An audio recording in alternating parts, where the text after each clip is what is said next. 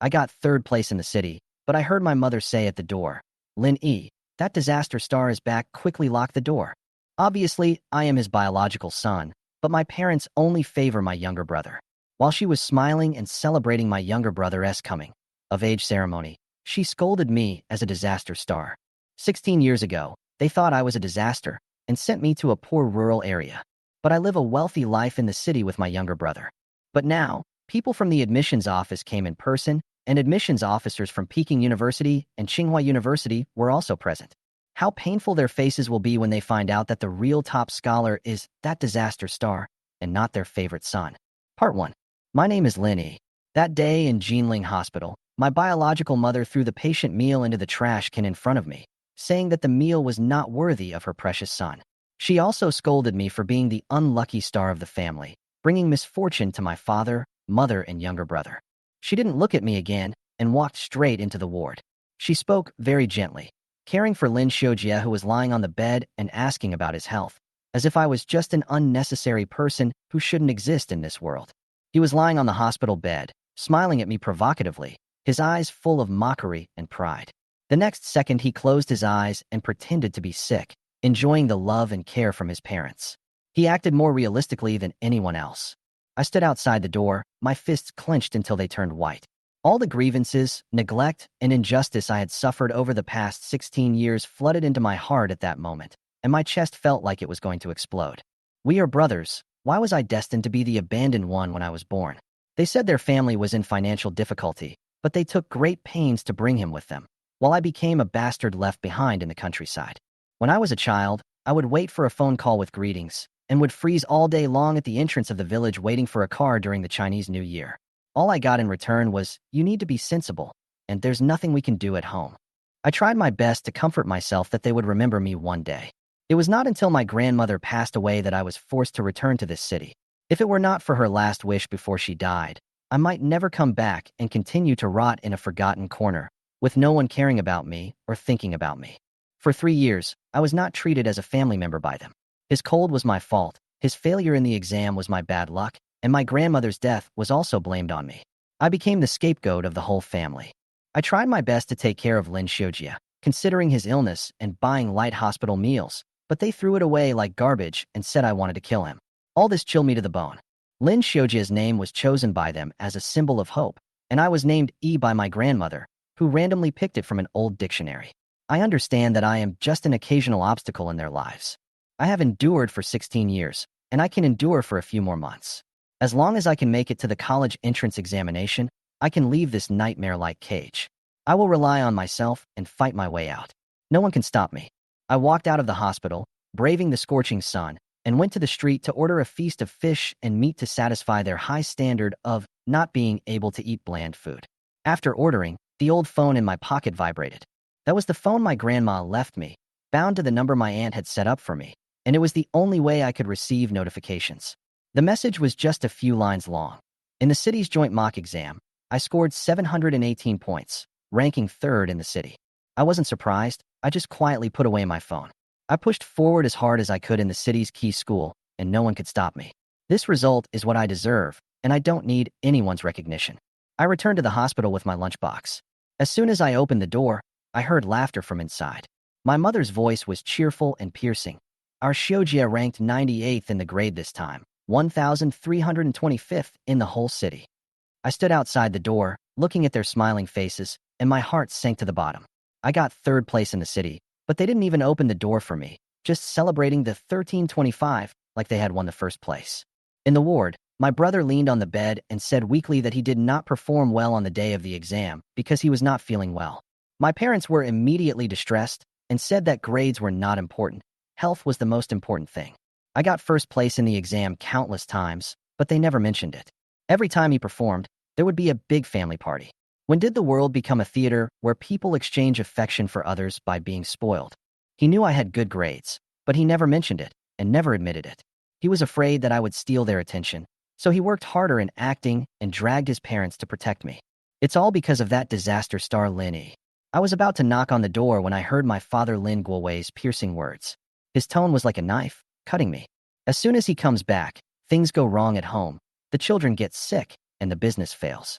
It's all because of the poverty and bad luck he brought back from the countryside.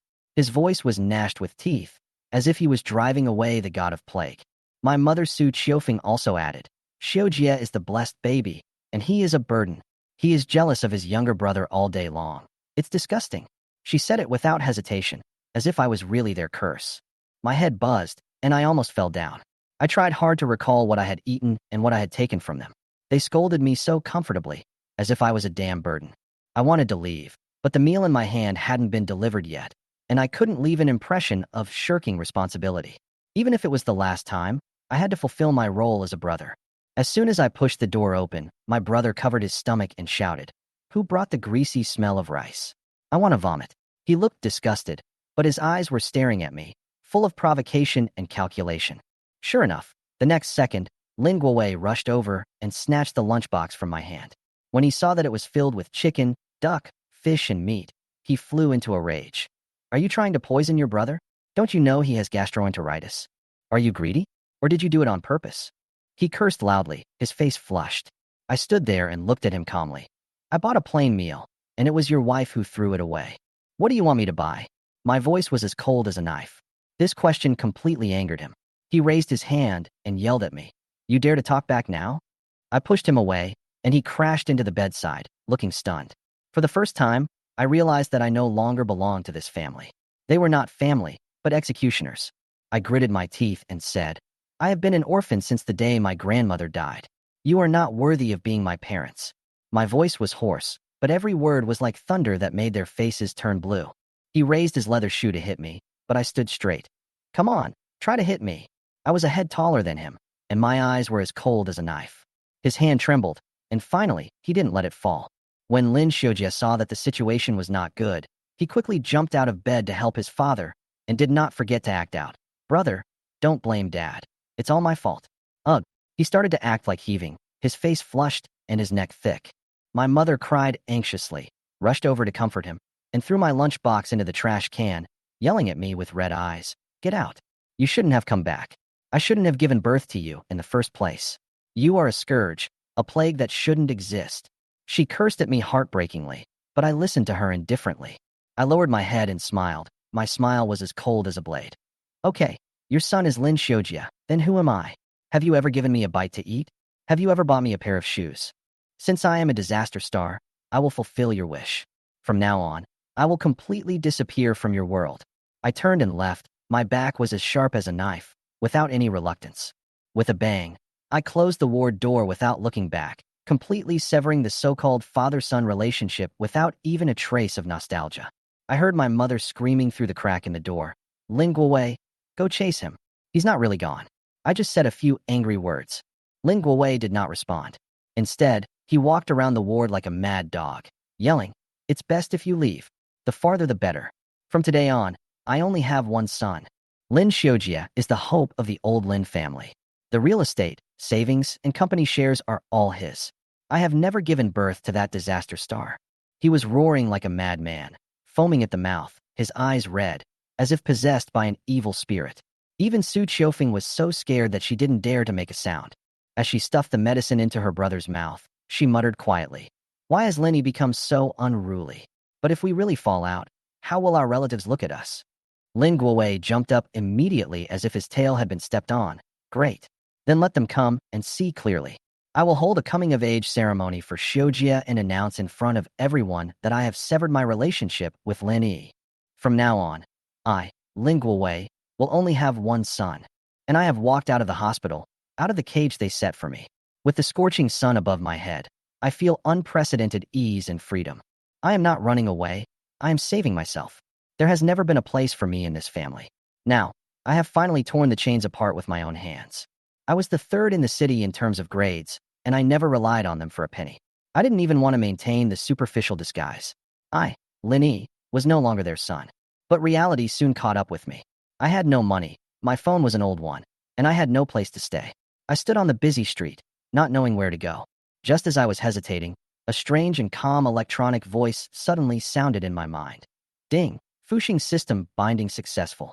It is detected that the host has been expelled.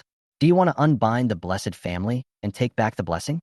I stood there in a daze, and a golden screen appeared in my mind. lucky star body. Linnie, found family members. Lin Guowei, Su Qiufeng, Lin Shoa. I laughed out loud. It turned out that I, a country boy who was scolded as a disaster star and thrown into a mud pond since childhood, was actually the lucky star of this family? What a joke. Was I the blessing blood supplier for their whole family for the past 16 years? Untie, I said coldly, without any hesitation. The golden light shattered, and the blessing labels on the 3 people of the Lin family were wiped off on the spot. My body shook slightly, and a strange sense of clarity surged from the bottom of my heart. The system sounded again. Unbinding successful, fortune returns to the main body. The system is about to enter sleep. I looked at the traffic on the street, and my heart went cold. It turned out that all these years, their good luck had been sucking me away. From picking up scraps to becoming the owner of a wholesale market, from having nothing to owning a house and a car, it was not my ability that supported me, but my lucky star. And I was thrown into the countryside by them like a plague god, and it was natural for me to be scolded. I never even had a pair of new shoes, and all I ate was the bland soup subsidized by the school, while Lin Shoa enjoyed a childhood filled with Disney, cakes, and seafood in a garden house in the city. Now that the bond has been untied, Lin Guowei, let's see how long you can continue to prosper without me as your lucky charm. Just as I was thinking this, the old cell phone in my pocket vibrated. It was our homeroom teacher, Mr. Su, calling. I picked up the phone, and before I could say anything, his voice was shaking with excitement. Linnie, do you know how many points you got in the exam this time? 718. You're ranked 3rd in the city. Our school is shocked. The Dean of Studies personally mentioned that he would visit your home and fully support you in your bid to become the provincial champion. I was silent for a few seconds, then I smiled bitterly. Teacher, my home may not be able to accommodate you. Hearing my hesitation, he quickly comforted me. It's okay. We are here to help you, not to cause trouble. We will be there next Wednesday. After the call was disconnected, I stood on the side of the road for a while. Provincial number 1? Home visit. I don't have a home anymore. I wanted to apply for a school dormitory. At least there would be a roof. But at this time, a taxi suddenly stopped in front of me. I was stunned. I didn't wave. The next second, the car door opened, and a familiar middle-aged couple got out and ran towards me with surprise on their faces. Showie, how did you know we would arrive today? Aren't you here to pick us up in advance?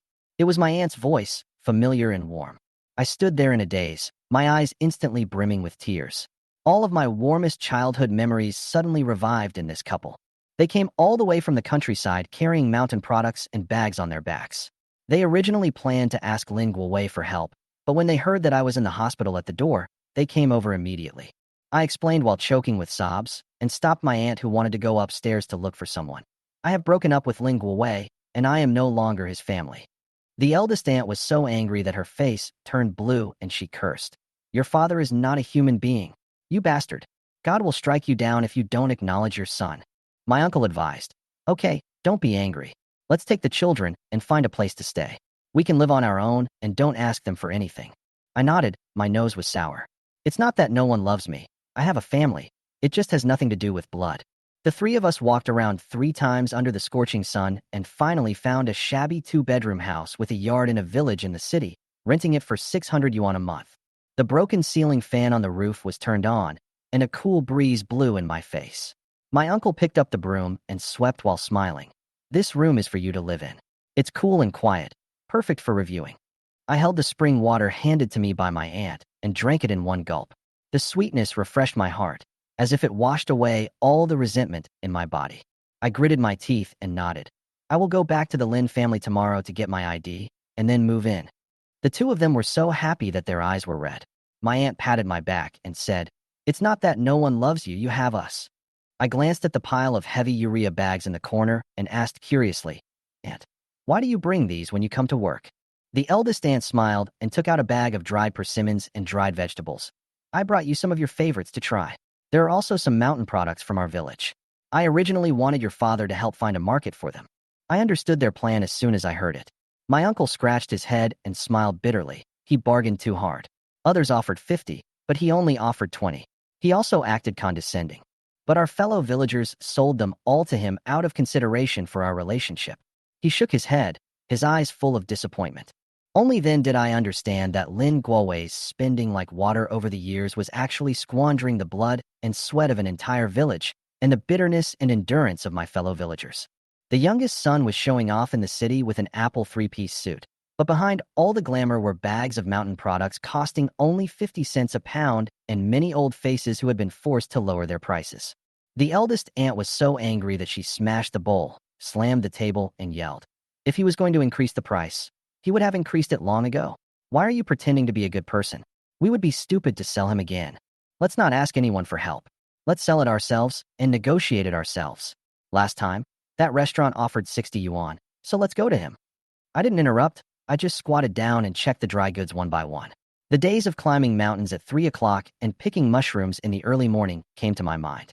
Lin Guowei climbed up with these, but he didn't even say thank you.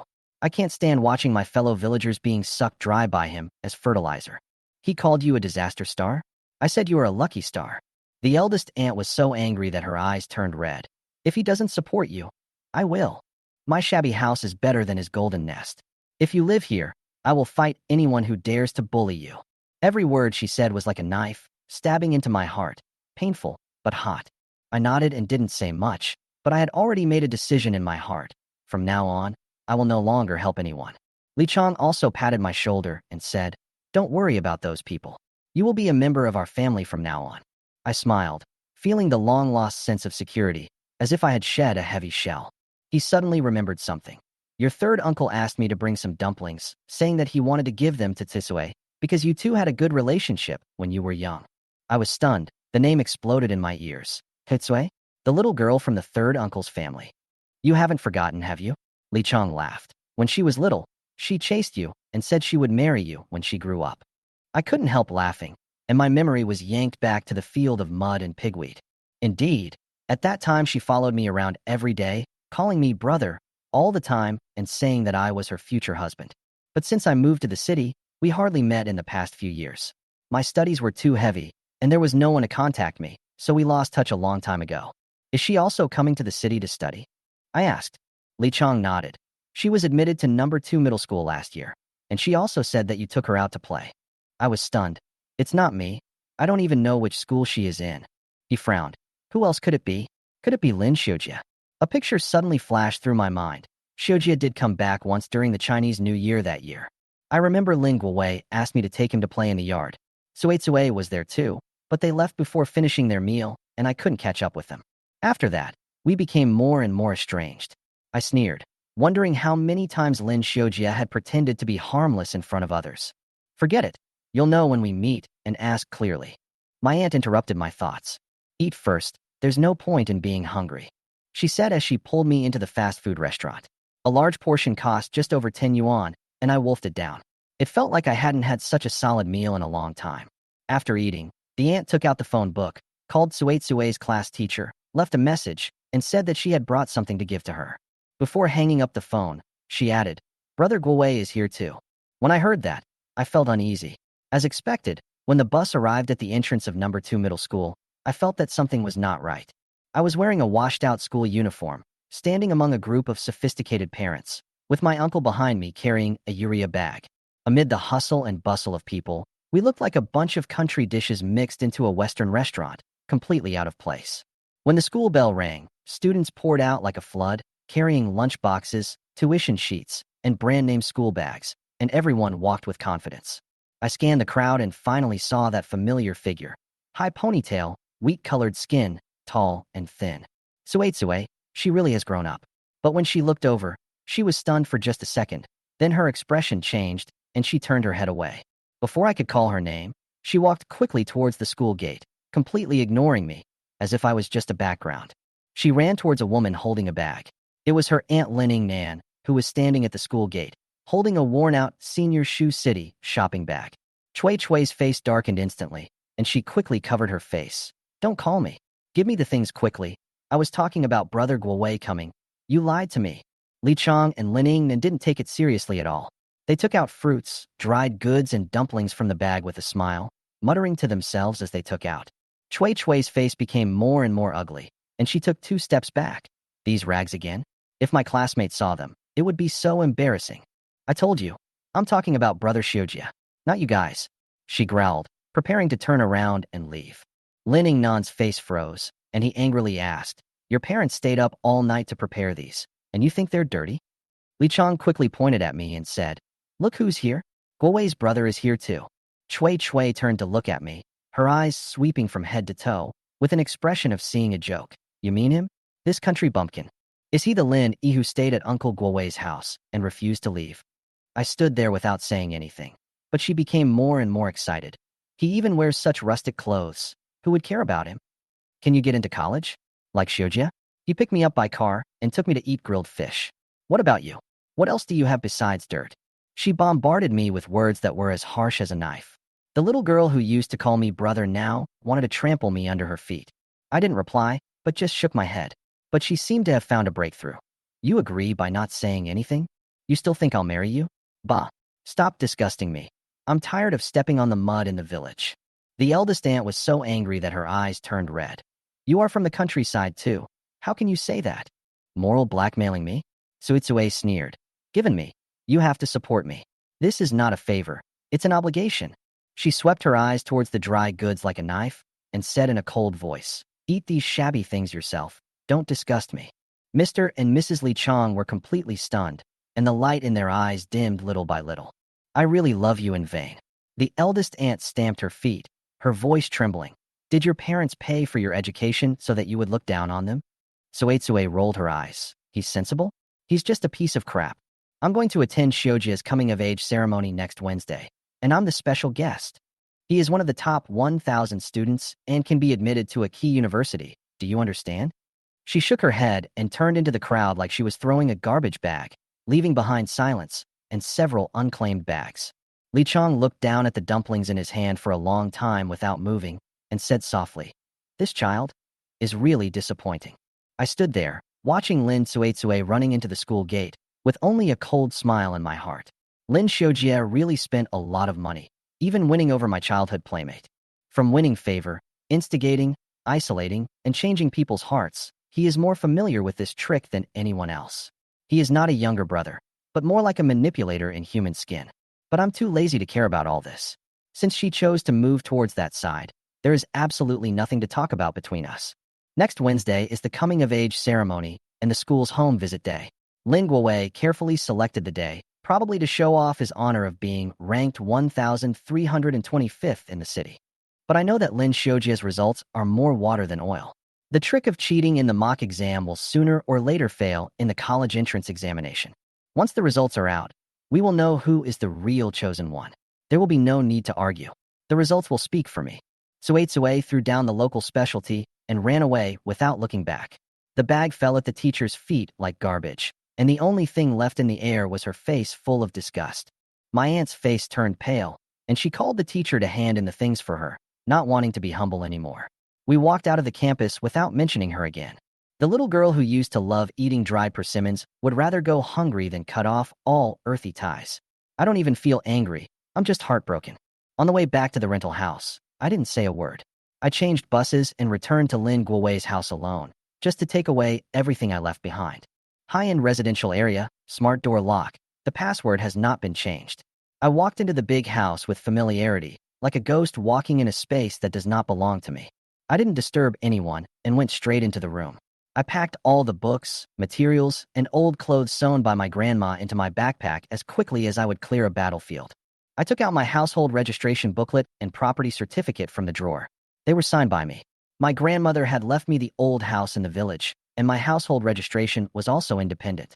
At that moment, I truly realized that I had never been a member of their family. I threw my house key on the coffee table, as if throwing away a past that should have been severed long ago.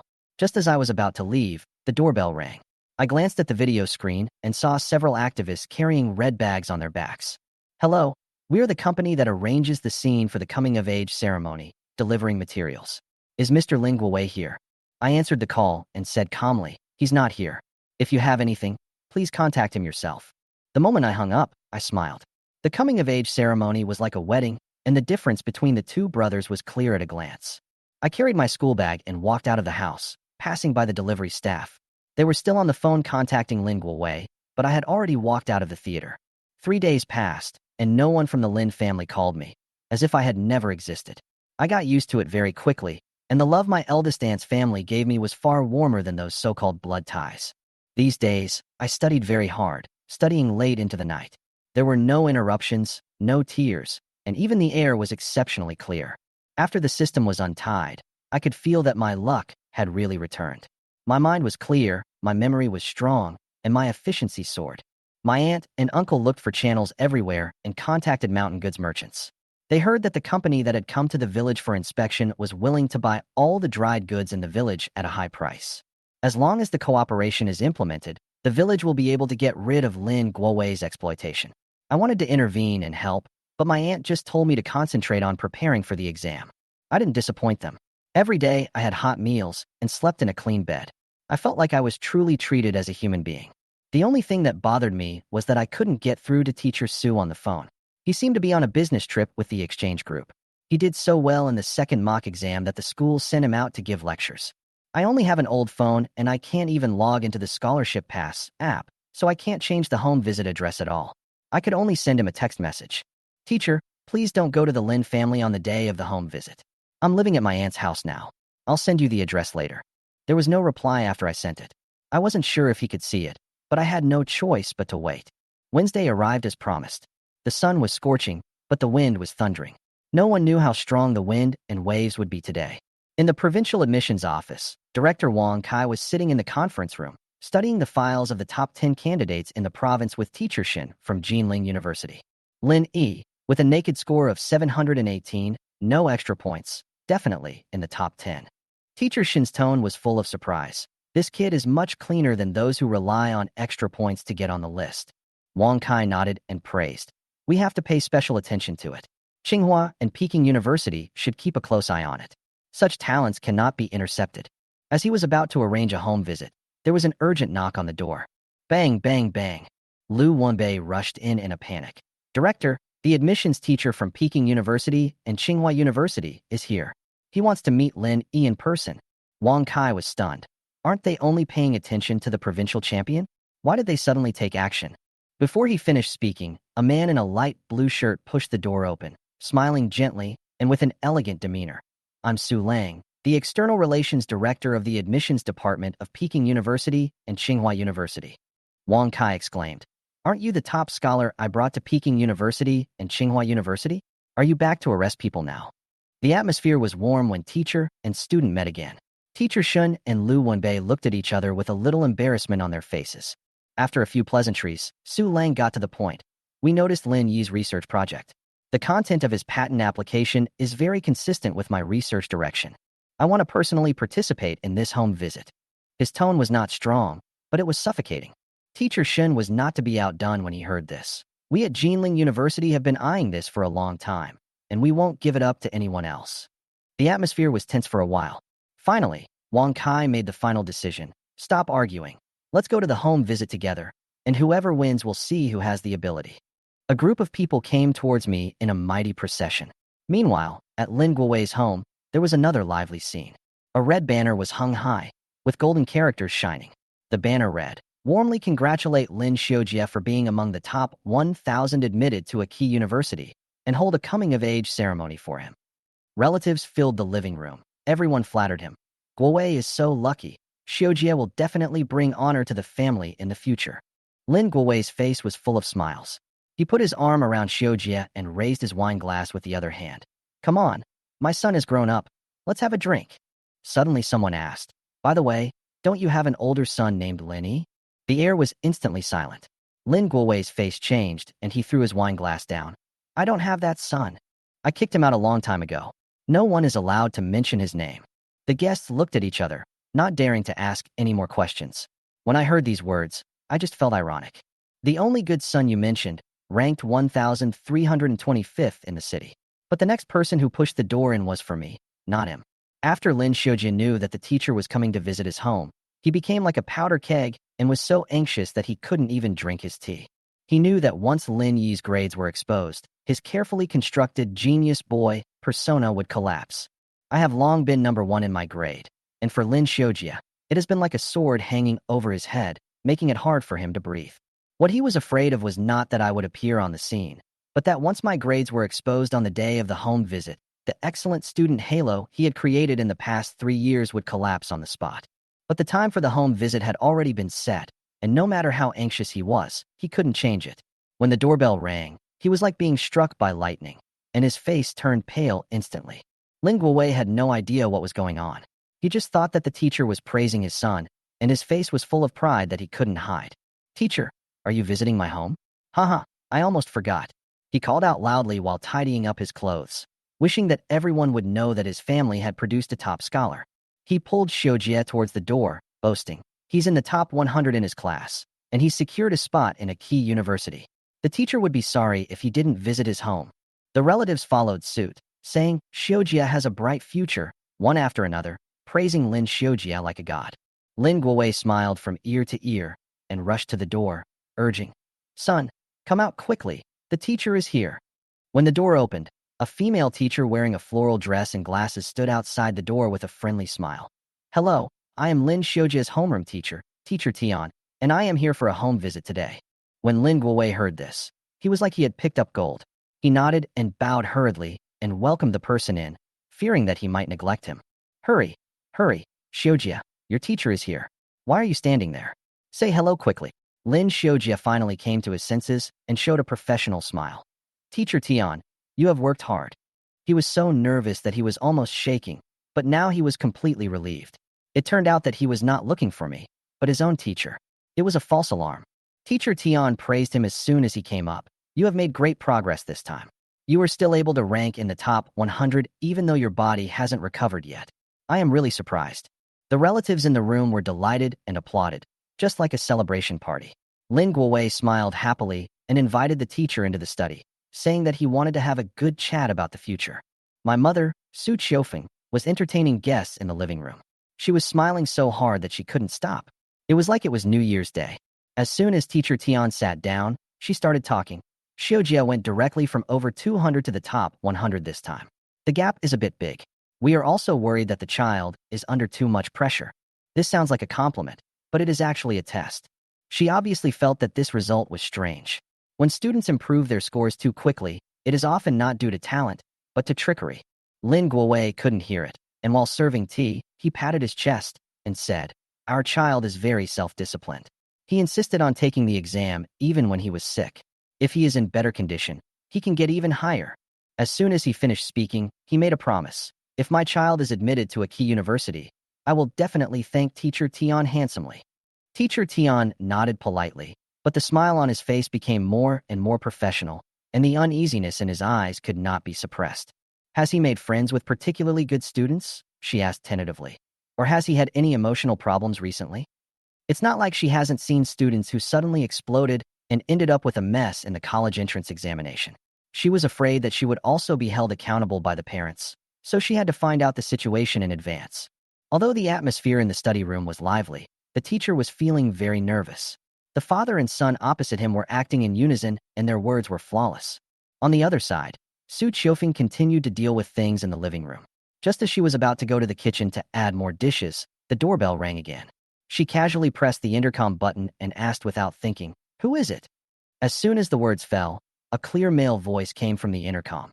"Hello, we are teachers from Number 1 Middle School, and we are here to visit Lin's home." Number 1 Middle School. She was stunned and the smile on her lips froze. "Hasn't the home visit already been done?" she muttered, looking at the people on the screen, neatly dressed, full of aura, with school badges and name tags. They didn't look like they were just barging in.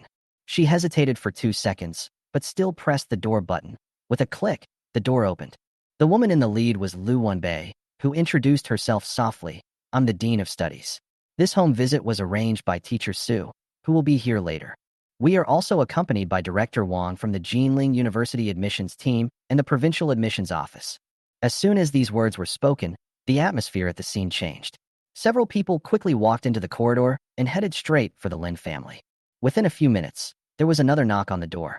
Su Qiufeng opened the door herself, but as soon as she opened it, she froze as if she had been electrocuted. The person standing in front of her was the person she had dreamed of meeting but never dared to hope for. "We were invited to visit the home. The teacher from Number 1 Middle School invited us here. This is Director Wang from the Provincial Admissions Office. This is Teacher Shin from Jinling University. And this is Alumnus Su from Number 1 Middle School." She was so shocked that she couldn't even finish her words. You are from the admissions office? What an honor." She quickly called out to the people in the room. Guowei, come out quickly. The teachers are here. There's even one from Jinling University. Teacher Tian in the study also heard the noise and was about to get up when Lin Guowei rushed out like a cannonball. Why did you, the distinguished guests, come here in person? Are you surprised by my son's grades? Oh my, even Jinling University is here. What a great honor. His face was full of excitement, and he pulled Lin Shoa out. Come and meet the teachers. Lin Shoa was bewildered. He was so frightened by the scene that his legs went limp. He greeted in a low voice, "Hello, teacher." But the visitors had subtle expressions. Teacher Shun and Wang Kai looked at each other, somewhat hesitant. There was a message on TV saying, warmly celebrating the coming-of-age ceremony for 1,325 Lin Shoa students in the city, and they immediately felt something was wrong. Su Lang frowned slightly. Director Wang, the name on TV is not Linnie. Teacher Shin also added in a low voice, this result does not match the target we are looking for. Maybe the address is wrong. Lu Wenbei's face instantly turned red, and she quietly hid aside and called Teacher Su.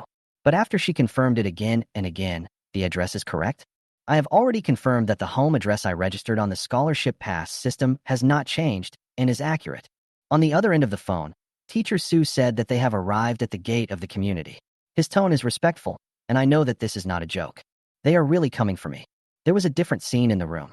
Lin Shoa was pale, his lips trembled with nervousness, and he couldn't speak clearly. His parents looked proud, and relatives gathered around, as if this was a glorious day for their family. Lin Shoa forced a smile and said, "Thank you, teacher. I will continue to work hard." Wang Kai just shook his hand calmly, his eyes as cold as ice. He had seen too many real academic masters. They were never so nervous and awkward. At this moment, he had already determined that Lin Shoa was not the person they were looking for. But he didn't point it out, just glanced at Teacher Shun. Teacher Shun immediately picked up the signal, smiled, and changed his words. "Welcome to apply for Jinling University. Keep up the good work." Lin Shoa's eyes lit up, as if he heard an imperial decree, and his whole body was glowing. He didn't realize that all this was just a perfunctory move. But I knew that they had the wrong person, and the one they were really looking for was me. Until Teacher Shin stared at the three words, Lin Shoa, on the TV screen, and suddenly frowned. He whispered, "Is this the only child in your family?" The air in the room froze instantly. The smile on Lin Shoa's face froze instantly. His face turned pale, as if he had been struck by lightning, and he stood there in a daze. He finally realized that these people were not here for him. He was not the chosen one. He was just a substitute who was mistaken for someone else. Lin Guowei still smiled and shook his head. "I only have one son, Shoja. You are not mistaken, teacher." He did not doubt him and proudly introduced his son's excellent grades. I stood in the corner and felt that the atmosphere in the room began to become weird. Teacher Shin said nothing, and the other teachers exchanged glances, obviously realizing that they had recognized the wrong person. And Lin's mother Su Qiufeng's smile finally froze on her face. She seemed to remember another son, me, who was labeled as a jinx. I looked at the panic and anxiety in her eyes and laughed ironically. They were beginning to be afraid. They were afraid that the child they had abandoned was the real highlight. At this moment, Teacher Tian Yu stepped out to break the silence. "I am Lin Shoja's homeroom teacher, but I didn't know the admissions office was coming." As soon as she finished speaking, the doorbell rang again. Everyone in the room turned their heads suddenly. Who would come at this time? Tian Yu's face changed, while Lin's parents were already confused. Why is there someone else here? The relatives were talking about it, as if they were witnessing a miracle. Shoja is too good, right? The teachers lined up to visit our home. I stood quietly in a corner, watching this ridiculous scene, but my heart became calmer. This was a glorious moment they carefully created, but the false glory was bound to be exposed. As the door opened, a middle-aged man rushed in and said as he walked in, "Hello, I am Mr. Su Jun from No. 1 Middle School. I am here for a home visit today." Before he finished speaking, Tian Yu's face turned pale. "Mr. Su? The vice principal is here too." Vice principal. The relatives were all in an uproar, and the whole place was boiling. What a fuss. Can the 98th place invite the vice principal? Lin Guowei was so excited that he thought gold had fallen from the sky. He immediately went to greet him and said, "It's an honor. Come in, sit down and have some tea." His expression was as if he wanted to get his son a recommendation for admission to Peking University or Tsinghua University. But Teacher Su was stunned. He whispered to Tian Yu, "Aren't you Lin Yi's teacher? We are here to see Linnie." Tian Yu raised his head suddenly, his eyes fixed on Lin Shoa, and his face instantly fell. "It's over. It's a big deal. Vice Principal Sun followed closely into the living room and said with a smile, "Director Wong, we are late. Is classmate Lin here?" Director Wong smiled bitterly and said, "I saw him, but..." Before he could finish his words, Vice Principal Sun noticed something unusual. His eyes turned cold and he looked at Lin Guowei. "Excuse me, this is the only child in your family who studies in our school?" Just as Lin's father was about to deny it, Lin's mother said in panic, "There is another one, Linnie, who ran away a few days ago." "What son?" Lin Guowei suddenly became furious and roared, shaking the whole room. "I don't have that beastly son. So many teachers here today are for Xiojia, not for that disaster star. Who dares to mention him? I, Lin Guowei, have only one son." As soon as he finished speaking, the whole room fell into deathly silence, as if even the air had frozen. Vice Principal Sun looked calm, but his tone was unquestionable. "Lin E is our target for this trip, and he is in the top 10 in the province. His parent information listed his grandmother's name, so we couldn't find him, so we could only follow the address to find him." As soon as these words came out, the smiles on the faces of all the relatives completely collapsed. The way they looked at Lin Guowei changed. "You kicked the provincial top scholar out of the house. You said he was a disaster? Then what about you as his biological father?" The voices that once praised Lin Xiojia suddenly turned around. It would be unacceptable for them as parents not to care about their children's grades during such an important period before the college entrance examination. They actually kicked out a promising student from Peking University or Tsinghua University who could have competed for the provincial top scholar title. It's really ridiculous and outrageous. Chapter 15. We have something else to do, so we'll leave first. Kicked out. The college entrance exam is only 2 months away. Are you kicking your child out of the house at this time? How can you let him prepare for the exam with peace of mind? Su Jun is Lin Yi's class teacher, but he never knew that such an excellent child like Lin Yi had such a situation at home. That's why after hearing Lin Guowei's words full of disgust, he couldn't hold it anymore and walked forward to question him with eyes wide open and a look of surprise on his face. It would be unacceptable for them as parents not to care about their children's grades during such an important period before the college entrance examination. They actually kicked out a promising student from Peking University or Tsinghua University who could have competed for the provincial top scholar title. It's really ridiculous and outrageous. Lin Guowei had just finished speaking when he was startled when he saw Su Jun's excited look and hurriedly protected Lin Xiojia in front of him. Then he looked at this strange teacher with a puzzled look on his face. "Teacher Su, why are you so excited? This seems to be our own family matter, right? That child doesn't even recognize me as his father. He wants to leave on his own. What does it have to do with me? Our family is now fully committed to taking care of our son Xiujia's physical and mental health and academic performance. He ranks over 1,300 in the city. The teachers from Jinling University's admissions office have come to recruit him. He must be excellent, right? Don't be so exaggerated. What does this have to do with that disaster star from the countryside? It won't hinder the teachers and the director from visiting my home, whether he's here or not. Teacher Tian just had a very happy chat with us, right, Teacher Tian?" When Tian Yu heard this, he was speechless and embarrassed. Although she was not Lin Yi's class teacher, she knew that the child was excellent. He was always ranked first in the school and was among the top 10 in the province. How could such a child be a disaster? Moreover, she had seen the child's outstanding performance in several school sports meets, and he had won the school long-distance running championships several times. He is truly an all-rounder. It was really unexpected that he would have to face such a scene at home. Anyone could see that Lin Guowei and his wife were biased towards their younger son. I couldn't help but sigh inwardly. At this moment, Su Jun still wanted to stand up for the student, because he was a potential provincial top scholar. Where has the student gone? Where has he been living during these days away from home? How come you don't know anything about it? I couldn't help feeling guilty. I was such a negligent teacher. However, just when he wanted to ask for clarification, the dean of studies at the side observed the expressions of several leaders and hurriedly stopped him. She signaled with her eyes and shook her head at him. Vice Principal Sun is the one who is truly being roasted under the fire at this moment, feeling like a thorn in the back. Director Wong from the provincial admissions office and an admissions teacher from Jinling University came specially to participate in their #1 middle school's home visit to the provincial top student. And this is what they saw? It almost makes me doubt the academic level of their #1 middle school. Don't care about students' family situation at all. But what Lin Guowei said just now was really irrefutable. No matter how much they valued Linnie, he was just a teacher and an outsider after all. It's not appropriate for them to interfere in this person's family affairs, or to lecture them in front of so many relatives and friends. Thinking of this, Vice Principal's son could only force a smile, nodded, and apologized repeatedly. I'm so sorry, Mr. Lin. We were abrupt. This is your family affair, and it is not convenient for us to ask about it. So let's just leave it at that. Let us congratulate Lin Shoa on his good performance in the second mock exam. I wish our student Lin Shoa can achieve even better results in the college entrance examination and be successfully admitted to his favorite university. As soon as these words were spoken, the relatives and friends who had been confused and bewildered just now immediately followed suit, laughing and applauding in congratulations. Seeing this scene, Lin Guowei's expression looked much better. He immediately invited relatives, friends, and teachers to take a seat and continued to drink tea and chat to maintain the atmosphere. The focus must continue to be on his precious little son. Why do people always mention that disaster star? At this moment, the couple did not want to miss this good opportunity to help their younger son get in touch with the teachers in the admissions office. He immediately pulled Teacher Shin from Jinling University aside and started asking him all kinds of questions.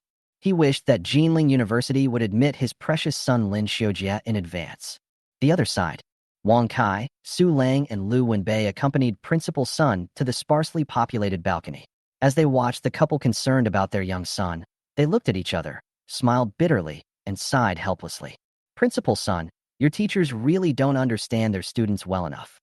The top candidate for the provincial scholarship has been kicked out of the family, and you don't have any news at all. It's really, alas. Principal's son also had a bitter look on his face when he heard this, and he didn't know whether to laugh or cry. Director Wang, please stop mocking me. I've been so busy these past few days since the results came out, studying and attending meetings everywhere. I just returned to the city today, so I just found out about this. I just asked Teacher Su to check and verify it. He also found a text message that he had ignored. It happened to be the one that Lin sent a few days ago. Don't worry, the child is lucky. He didn't end up on the streets. Instead, he went to live with his aunt. He is doing well now. I asked the teacher at school to inform Lin earlier and let him go home for half a day off in the afternoon to study. He should be waiting for us to visit him at home now. How about we go over there now? After hearing what Principal's son said, Director Wang subconsciously looked at Su Lang standing beside him. In fact, no matter how optimistic he is about Linnie, it is of little use. It is still up to the admissions offices of these universities to decide whether to contact him in advance and win over students. However, after experiencing such a big misunderstanding, Su Lang's thoughts changed a little. He immediately smiled and shook his head. I think Director Wang and Teacher Shin have been busy for a long time and their energy is running low. It's really not enough for them to meet another student at halftime. How about this? Let's find a time another day to go directly to school to meet this classmate Linnie. I believe that in the school environment, Linnie should be able to relax more and show his true self. We'll talk about it then. At the same time, I also want to go to the school and talk to the teacher in charge about the research and development of their student's patent, as well as the actual participation of Linnie in this patent project. As soon as these words were spoken, Wang Kai immediately expressed his agreement and nodded. Okay, I think this is better too. Let's arrange it this way. When Vice Principal's son heard this and looked at the two people's reactions, he was a little surprised and couldn't help but doubt Su Lang's identity. Seeing this, Lu Wenbei hurriedly stepped forward to introduce herself. Principal's son, I forgot to introduce you. This senior brother Su is from Kyoto and is also an alumnus of our #1 middle school. This time he came here specifically to meet Linnie. From Kyoto? When Vice President's son heard this vague introduction for the first time, he immediately smelled something unusual. He couldn't think of any other possibility except the admissions officers of Peking University and Tsinghua University who could come all the way from Kyoto to meet a student who was expected to be the top student in the province at this time. He immediately paid special attention to Su Lang's identity, smiled, and nodded slightly. Oh, I see. Well, then, according to Mr. Su's plan, we will arrange an opportunity for you to go to school and meet Lin Yi another day. As for today, let me and Teacher Su go to visit Lin Yi's aunt's home, where he lives now. We will also learn about the difficulties the child has in life and provide some help within our capacity. After that, several people secretly made plans and decided to leave. Vice Principal's son took the lead, led by Teacher Su and the Dean of Studies, to walk up to Lin Guowei and his wife, who were holding on to Teacher Shun and asking questions, and spoke with a smile. Mr. Lin, I'm really sorry. We have something urgent to do at school, so I won't bother you anymore. Bye first. After hearing this, Lin Guowei suddenly became a little anxious and hurriedly stood up to keep him. Hey, Principal's son, don't be in such a hurry to leave. My child will have his coming-of-age ceremony tonight, and we have booked a private room at the hotel. I hope you will do me the honor of having dinner with us to celebrate for my child. It just so happens that I have a lot to ask you and the school teachers about my child's study problems in the next 2 months." Before Ling Guowei could continue to persuade them to stay, Shen Peiyuan, who had finally escaped and breathed a sigh of relief, quickly signaled with his eyes to Wang Kai and the others to step forward and speak at the same time. Mr. Lin, since Principal Sun and the others are leaving, we won't stay any longer and disturb them. Let's leave together. We just need to go to the school to find out about other students, so we'll leave first." Chapter 16 Stop Supply Cooperation. Lin Yi is my child. Hey, Principal Sun, Teacher Shun. Would you like to stay and have dinner together? Director Wang. There's a coming-of-age ceremony tonight, and I've booked a private room at a high-end hotel. Before Ling Guowei could react, he suddenly saw all the teachers and admissions office leaders who came to visit his home leaving in a swarm, and no matter how he tried to keep them, no one came back. For a moment, I could only stand up and see him off helplessly, and reluctantly walked him to the door of his home and the elevator entrance. Boom. It was not until he watched Wang Kai and the others enter the elevator without looking back and the elevator door closed that he completely gave up the idea and sighed with regret on his face. How can you just leave like that? It's really... Ling Guowei complained as he turned around and was suddenly startled by his wife, Su Qiufeng, who was standing quietly behind him. After coming to his senses, he immediately started muttering with a look of complaint on his face. "Why did you follow me without saying a word? Your expression is really ugly, isn't it? Just go. It won't hinder our children from being excellent." The admissions officer of Jinling University took the initiative to come to our house to meet our son. "Don't worry, Xiujia has a bright future ahead of him. Come on. Come on, there are a room full of relatives and friends at home. Go back and entertain them." Just as he was about to pull his wife, who looked melancholy and hesitant, back into the house, he suddenly looked at the empty stairwell with some curiosity. "Hey, where's Xiujia's kid? The teacher is leaving and he doesn't even come out to see her off? Maybe this kid is tired?" As soon as these words came out, Su Qiufeng, who had been holding it in for a long time, suddenly reached out and grabbed her, frowning and speaking. "Hey, please come into the house first. I don't understand something. You said that these admissions office leaders or the teachers from number 1 middle school came to our house suddenly, without saying hello in advance. Are they really here for our children? It seems that apart from Xiujia's homeroom teacher, Mr. Tian, no one else has taken the initiative to say that they are here to see Xiujia. And you see, he didn't even plan to stay for dinner at the hotel. He just came in to congratulate Xiujia on his achievement, said a few polite words, and then suddenly left. Could it be that they didn't come here for Xiujia at all?" As she spoke, she could no longer suppress the speculation in her heart and could not help but express an idea that even she found absurd. The strangest thing is that Mr. Shun from Jinling University and Vice Principal Sun from number 1 middle school, who just arrived, asked the same question, asking whether our family has a second child. This, they can't be asking casually, right? Will it be? Before she could finish her guess, Ling Guowei, who also realized the problem, suddenly widened his eyes. "You mean, all this is because of that disaster from the countryside? Is it Linnie? Are all these people here for Linnie?" Ling Guowei looked at Su Qiufeng nodding repeatedly, but he suddenly began to shake his head, denying this idea. "Impossible, absolutely impossible. Linnie has been studying in the countryside since he was a child.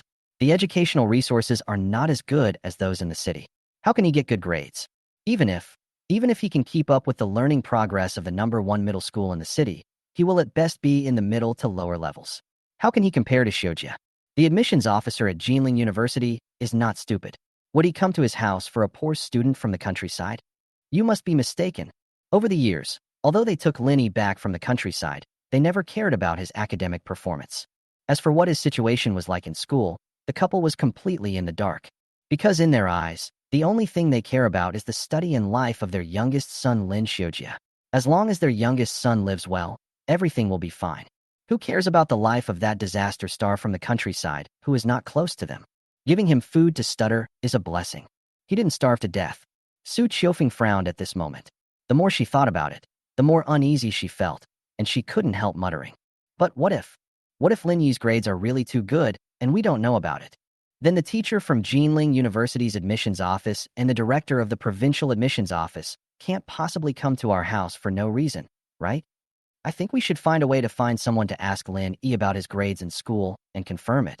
so that we can have a better idea of what's going on. After hearing this, Lin Guowei had to think about this issue seriously even though he was reluctant. After a moment, he nodded helplessly. I've thought about it. You're right. I should ask around.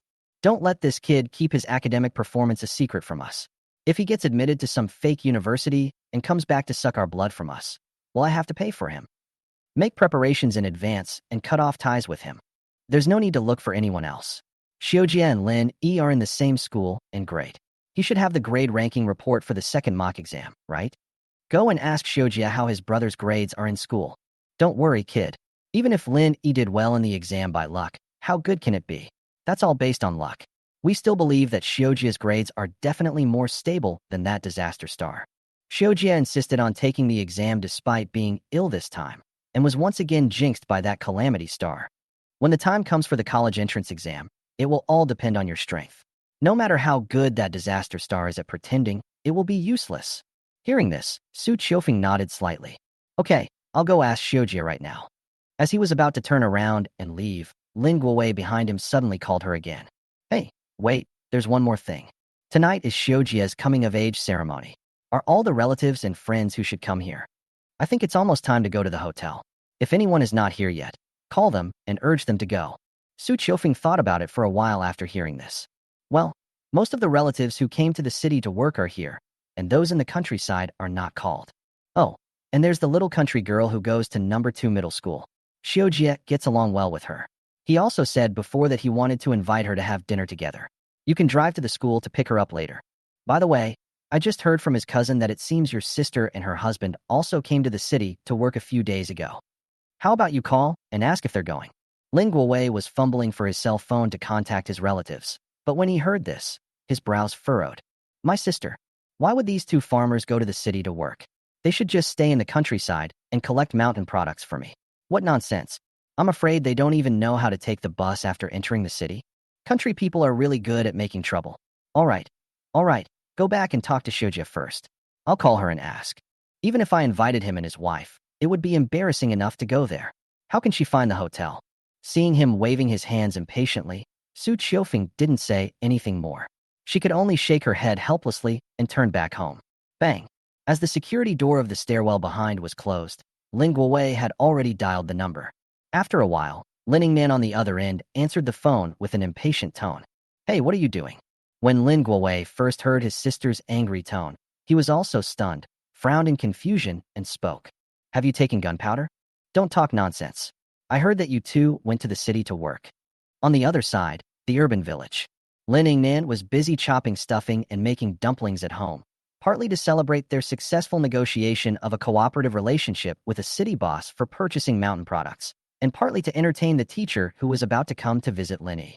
Unexpectedly, at this time she received a call from her ungrateful brother who made her so angry. Naturally, he spoke in a choking manner. When she heard Lin Guowei's question, she rolled her eyes and did not respond immediately. Instead, she held the cell phone between her shoulders, picked up a basin of washed grapes, waved to her husband Li Chong who was helping to knead the dough, and gestured in the direction of the big house with her eyes. Go, give these grapes to Xiaoyi to eat. Seeing Li Chong carrying grapes and walking into Lin Yi's room, she impatiently picked up the phone and walked to the corner to chat. At this moment, Lin Guowei's impatient voice was heard on the phone. Hello? Where are you? Hello. Lin Yingnan became so angry when she heard the ungrateful man's voice that she just retorted with her eyes wide open. Whether I go to the city to work or not is none of your business. Go away. Don't bother me if you have nothing to do. Oh, by the way, it just so happens that you called me. I also have something to tell you in advance. Don't say that I, as your sister, didn't tell you. We will no longer collect mountain products. From now on, we will not supply you with the mountain products collected by our fellow villagers in our hometown village. You can find someone else to collect it. That's it. Chapter 17. Passed the provincial exam and won a prize of 300,000 yuan.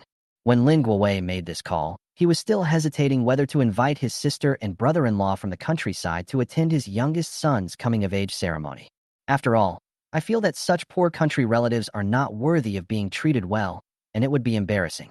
But before he could open his mouth to explain his purpose, the words coming from the other end of the phone made him freeze in place, his mind going blank. It took him a while to react, and he asked with a frown on his face in disbelief. Wait a minute, what did you say? What nonsense are you talking about in broad daylight? You are a farmer in the countryside, working the land honestly, and picking some mountain products to sell for some pocket money. Am I treating you unfairly? What's the meaning? Why don't you supply me with goods? Besides me, who would be kind enough to go to the countryside and collect your junk? Who else would want it? Lin Nan, I'm telling you not to be ungrateful. On the other end of the phone, Lin Nan held the phone between his head while skillfully mixing the dumpling stuffing. Hearing the arrogant preaching of my ungrateful brother, I was so angry that I laughed. Linguawei, you've only been a city dweller for a few days. Do you look down on my poor country relative? I'm telling you, I won't sell you those mountain products even if I throw them away. If you're in a hurry, you can go up the mountain to collect them yourself. No one will serve you. I think you have forgotten who supported you and gave you food to eat when you two went to the city to work and could not make ends meet. Alas, your family of 3 has become city dwellers now. You are no longer the same as us. I think we should stop being relatives. From now on, we will cut ties and never have anything to do with each other again. I just thought that my ungrateful brother drowned when he fell into the river as a child, and I never saved him. Beep, beep, beep. Lin Nan just vented all his anger and chose to hang up the phone. He turned off his phone and threw it aside. She continued to mix the stuffing while humming a little tune happily. Humph, you ungrateful bastard, die. I think you are a disaster star. You have been a scourge to people since you were a child. You even abused your own son. See how you can make money in the future. Lin Guowei stood in the stairwell, stunned with anger. The cigarette in his hand was half burned, but he couldn't even smoke it. He could only look at the hung-up call in frustration. Hey, what's wrong with her? Baffling. I provoke her, and she comes up and scolds me? If I hadn't helped you bunch of stinky farmers harvest those mountain products all these damn years, would you have such a good life today? Why don't you cooperate with me?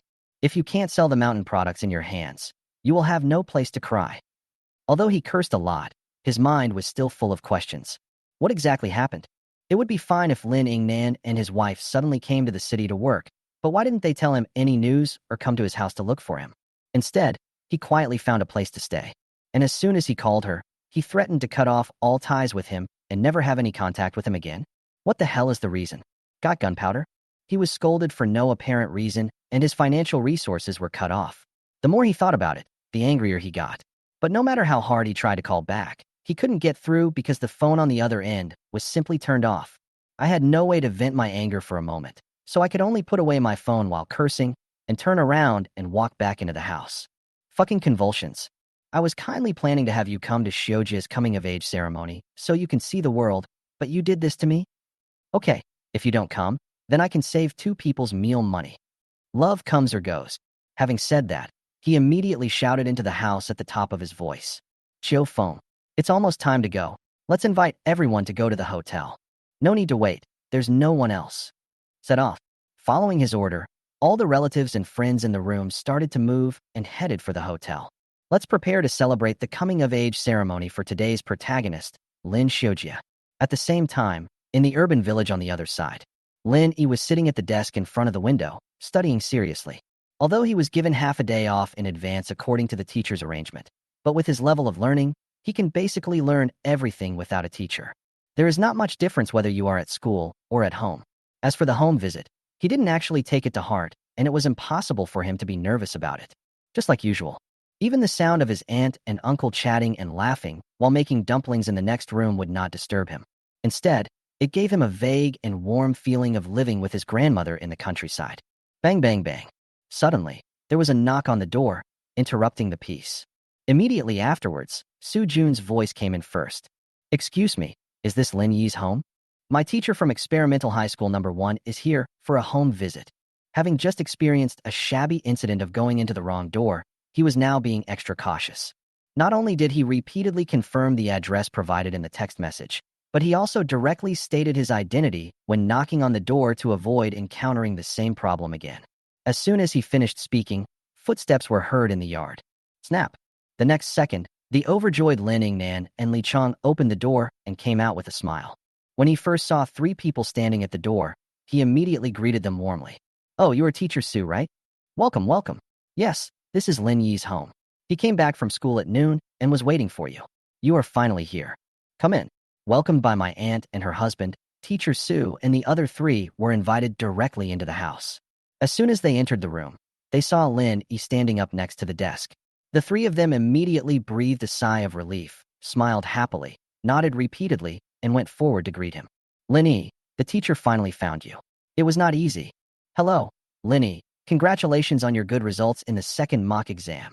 We are here to visit your home on behalf of the school. No matter if you have any problems in study or life, you can boldly tell us. The school will definitely support you. Linnie was a little surprised to see the three people who came to visit his home. Because in addition to teacher Sue, who was his class teacher on the established list, the other two were actually the school's dean of studies and vice principal's son. This is the first time I've encountered this situation. However, he was much calmer. He smiled politely and walked forward to shake hands with the three people. Teacher Sue, vice principal's son, director you. I'm fine now. There's nothing I need help with. Thank you very much for the school's support and for taking the trouble. When the aunt and uncle heard the identity of the visitor, they gathered together and chattered in surprise. It turned out that the vice principal came to visit Xiaoyi's home in person. Isn't this too important? Xiaoyi is so outstanding. All the teachers like him. He will definitely have a bright future. When vice principal's son saw how calm and confident he was, he couldn't help but nod in admiration and secretly praised him. Sure enough, this is the temperament that a student who can truly become the provincial top student should have. At this moment, thinking back to the student I just met at Lin Guowei's house, the gap suddenly became apparent. There is simply no comparison. But how could such an excellent and sensible child be kicked out of the house by his parents? That's a bit strange. Thinking of this, he asked Linnie with a lot of questions in his mind.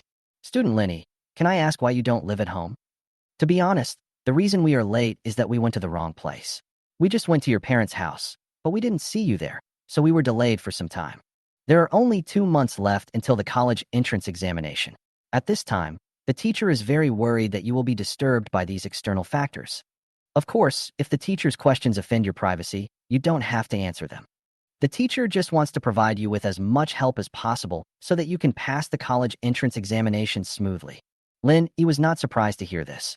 Because he had a very precise grasp of time, when he saw that teacher Sue and his friends were late, he could naturally guess what had happened. He was not disgusted by the school's kind consideration. He just chuckled and shook his head without any hesitation. It's okay, Principal Sunday. There's nothing shameful about this. In fact, leaving that home is my best choice right now. It will put me in the best condition for the college entrance examination. You don't have to worry about it at all. Here's what happened. Without any concealment or added emotion, he simply told him everything that had happened to him over the years. He also gave a very objective account of what happened on the day he was driven away. He looked calm and composed, as if he was talking about something that had nothing to do with him. But Vice Principal's son and teacher Sue were terrified and angry. After hearing this, Su Jun, the class teacher, reacted the most violently. He frowned and his eyes widened in anger, swearing without caring about the occasion. That's too much. How can there be parents in the world who are so biased? No matter whether the children's academic performance is good or bad, at least we should treat them equally, right? One was abandoned in the countryside and left alone for 16 years, while the other was taken care of day and night. I am a father of 2 children myself, and I can't imagine that someone would do such a thing. Aren't the palms and backs of your hands all made of flesh? The more he spoke, the angrier he became, and the more he felt sorry for the sensible child in front of him.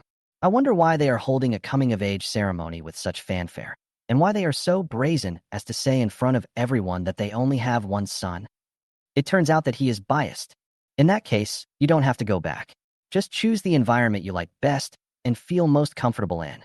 I believe that your aunt and uncle, as well as the teachers at school, will help you. Don't be afraid.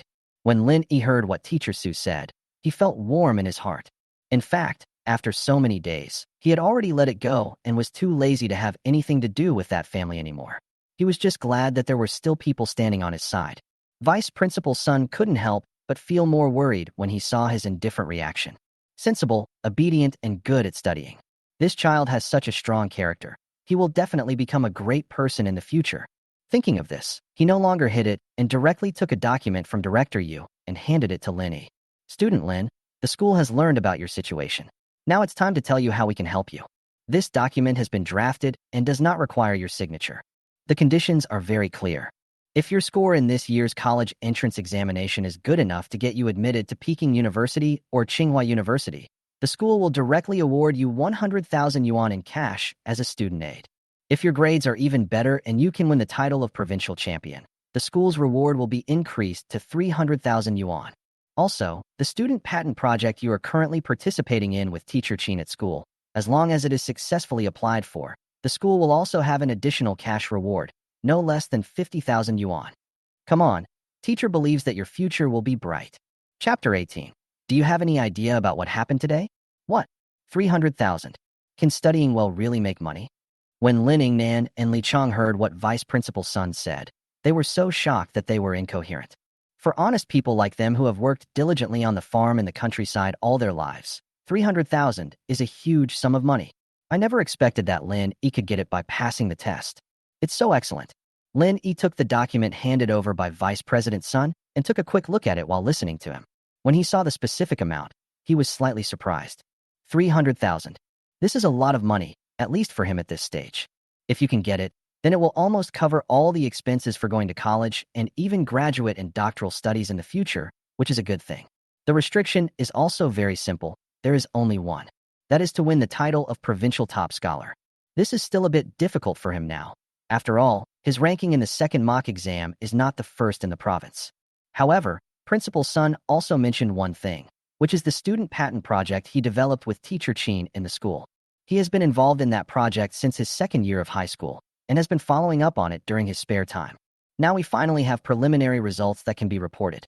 Once you successfully apply, you can get at least 10 extra points in the exam.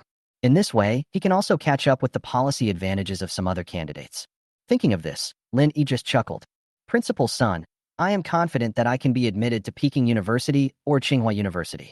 It is not difficult. I have no choice but to accept the 100,000 yuan. But as the provincial champion, I can only say I'll try my best. After all, there are always people better than you, so I can't be too arbitrary. When Vice Principal's son heard this, his eyes lit up and he applauded. Okay.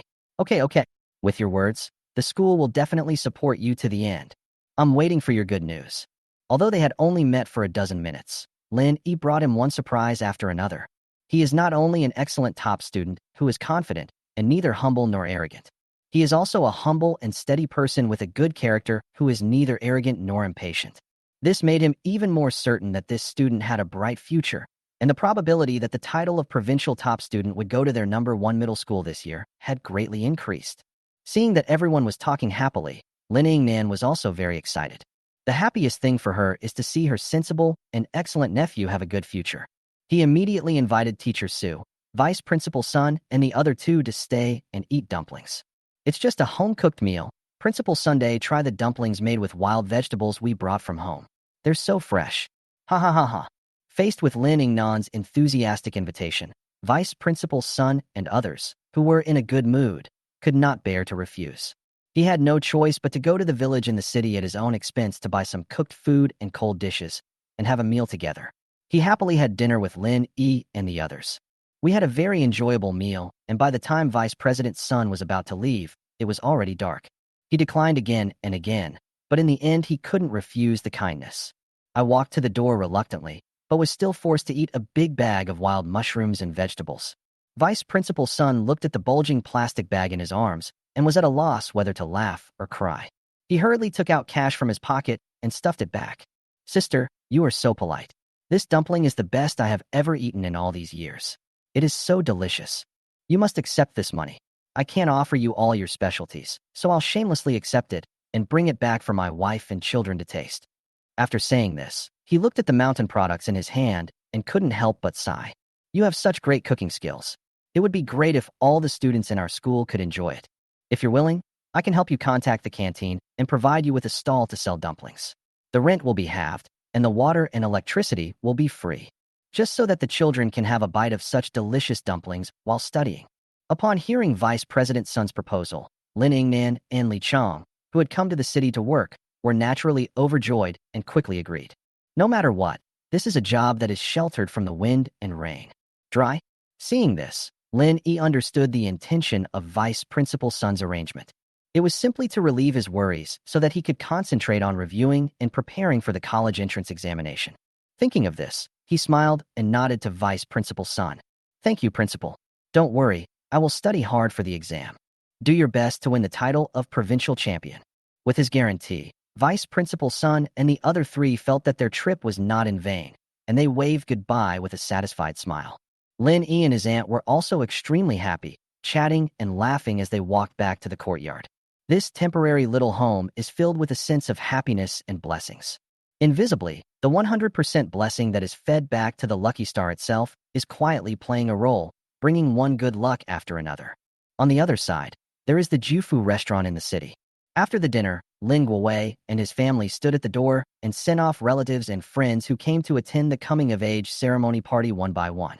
After all the relatives and friends had left, Lin Sitsue, who was alone and still in her school uniform, pulled Lin Shojia's arm with some embarrassment and begged softly.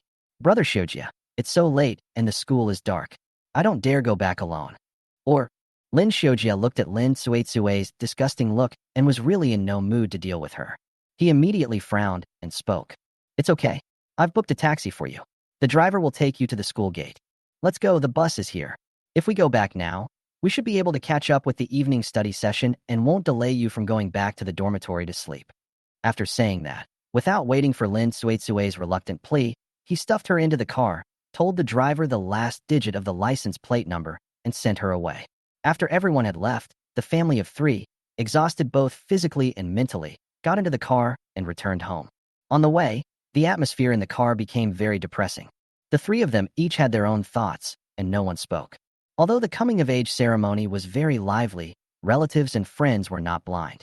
They could see that the admissions office and school teachers who were said to have come to snatch the students away, in the end, none of them showed up at the banquet. Naturally, some people couldn't help but discuss it in private. To say that Lin Shojia's score, which ranked over 1,300 in the city, was not worthy of Jinling University competing for it was absolutely a mistake. The original compliments and envy at the table were replaced by some sneering and cynical expressions. This made the family of three, who were already very proud, completely embarrassed. The car slowly drove to an intersection and stopped at a red light. Lin Guowei tapped the steering wheel with one hand and placed his other hand on the car window, tapping the side of his face.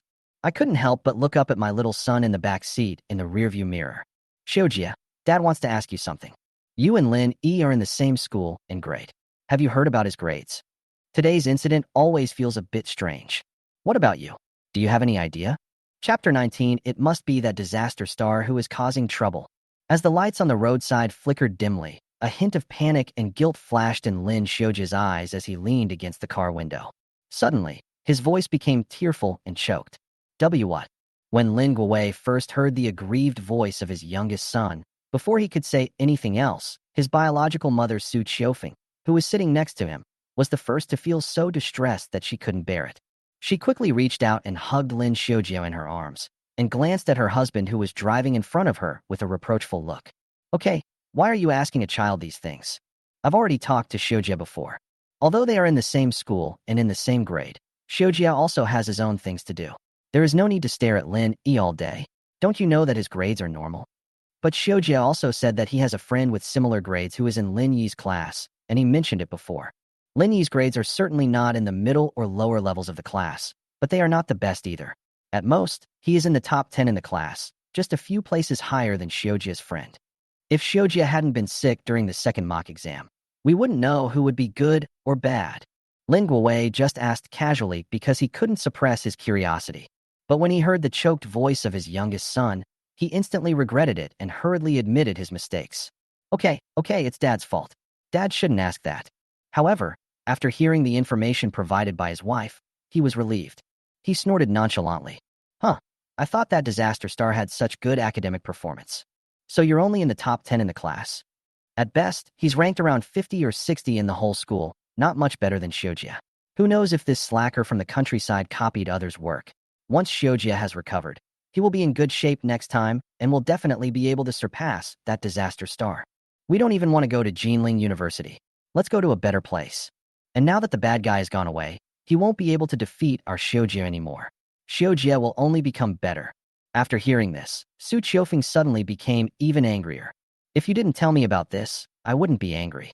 Now that you tell me about this, I can't stand it anymore. It's a good coming-of-age ceremony. It's supposed to be a happy day for the child. But look at those relatives and friends who came over. They're chattering and saying things that are too rude, isn't it? Lin wanted to run away from home and cut off ties with us. What does it have to do with us? At this moment, Thinking back to the relatives gossiping about each other in private at the dinner table, Su Qiufeng was still furious. Although no one said it explicitly, she could hear it when she stood up to greet the guests. Surprisingly, no one was actually celebrating her youngest son Lin Shoa's coming-of-age ceremony. Everyone was gossiping about whether the admissions office teachers had recognized the wrong person. It is even more absurd to suspect that their eldest son Linnie, who was driven away by them, was the target of the admissions office teacher. She was so angry that she almost turned hostile on the spot. Thinking of this, Su Qiufeng couldn't help but point the finger at Wang Kai, Xin Peiyuan, and others. So do the admissions director and the teachers at Jinling University.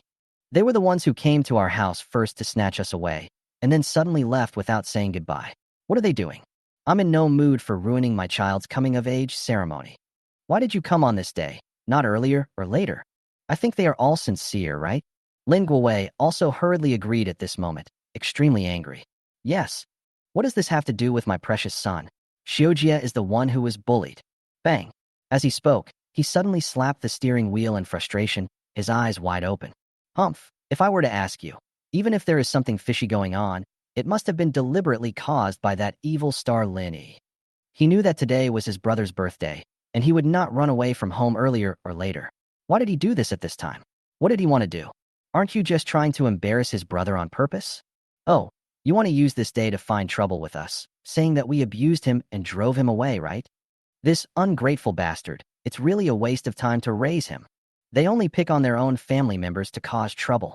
Lin Shoa hid in his biological mother's arms, and he felt a little more at ease when he heard his parents defending him.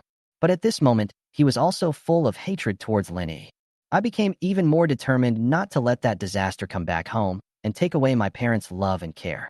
When he met the director of the provincial admissions office and the teacher from Jinling University at home today, he actually thought they came for him and wanted to persuade him to apply for Jinling University. I subconsciously became excited. But good dreams come and go quickly. He could tell from just a few words that these people came just for Linnie. Seeing that they had recognized the wrong person, the teachers from the admissions office said a few polite words and left in a hurry, not even bothering to continue their performance. With such a commotion, relatives and friends are not fools anymore. Anyone with a discerning eye can tell there's something wrong. It completely ruined his entire coming-of-age ceremony, and he became a laughingstock among his relatives and friends. But the more this was the case, the more he couldn't openly attack Linnie. He had to make his parents hate Linnie even more in their hearts. Lin Shoa calmed himself down a little and spoke again with a wronged voice. Dad, Mom, this is not anyone else's fault. I blame myself for being sick and not performing well. If I were really that good, the admissions office teachers wouldn't be in such a hurry to leave. Linnie didn't know this would happen, and it has nothing to do with him. In fact, I don't blame him for running away from home at this critical moment. It's all my fault. I have stayed with my parents since I was a child, which made Linnie jealous. I should be the one to apologize to Linnie about this. After hearing these words from their beloved son, Lin Guowei and Su Qiufeng became even more furious.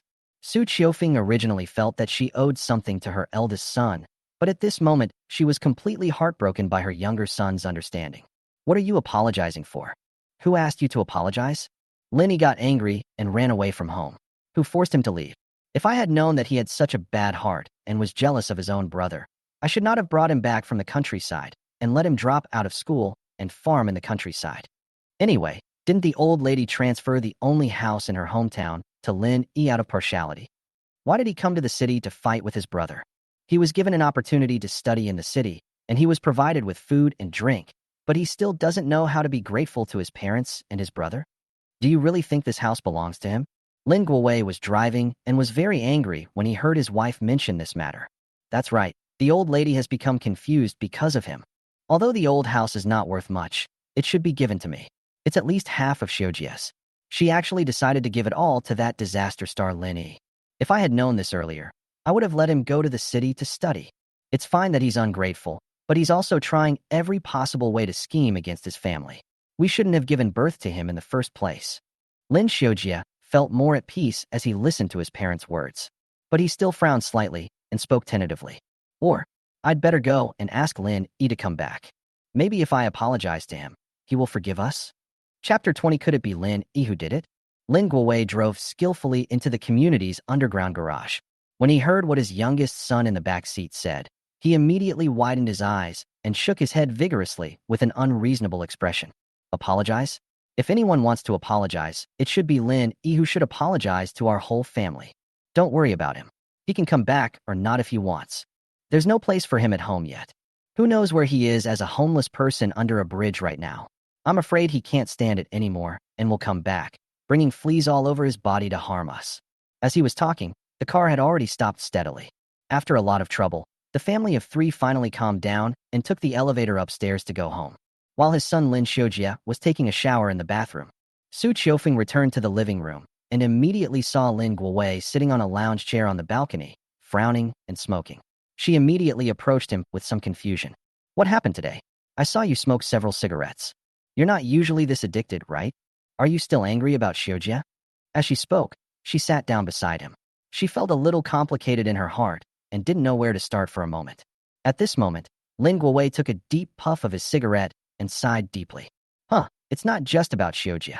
You told me this afternoon that my sister and her husband went to work in the city and asked me to ask them if they would come to attend Xiujia's coming-of-age ceremony. Do you remember? I called, but I don't know what Lin Ingnan was thinking. He came up and started to scold me. But that doesn't matter. What made me most angry was that she actually said that the people in her hometown village were not going to sell mountain products to us anymore and terminated the cooperation. You also said you wanted to cut off all ties with me and never have any contact with me again. It's really inexplicable. After these words were spoken, Su Qiufeng, who had just been sitting there with mixed feelings, was suddenly shocked and sat up straight with her eyes wide open. The voices became shrill. What? Those people back home won't supply us anymore? Why? That won't do. You know that our family has been making money these past 2 years by supplying mountain products and vegetables to restaurants in the city. Our original wholesale business has been in trouble for a long time. If we run out of supply, we'll be out of stock next month. But we have already received the deposits from several restaurants. If we don't have those wild mushrooms and vegetables, we will have no choice but to breach the contract. You have to think of a way. Faced with his wife's anxious urging, Lin Guowei also felt a headache. That's why he keeps smoking. He immediately frowned and shook his head helplessly, flicking the ash off his cigarette. They unilaterally stopped cooperating with us. What can I do? It's been going well.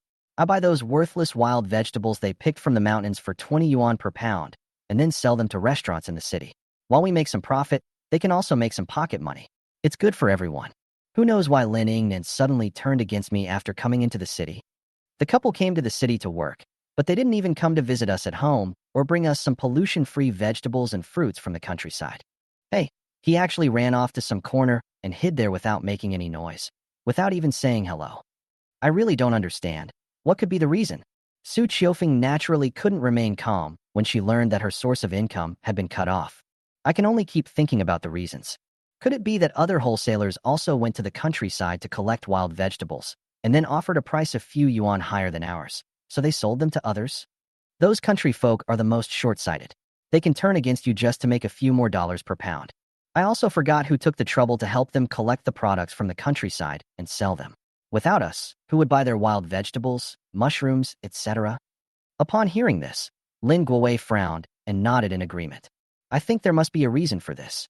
We haven't been back to the countryside much in the past few years. Every time we need to purchase goods, Lin Ingnan and his team would send buses to bring the goods from the countryside to the city, and we would receive the goods and hand them over to the restaurant.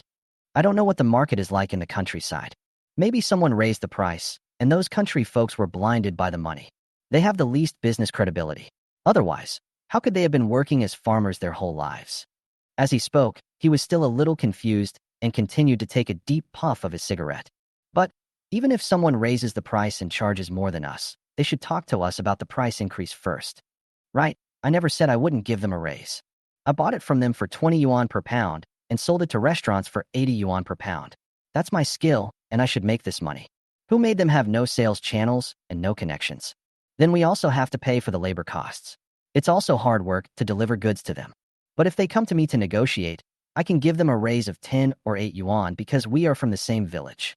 There's no point in talking about it. Why don't we just stop cooperating? Too sudden, too strange. Just when the couple couldn't figure out the reason, Lin Shoa, who had just finished taking a shower, changed into pajamas and walked out of the bathroom. When he heard his parents' conversation, he suddenly remembered something. In the evening, when he was having dinner at the hotel to celebrate his coming-of-age ceremony, The little village girl Lin Shoa from number 2 middle school came up to him and chattered about something, but he didn't take it seriously at the time. 2 days ago, the day Lin was driven away, he followed his aunt and uncle from the village to the school to look for Lin Shoa. They are the Lin Nan couple whom my parents said they wanted to cut off ties with them and stop supplying them. Could it be that Lin had been driven away and had not returned for so many days, and that he was taken in by his aunt and her husband? Thinking of this, Lin Shoa suddenly had an idea. He immediately walked into the living room while wiping his hair, with a puzzled look on his face. "Dad, have my aunt and her family come to the city? Why didn't you come home? It's really strange." Sue said that my aunt and uncle took Lin to number 2 middle school to look for her a few days ago. I thought my aunt and uncle would come to my house today to attend my coming-of-age ceremony. But I waited all night and didn't see my aunt. Are they still in town? Upon hearing this, Lin Guowei and Su Qiufeng widened their eyes in surprise and looked at each other. "Who are you talking about? Who did they take to number 2 middle school? Lin is with your aunt? Is this what Sue said?" When Lin Shoa saw this, his face was filled with confusion and innocence. Don't you know? Yes, Sue told me this when we were having dinner tonight. She said that Lin has been following his aunt and uncle all the time, and she wanted Sue to go out and play with them, too.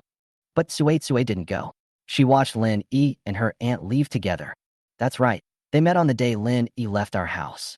When Lin Guowei heard this, he instantly became furious and his face looked as if he had suddenly realized something. Bang! He slapped the armrest of the recliner suddenly.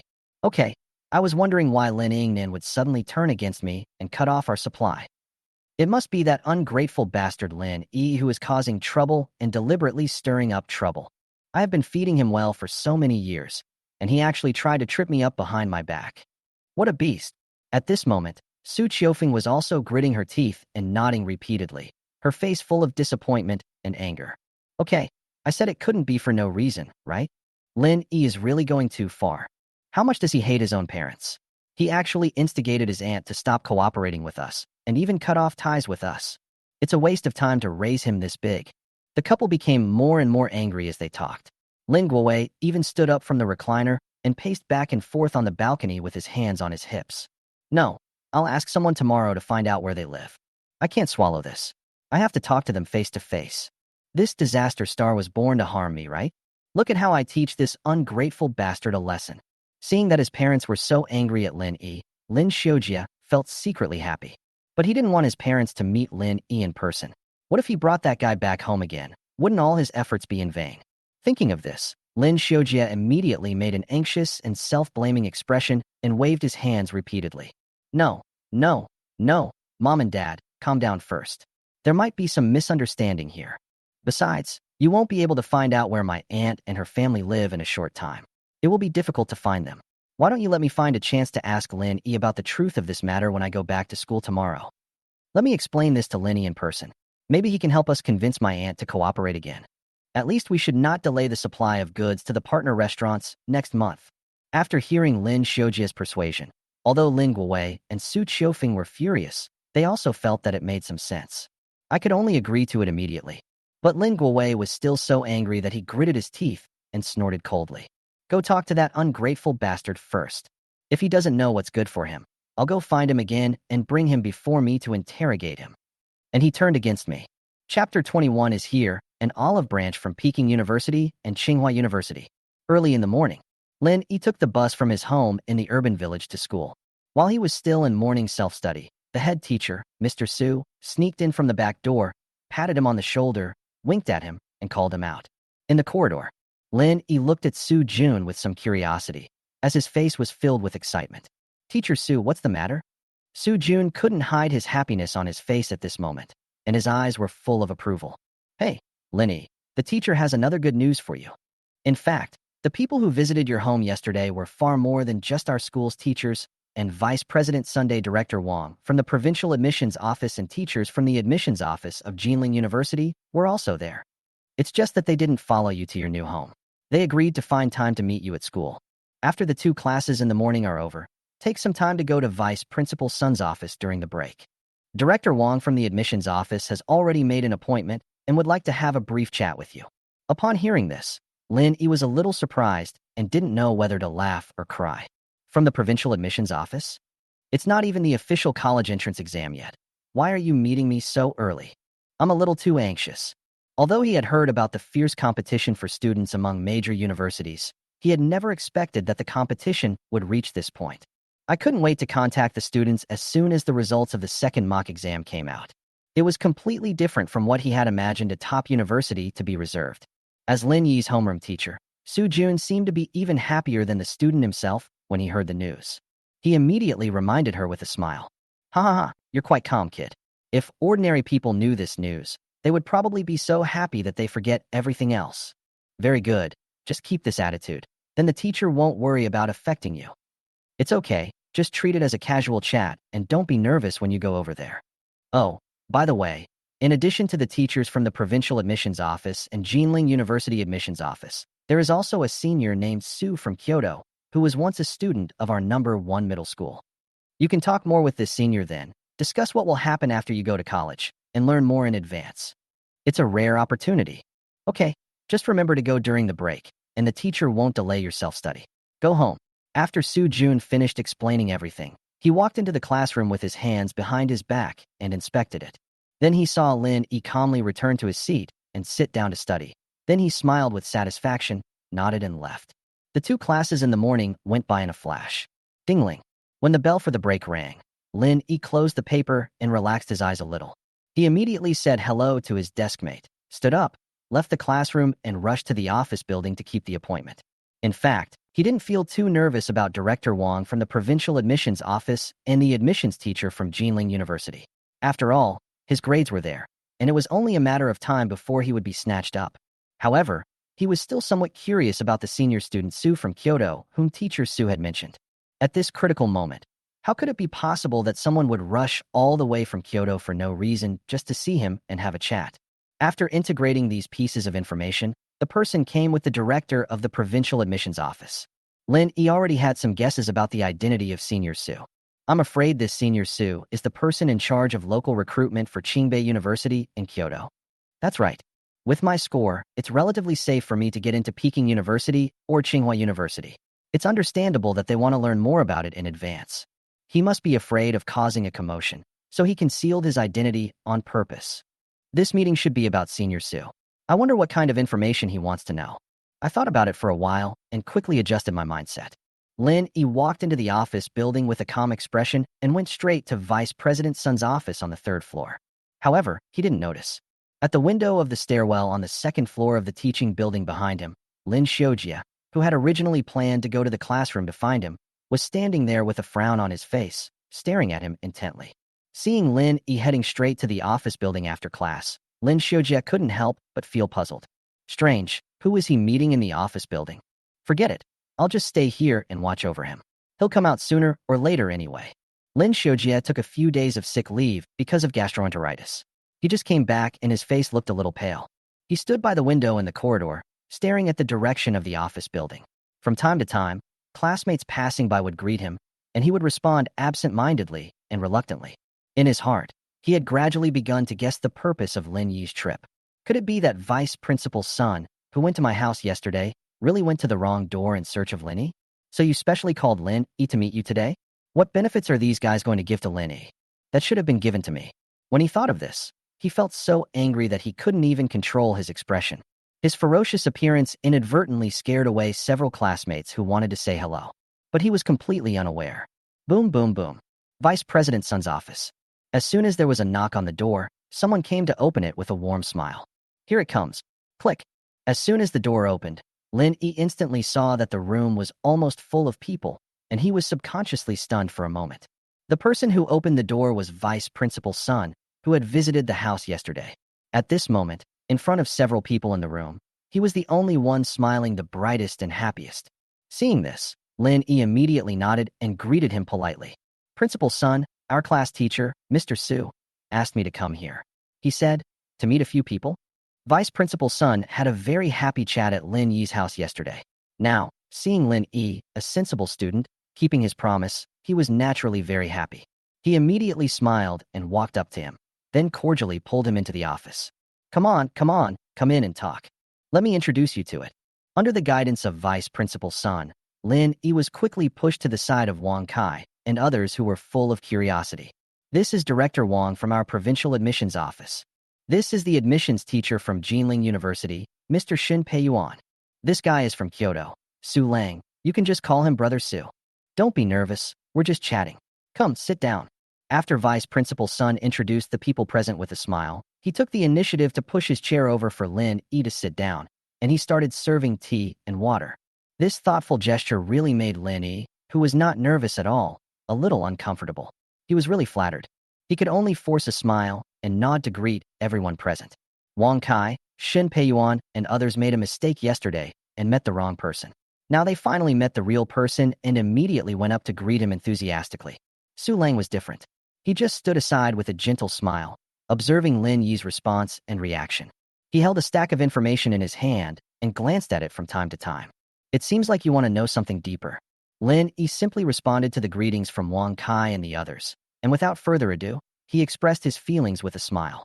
I am very grateful to Director Wang and Teacher Shin for their choice and support for me, but I am also very sorry.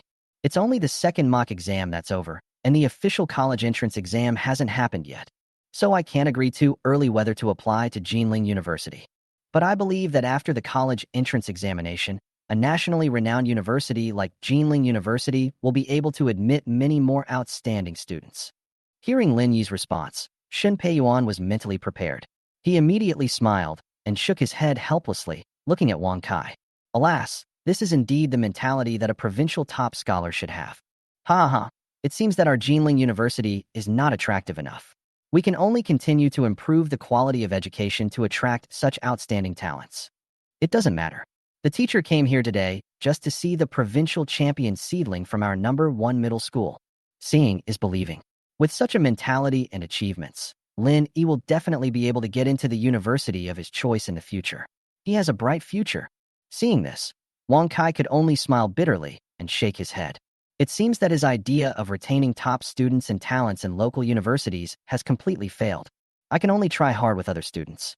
Seeing that Mr. Shun from Jinling University was defeated, everyone present's eyes were secretly on Su Lang, who was standing there.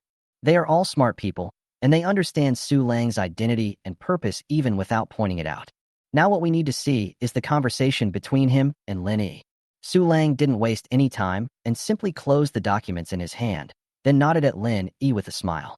Hello, classmate Linnie. Can I talk to you about some of the issues in this student patent that you and your school teacher have researched and applied for? Since Lin Yi entered the door, most of his attention has actually been focused on Su Lang. Now that he saw Su Lang speaking, he immediately became serious. Here we come. The test of Peking University and Tsinghua University. Chapter 22. Those are your parents. They have nothing to do with me. Lin Yi is very confident in the student patent that he and Teacher Chin are researching together. Naturally, I am well prepared. Under the continuous test of several very professional questions asked by Su Lang about the materials, he was still able to answer fluently and even apply what he had learned to other situations. Soon, Su Lang looked at the information he had read to the bottom and saw Lin Yi, who was still not satisfied. He suddenly laughed and nodded repeatedly with satisfaction. Very good, classmate Linnie. It can be seen that you participated in the entire process of this patent achievement from beginning to end and have a very thorough understanding of it. Then I have one last question for you. How much do you know about the aerodynamics used in the development of this student's patent? Or, in other words, are you interested in further studying physics? Upon hearing this, Vice President Sun and Wang Kai and others present became nervous for Lin Yi. They sincerely hoped that such an outstanding talent as Lin Yi could enter Peking University and Tsinghua University for further studies. They will definitely be indispensable pillars of the country in the future. After all, after yesterday's contact, they had more or less investigated Su Lang's background. As expected, they all found out the identity of the academician mentor behind Su Lang. He is the top expert in the field of aerodynamics research in China. If you can get the favor and training of that mentor, it can almost be said that you have already stepped one foot into the palace of high-end academics. It is definitely someone who can bring glory to the country. When Lin Yi heard Su Lang's last question, he became inexplicably excited. He immediately nodded seriously with a firm look in his eyes. My goal is physics. If there is hope in the future, I would like to further study this student patent, which is still in the preliminary stage, and expand it from civilian use to military use. I believe it has great potential. As soon as these words were spoken, Su Lang and the others all nodded repeatedly with approval in their eyes. This student was not mistaken. Thinking of this, Su Lang stopped hiding his true feelings and spoke directly with a smile. Well, Lin, you have great ambitions. To be honest, you should have vaguely guessed my identity. Yes, I am the admissions specialist sent by Peking University and Tsinghua University. I came to Jinling City this time just for you. Sure enough, I had a great time meeting and chatting with you, and you didn't disappoint me. If possible, I hope to meet you on the campus of Peking University and Tsinghua University this year. Is that okay? Facing the olive branch from Peking University and Tsinghua University, Lin Yi did not hesitate at all. He immediately nodded vigorously with a firm look in his eyes. Good. See you in Tsinghua and Peking University. As soon as the words came out, the two of them stretched out their hands and shook them tightly. The office was immediately filled with laughter and applause, with everyone offering their sincere blessings. Especially Vice Principal Sun, his smiling face looked like a blooming flower. This is a talent who graduated from their #1 middle school. Even if he failed to win the title of provincial top scholar, he was able to secure an extra admission place for the school to Peking University or Tsinghua University. This is a great thing that is enough to bring honor to the school. Since Lin Yi's goal direction was determined, Mr. Shin from Jinling University had no choice but to give up. After exchanging greetings, everyone prepared to leave. After all, the time for physical exercises during class breaks is limited and cannot delay Lin Yi's normal class time. And if you fail to snatch the provincial top scholar, there are other equally outstanding students who are worth competing for. Shin Peiyuan is ready to work harder. I need to visit more schools and meet more students. With this in mind, Lin Yi and Vice Principal Sun chatted and laughed as they sent Su Lang, Wang Kai, and others down from upstairs. They shook hands and said goodbye one by one at the entrance of the office building and wished Lin Yi excellent results. At this moment, Lin Shoa, who had been waiting for a long time at the window of the corridor on the second floor of the teaching building, happened to witness this scene with his own eyes. When he saw that the teachers and director of the admissions office who had walked into his home by mistake yesterday for a home visit came to see Linnie again. I couldn't control my emotions anymore and slapped the glass window. Boom. His face turned pale and he stared at Linnie, who was smug at the door of the office building, with gritted teeth, and gradually clenched his fists. Linnie, it's you who stole something that belonged to me again. You're a disaster. I shouldn't have let my parents bring you here from the country. Why didn't you die in that poor country place? However, his curses obviously would not reach Lin Yi's ears, and he could only stand alone in the stairwell, helpless and furious. Soon, everyone in front of the office building left. Vice Principal Sun also patted Lin Yi's shoulder with great pride and smiled and gave him instructions. Okay, let's go back to class, Linnie. Remember, no matter what problems you encounter during this period before the college entrance examination, you can come to me directly. I promise that I will not let anything bother you. For you now, study is everything. The future is limitless. Ha! In response to Vice President Sun's instructions, Lin Yi smiled and nodded with great gratitude. Thank you, Principal Sun. Then, when Vice Principal Sun turned around and went back to the office building, he was completely relieved and went back to the teaching building for class. As the break was coming to an end, there were very few students wandering around the campus. Linnie looked a little lonely. Soon he walked into the teaching building and slowly went upstairs to go back to class to study. Sudden, just as he reached the rest platform on the second-floor stairwell, a sinister and reluctant voice suddenly came from above. Linnie, why did you go to the office building instead of studying in the classroom? Those teachers from the Provincial Admissions Office and Jinling University Admissions Office are here to see you, right? When Lin Yi heard the voice coming from the front, he immediately frowned and looked up. I suddenly saw Lin Shoa with a fake smile on his face. I don't know when he appeared. She stood at the stairs, blocking his way, and stared at him. Seeing that it was his good brother who came to cause trouble, Lin Yi simply ignored him and walked straight past him without even looking at him. Roll. Boom. Lin Shojia's fair and clean little body was very weak, so he was naturally no match for Lin Yi, who had been doing physical work in the countryside for many years. With just a collision, Lin Yi immediately knocked him back and gave way. He got so angry that his face turned red and he almost fell to the ground. Seeing Lin Yi was about to go upstairs without looking back, Lin Shoja hurriedly chased after him. Lin Yi, stop right there. You're going too far. In our business, you have taken away the benefits that belong to me. I won't bother with you for now. But what right do you have to speak ill of my parents in front of my aunt and uncle and ask them to stop cooperating with my parents in supplying goods? Don't you think it's selfish of you to do this? Linnie didn't want to pay attention to him, but when he heard this, he still found it ridiculous. He immediately stopped and looked back. I am selfish. When Lin Shoa saw Linnie turning around, he immediately became more aggressive and continued to yell and curse arrogantly. You still don't want to admit it? My parents have worked hard in the city for so many years and have suffered so much to raise us. Now that the business is starting to pick up a bit, you're sabotaging it behind the scenes, right? You are an ungrateful person.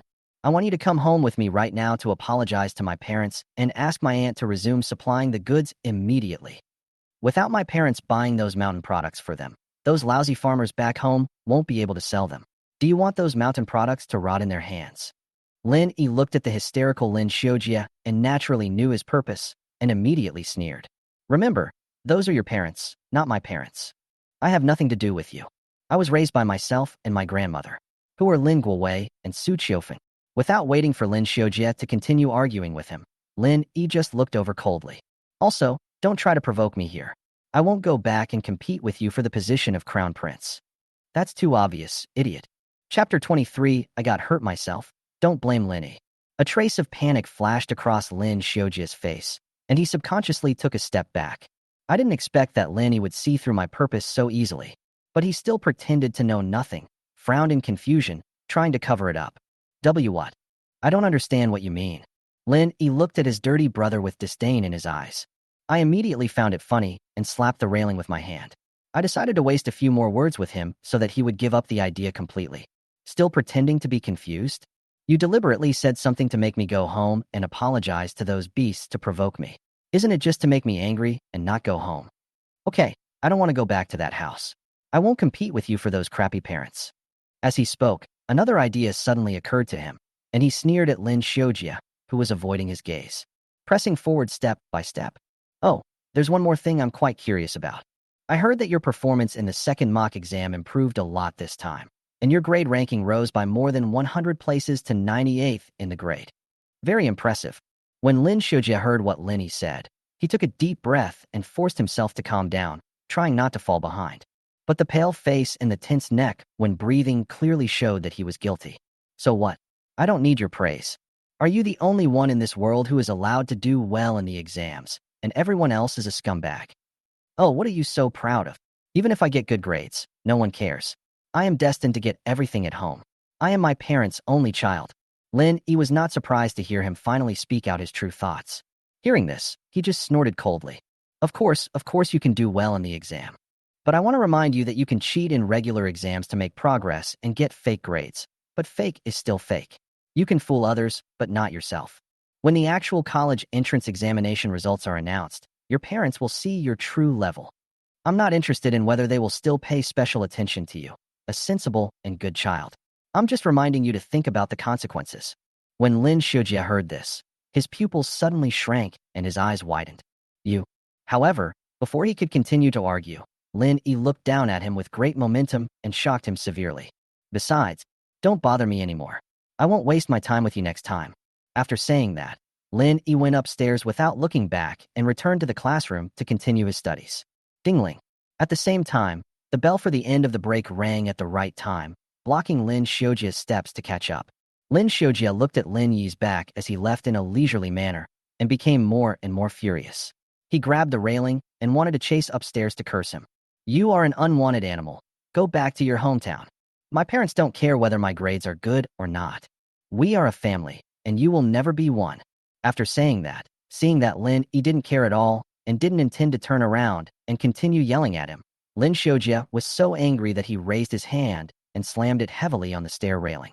Boom. Crash. In an instant, all the railings upstairs and downstairs began to shake violently, but the sound was completely drowned out by the school bell and no one heard it at all.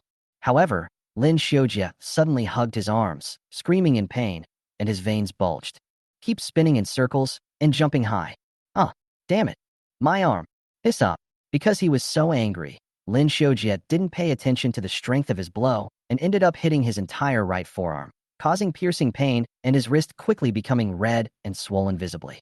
It hurt so much that he cried and was sweating profusely. After struggling for a while, it was so painful that I could only run and cry to find the teacher to help take me to the hospital. Jinling People's Hospital. It hurts.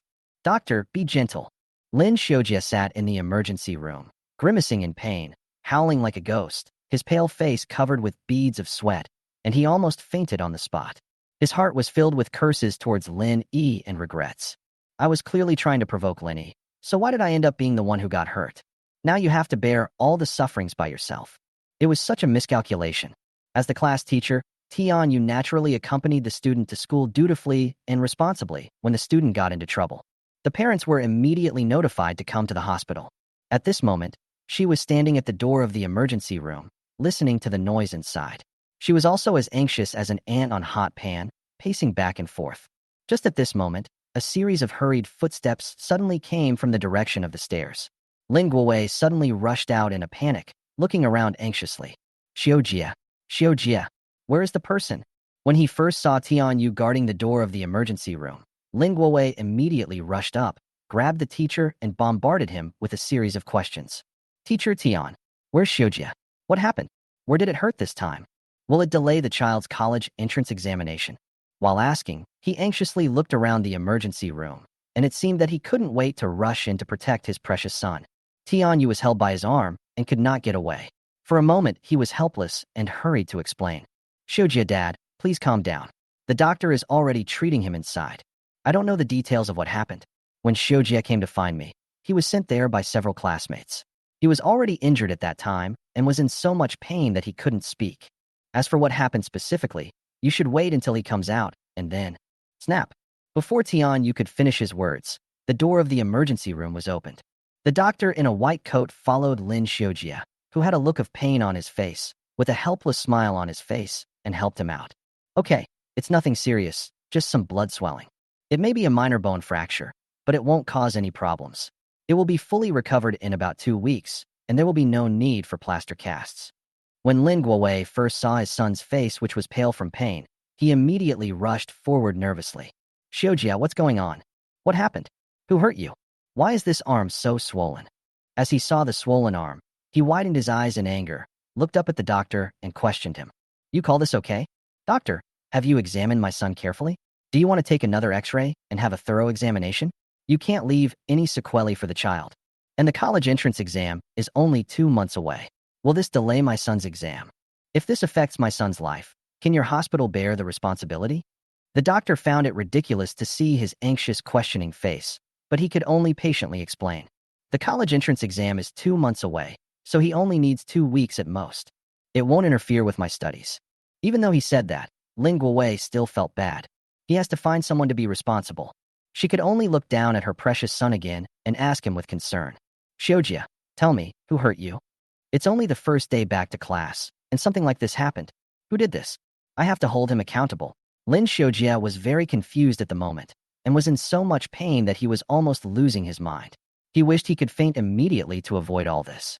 But when he saw his anxious father appear in front of him, he opened his mouth with difficulty and shook his head. No, it's okay, Dad. I just ran into Linnie in the stairwell during the break. I went up to apologize to him and wanted him to calm down. Come home with me after school today and have a good talk with my parents. Maybe he had something urgent to do and had to leave, so he pushed me. But I got hurt by accident. It has nothing to do with Linnie. I just couldn't help him clear up his misunderstanding of us. He must still be a little angry with my parents. He still refuses to go home. Chapter 24. You did it on purpose, knowing that he was going to take an exam. Linnie. Upon hearing Lin Shoa's words, Lin Guowei and Tianyu present had clearly different reactions. One was an expression of anger as if it was indeed the case, and the other was a hesitant expression with a hint of doubt. The ideas are very different. Lin Guowei was so angry that his eyes widened, and he gritted his teeth. He nodded and cursed. Okay, it really is that little bastard. I knew he had bad intentions. He is so cruel to his own brother. Does he still have any humanity? If I had known he would do such a heartless thing today, I should not have brought him out from that stinky country village. He has a lot of bad habits, and even learned to use violence against his own brother. I will never let him off this time. As soon as he finished speaking, Tianyu on the side subconsciously wanted to step forward and ask for more details. It was purely based on my intuition as a teacher. She felt that things were not that simple, and it didn't seem like Linnie would do it. Although she was not Linnie's class teacher, she could always see colleagues who had taught Linnie in the same office. The comments she had always heard from her colleagues about Linnie were that he was sensible, studious, and smart. No negative comments at all. Moreover, Linnie has never been heard of hitting others or violating disciplines in school, and he has never even had conflicts with others. He is a good child who is dedicated to studying. I really can't understand how the injury on Lin Shoa's arm was caused by Linnie. However, before she could say anything, the doctor who was watching the fun nearby noticed something was wrong, hurriedly pulled her back, secretly winked at her, and reminded her in a low voice. You are a teacher, don't get involved in other people's family affairs. We doctors and teachers have seen this kind of thing a lot. Even a judge cannot judge family affairs. Don't get yourself into trouble. Just do your job well. When Tianyu heard this, he suddenly recalled Lin Guowei's attitude of questioning the doctor and wanting the hospital to take responsibility. He suddenly felt a chill on his spine and woke up instantly. He immediately gave the doctor a grateful look. At this moment, Lin Guowei, who was already very sure that it was Lin Yi who beat his younger son, was completely furious and could no longer suppress his temper. He immediately supported his beloved son Lin Shoa and stood up to leave. Come on, son, don't be afraid. Dad will take you back to school to seek justice. I just don't believe it. Does Lin Yi dare to hit anyone at school? He must be punished. I'm his father. Let me see who can protect him. As he said this, he looked at Tianyu who was standing beside him with gritted teeth and gave orders with his eyes wide open. Teacher Tian, I must ask your school for an explanation about this matter. Come on, let's go back to school now to confront Lin Yi face to face. I demand that the school expel him immediately. Tianyu was helpless when he saw this, but he also knew that he didn't have the ability to stop Lin Guowei from causing trouble at school and would only bring trouble upon himself. But then I thought, it's better for the school to deal with this than for me. Anyway, there are surveillance cameras everywhere in the school. When the time comes, we can just check the surveillance cameras and everything will be clear. It will also be clear who is responsible. If Lin Guowei wants to cause trouble, the school has security guards and he will not be implicated. Thinking of this, she could only nod in agreement. Okay, since you're leaving, the total medical expenses are 68. Do you think you can pay the hospital first? When the responsibility is determined, you can ask whoever has the problem to compensate you. Hearing this, Lin Guowei, who was about to help his son leave, suddenly looked displeased and turned back with an angry face. What medical expenses? My son was injured in your school. I haven't asked your school for compensation yet. Do you still want me to pay for the medical expenses? How can you be a teacher like this? And who knows if their hospital has done a thorough examination of my son. If his arm doesn't recover well and leaves sequelae, I will have to look for them again. Tianyu was so angry that he laughed when he heard this. Lin Guowei, who was very respectful and polite to her when she visited his home yesterday, has now become so unreasonable and sarcastic, which really opened her eyes. The doctor standing by was also at a loss for words and shook his head helplessly. There's nothing you can do when you meet a scoundrel like this. After thinking it over again and again, Tianyu gave up completely. In order to avoid trouble, she decided not to ask for the 68 yuan medical fee, just to avoid trouble. He immediately went downstairs, hailed a taxi, and took the father and son back to the school to seek justice. Soon, Lin Guowei brought his beloved son Lin Shoa back to school. Under the leadership of teacher Tian, they went directly to the security room to check the surveillance. This arrangement was also a method teacher Tian came up with in order to avoid making a bigger incident and to let the security guards here quickly control Lin Guowei in advance. However, as soon as Lin Guowei entered the door, Lin Shoa, beside him, suddenly cried out in pain. It hurts. Dad, my arm hurts. In fact, Lin Shoa already felt guilty and regretful on the way. After all, he knew how he was injured. Once the surveillance footage is checked, everything will be exposed. Sure enough, when Lin Guowei heard his youngest son crying in pain, he immediately panicked and didn't even bother to check the surveillance video. He immediately yelled at the people around him. What are you all still standing there for? Hurry and get your leader here. I want them to fire Lin Yi immediately. This country boy dares to hit someone in school. He must be expelled. After these words were spoken, the security guards around were all bewildered, not knowing what was going on at all.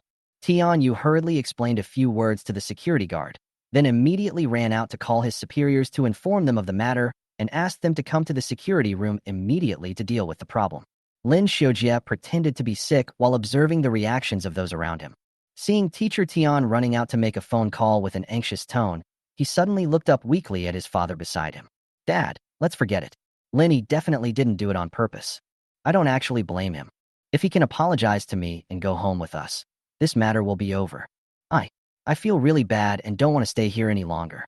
Don't bother the school to check the surveillance. When Lin Guowei heard this, He didn't have time to think about it. He just nodded and agreed. Okay, okay, I'll take you home right after I finish this. But Linnie, that beast, actually dared to hit you.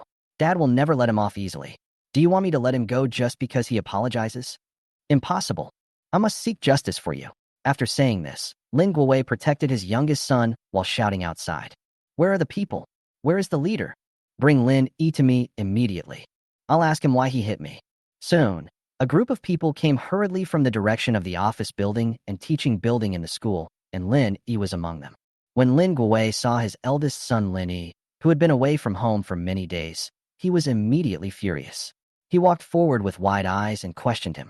Okay, you little beast have grown wings, haven't you? You knew your brother had an exam in 2 months, and you deliberately injured his arm so that he couldn't study properly. You did it on purpose. I'm going to beat you to death today, you little bastard. Having said that, he was about to take action. Seeing this, Lin Yi frowned slightly, but did not dodge, as if he was ready to fight with his own father. Seeing this scene, Director Yu hurriedly held down Lin Yi at the door, stepped forward himself, and also went straight forward to stop Lin Guowei, who wanted to rush up. Parent, please calm down first. I'm the school's dean, my last name is Yu. Let's check the surveillance video to see if Lin Yi beat someone up. Chapter 25. I treat him as my younger brother. Does he recognize me as his brother? Yu Tsungwen's sudden appearance directly interrupted Lin Guowei's spell. He stared blankly at the dean standing in front of Lin Yi, speechless and confused for a moment. He looked around anxiously with a frustrated look and nodded repeatedly in anger. Okay, it seems like your school is planning to protect this little bastard who beat people up, right? Come on, check the surveillance. Check it now. As he spoke, seeing that no one cared, Lin Guowei walked hysterically to his youngest son Lin Shoa and pointed at the arm that was covered with medicine and bandages with a look of heartache. Look at my son's arm.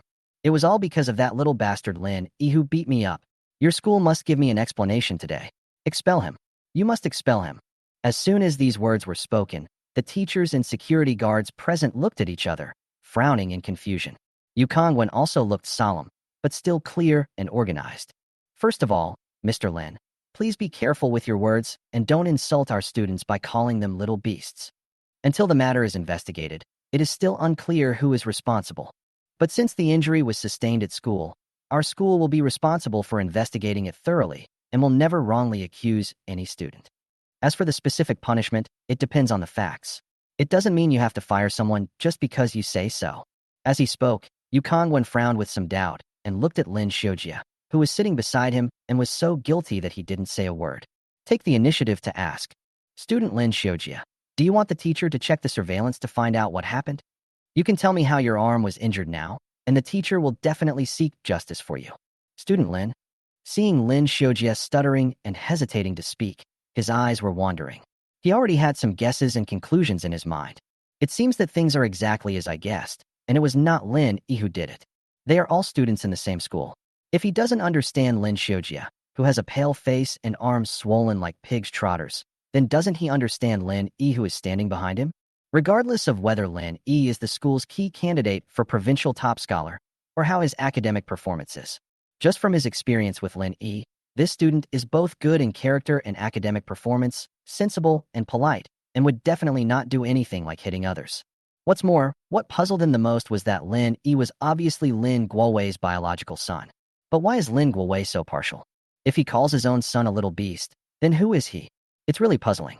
Seeing that Yu Kongwen was determined to protect Lin Yi, Lin Guowei felt as if he had been touched in a sore spot, and his face became even redder. Obviously, Lin Yi is his son. He just wants Lin Yi to bow his head and give in. Could he really be so mean to his own son? But that disaster star looked stubborn and refused to admit his mistake or take the initiative to talk to his biological father. He didn't even look at him straight in the eye. Instead, he hid behind some teachers who had nothing to do with him, with a look of indifference on his face. What does this mean? Was he going to accuse his biological father of not taking good care of him, and to clearly disown him as his father in front of so many people, severing the father-son relationship? The more he thought about this, the angrier he became, and he got so angry that he jumped up and started cursing. Little bastard. Little bastard. What if I call him a little bastard? I gave birth to him and I raised him. I can curse you as much as I want. Even if I have to suspend his studies and transfer his enrollment today, I am willing to do that. I must kick this ungrateful little country bastard out of my home and out of Jinling City. As he spoke, Lin Guowei saw that Yu Kongwen, Tianyu, and other teachers from the school were not on his side, but were instead vigilantly protecting Lin Yi, who was standing behind them. He immediately pointed his finger at Lin Yi, who was standing behind Yu Kongwen, and cursed him. Linnie, come here. My words are no longer effective, are they? I'm your biological father. What's your attitude? Well, you scourge star. It's not enough that you killed your grandmother in the countryside, and now you come to the city to harm your own father, mother, and brother, right? You caused your brother to fall ill a few days ago, which affected his performance in the second mock exam, so that's fine. I just said a few words to you, but you learned to talk back and even fought with me. You've grown wings and run away from home, right? Okay, I don't care where you go. It has nothing to do with me if you die outside. But today, why did you hit your brother again today? Your brother just wanted you to come home and admit your mistake, to give you a way out. What did he do wrong that you would be so cruel as to do this? I think you are jealous of your brother's good academic performance and deliberately want to affect his college entrance examination, right? You better explain yourself clearly, or else even if they protect you today and don't expel you, I will still expel you from school and send you back to that poor village. As soon as these words were spoken, Yu Kongwen, Tianyu, and other teachers who came to deal with the problem exclaimed in surprise and started talking about it. He looked at the ferocious Lin Guowei and Lin Shoa, who was sitting there with disbelief. What does it mean that Lin Yi is jealous of Lin Shoa's academic performance? The number 1 in the school is jealous of the 98th in the school? Moreover, Lin Guowei actually wanted to expel the provincial top student who was being trained by their school, transfer him to another school, and send him back to his hometown? No, absolutely not. However, this time Kongwen did not continue to speak up for Lin Yi, as Lin Yi was already tired of Lin Guowei's nagging. He immediately looked at him coldly and took the initiative to stand up. Lin Guowei, you may have forgotten that my household registration has never been in your house, right? I only have one relative, and that's my grandma. My grandmother passed away, and I am now living in the old house in my hometown. I am the head of the household, and I am responsible for myself. Only I can transfer my academic record. Who do you think I am? You said I can drop out of school just like that? After these words were spoken, Lin Guowei was speechless, and his face turned red. He was so frightened by Lin Yi's cold gaze that lacked any affection that he stood there in a daze. Yu, although he had thought about the fact that he had a bad relationship with his eldest son, he had never felt the indifference of a stranger so directly. After just a few days, he couldn't even see any anger towards him on Lin Yi's face. There is just a complete lack of connection between us. It seemed that he was no longer his biological father. Lin Yi snorted coldly, his face full of disgust and impatience, and walked straight around Lin Guowei and towards the monitoring station. Don't care about his reaction at all. Oh, I think we should stop talking nonsense and just check the surveillance to see how your son's arm was injured. I'm curious too. Bring it on. Teacher, could you please help us adjust the surveillance camera in the stairwell on the second floor of the teaching building during the last 10 minutes of today's break? I think Lin Shoa's arm was injured there, right? When the security squad leader in charge of monitoring heard this, he subconsciously looked up at the Dean of Studies Yu Kongwen standing beside him. When he saw Yu Kongwen nod slightly in agreement, he immediately sat down and checked the surveillance footage. Okay, classmate, please wait a moment. During the break today, you must be in the stairwell on the second floor, right? I'll look for it. Lin Shoa had been sitting there half dead, pretending to be deaf and dumb, trying to get away with it by acting pitiful. But seeing that the evidence was about to be released, he suddenly felt panicked and could no longer remain indifferent. He hurriedly pretended to struggle to get up with difficulty and pain, and carefully supported himself by his arm and stepped forward to act. He spoke with a look of grievance and a tearful voice. Linnie, there's no need to check the surveillance. I just remembered it wrong, okay? You didn't hit me. You didn't hit me. I asked for it. Can I apologize to you instead? When Lin Yi saw his hypocritical look, he snorted coldly. You should apologize. But I see that you don't know that you are wrong. But you know that I will soon bring out the evidence and make it public. You can't act anymore, right? Don't worry. Wait until the teacher brings up the surveillance video for everyone to see. I want you to apologize to me in front of the whole school. As soon as these words were spoken, Lin Shoa was so frightened that his body trembled uncontrollably and his face turned even paler. But at this moment he had no way out and could only cry out in frustration. I don't want to pursue you anymore. Why do you have to be so aggressive? Why did you talk to Dad like that? Mom and Dad have worked hard in the city for so many years to support your education and raise you to this age. Are you going to break off relations with your parents just because of a small conflict? You even talked back to Dad in front of so many outsiders and were so harsh to him. Well, we owe you this, okay? It's fine if you hate me or are jealous of me, but I just can't stand you being so harsh to Daddy. Without your father working hard to earn money to support you, you wouldn't have the opportunity to stand here and argue with him today. You've gone too far. As soon as these words were spoken, Lin Guowei rushed over to protect his sensible little son and was so angry that he gritted his teeth and looked at Lin Yi with disdain. That's enough, Linnie. How far are you going to go? Xiojia, he is your biological brother. Why can't you tolerate him? Why are you so vicious and calculative? As soon as he finished speaking, Lin Yi snorted coldly. I treat him as my younger brother, but does he treat me as his older brother? Since I came to the city and came to your house, has he ever called me brother? Talk to me about family affection now. It's too late. You are not my relatives at all. When Lin Guowei heard this, he was shocked both physically and mentally. Looking at his eldest son Lin Yi's heartless and indifferent expression, he suddenly felt panicked. Could it be that my family of 3 really had gone too far? It seems that Xiojia has never called me brother, and I have always. Before he could truly feel regret, the security squad leader who was checking the surveillance footage on the computer suddenly spoke up. Director Yu, we found the surveillance footage. Chapter 26, I'll support him. Yu Kongwen had no intention of favoritism at this moment and just wanted to handle the matter impartially. He spoke decisively immediately. Put it on the big screen. Snap. As soon as he finished speaking, the security squad leader tapped his fingers and the surveillance video was directly projected onto the big screen in the security room and appeared in front of everyone. It was a video taken in the stairwell on the 2nd floor of the teaching building 10 minutes before the end of the morning break. The screen showed a group of students who were chatting and laughing as they hurried back to their classes upstairs. Lin Shoa was standing by the window, staring out with a gloomy expression, and no one knew what he was looking at. The high-definition images showed everything in great detail, and everyone was waiting to see what would happen next. When Lin Shoa first saw the surveillance video appearing on the big screen, he immediately began to tremble uncontrollably. He looked around guiltily and subconsciously wanted to escape. I said it wasn't Linnie who hit me. I might have remembered it wrong. This surveillance, monitoring him. Lin Guowei was interrupted from his trance by the sudden appearance of the surveillance video and suddenly came back to his senses. He immediately protected his younger son with concern. It's okay, don't be afraid, son. You have Daddy here to support you. If Linnie hurts you, Dad will never let him go easily. No one can do it. Lin Yi had nothing to hide, so he wasn't afraid and was full of confidence. He immediately took the initiative to speak. Teacher, please speed it up. It should be about 2 minutes before class starts. I met this classmate Lin Shoa at this place. Can the surveillance video play the audio? It would be a good opportunity for everyone to hear what we said and see how he was injured. The security squad leader nodded without further ado and started the operation. Can. As the video sped up, the stairwell soon became quiet, with only Lin Shoa standing there waiting.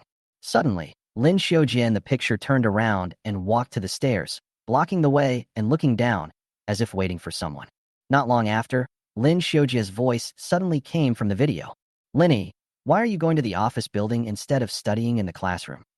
Those teachers from the Provincial Admissions Office and Jinling University Admissions Office are here to see you, right? The next second, Lin Yi appeared. Without saying anything, he just walked straight up the stairs and bumped into him. Roll. Boom, boom, boom. In the picture, Lin Shoa, who was blocking the stairs, was knocked back and almost fell. But Lin Yi turned around and went upstairs without looking back. When he saw this scene, before anyone else could say anything, Lin Guowei, who seemed to think he had caught something, suddenly shouted, "Stop! Right here!" Bang! The confused security captain subconsciously followed his instructions and pressed the space bar to pause the video. Just when everyone was looking at him in confusion, Lin Guowei was already pointing at Lin Yi in frustration and cursing, as if he had solid evidence to prove his point. Linnie, how can you still quibble? The surveillance video shows it clearly. Your brother just said hello to you, but you rudely pushed him away and said you didn't do anything. You're the one who hurt your brother. Just now, after listening to Lin Yi's cold words of severing ties, he actually began to doubt himself. But when he saw Lin Yi in the video being so cruel to his own brother, he immediately flew into a rage. I was right in blaming this country disaster. Seeing how anxious he was, Linnie immediately looked at him as if he was a mentally retarded person. Are you blind? He's blocking my way. How can I get upstairs if I don't push him away? Did you see me hitting him or hurting his arm? As soon as he finished speaking, Yukong went behind him, frowned, and shook his head. Although Linnie said get lost and pushed Lin Shoa away, which was a bit unfriendly, he certainly didn't hit anyone. And it was Lin Shoa who blocked the staircase first. At present, there is no sign that Lin Shoa has injured his arm. After watching the video, Tianyu had already made a judgment in his heart. He also shook his head helplessly and looked at Lin Shoa, who was lowering his head with guilt, with some displeasure. Student Lin Shoa, why are you blocking the stairs? When you were in the hospital, you said that Linnie hurt you accidentally, and that he didn't do it on purpose. Could it be that he bumped into you when he came upstairs and hurt your arm? When Lin Shoa heard the two teachers' doubts, he felt extremely guilty and had no idea how to respond. I was hit by him, but I... Before Lin Shoa could finish his words, Lin Guowei was the first to express his dissatisfaction with the two teachers' suspicious attitude. He immediately looked over with wide eyes and protected his precious son behind him. What are you talking about? What do you mean? Oh, the video has clearly shown what happened, and you still want to make excuses for Linnie, right? If it wasn't him who injured Shoja, then who else could it be? Is there a third person in this surveillance? Could it be that our Shoja hurt himself on purpose? Seeing Lin Guowei acting so unreasonably, Yu Kongwen and Teacher Tian looked at each other helplessly. No, Mr. Lin, I suggest that we watch the entire video first. After all, up to this point, it's just two people bumping into each other, and no one is injured. Yeah, let's finish watching it first. You were the one who called a halt.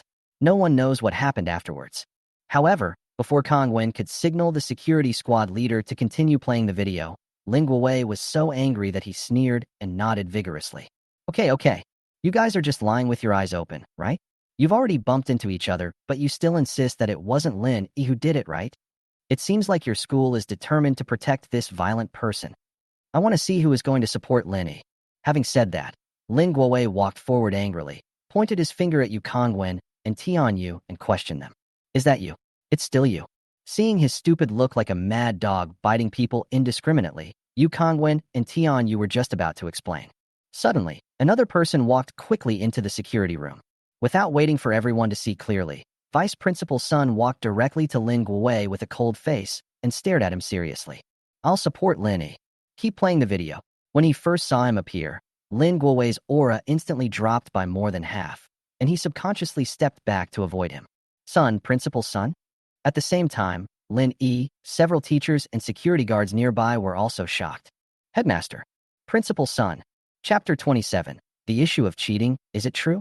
Lin Guowei never expected that this incident would alarm the vice principal of experimental number 1 middle school to come out in person. He was so choked that his morale dropped further and further. He looked away with guilt and kept backing away, becoming completely incoherent. You, what's so great about you, vice principal? I just want an explanation for my child. Let Linnie tell us why he hit people. Just because you are the vice president, you can protect him? You can confuse right and wrong. Be careful, or I'll expose you. Facing the vice president, he was obviously lacking in confidence. He didn't dare to shout at the vice president like he was pointing fingers at Yu Kongwen and Tianyu. Even at this moment, his heart was full of doubts. Linnie is his own son. Doesn't he know what he is like? Even if he could rank in the 50th or 60th place in the grade, he would at most be slightly better than Shoja. It's not possible for all the teachers in the school to protect him, right? Could it be that even I, as his own father, have no right to teach my own son a lesson? It's outrageous. When Linnie saw Vice Principal Sun appear, his heart warmed slightly. With someone backing him up, he felt more confident when facing Lin Guowei's biased and difficult behavior.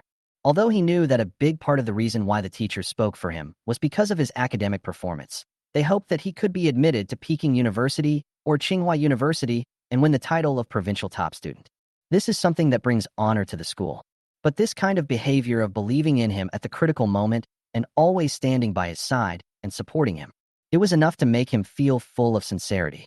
He stopped being polite and looked at the frightened Lin Guowei with the same expressionless face, not caring at all about what he was thinking. Stop talking nonsense. You'll know what's going on after watching the surveillance video. Principal Sun is here. Are you still worried that the school won't handle this impartially? You will soon be able to see with your own eyes how your precious son's arm was injured. It's unclear who will expose whom at that time.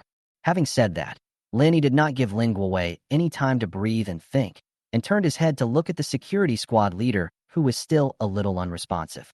Teacher, please continue playing.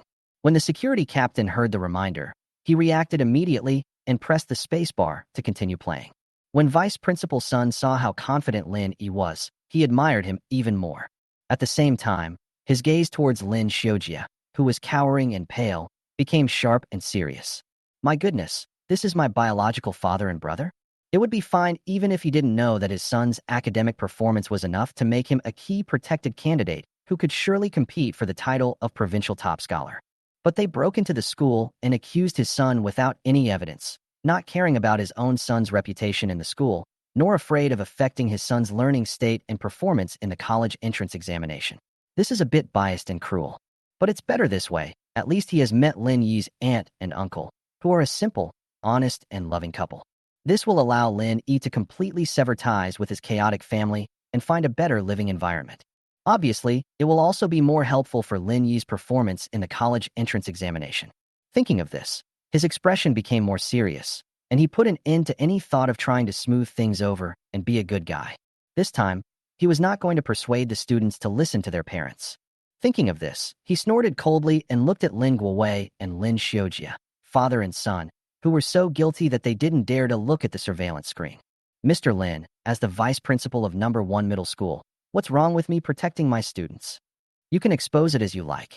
I absolutely take full responsibility for everything I said and did today, and I unconditionally support Lin Yi. I believe that he is definitely not a bad student who would hit others. Having said that, before Lin Guowei, whose face turned red, could try to quibble, Vice Principal's son immediately changed the subject.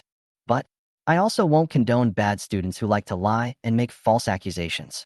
If the surveillance video today does not show the beating scene that Lin Shoa accused me of, I will definitely handle it impartially and will not tolerate it. As soon as these words were spoken, Lin Shoa was so frightened that his whole body trembled violently and his face turned pale. Subconsciously, she looked at her biological father beside her with tears in her eyes. Dad, Lin Guowei's heart trembled. He didn't expect that vice principal's son would be so tough in order to protect Lin Yi. I was suddenly a little confused. She could only protect her precious son who was almost frightened to the point of peeing and gritted her teeth to hold on. What do you mean? No matter what, I am Lin Yi's biological father, and I have the final say over my child. Besides, the surveillance footage hasn't finished yet, so don't jump to conclusions. Hearing these words coming out of his mouth, Lin Yi and Tian Yu were so angry that they laughed. Who was the one who was so arrogant just after watching a clip? Now you say they are rushing to draw conclusions? What nonsense. However, everyone was too lazy to argue with him at this moment, and just stared at the surveillance video playing on the big screen. The video plays out just as it happened this morning. Lin Shoa first hypocritically accused Lin Yi of being disrespectful to his parents and instigating his aunt to terminate the supply cooperation, trying to get Lin Yi to go home and admit his mistake. Regarding the content of this conversation, Vice President Sun and Yu Kongwen, who knew the inside story, just looked at the calm and composed Lin Yi with some heartache and did not delve into it. After all, this is Lin Yi's family affair no matter what. As teachers, it is not convenient for them to act like Justice Bao and make irresponsible comments on right and wrong. However, just because they didn't say it doesn't mean the other two won't say it. After seeing this clip, Lin Guowei immediately hugged his younger son who spoke for him with a smug look on his face, and looked at Lin Yi with a cold snort. Humph, look at your brother. At least he knows how hard our parents work. Unlike you, you ungrateful bastard.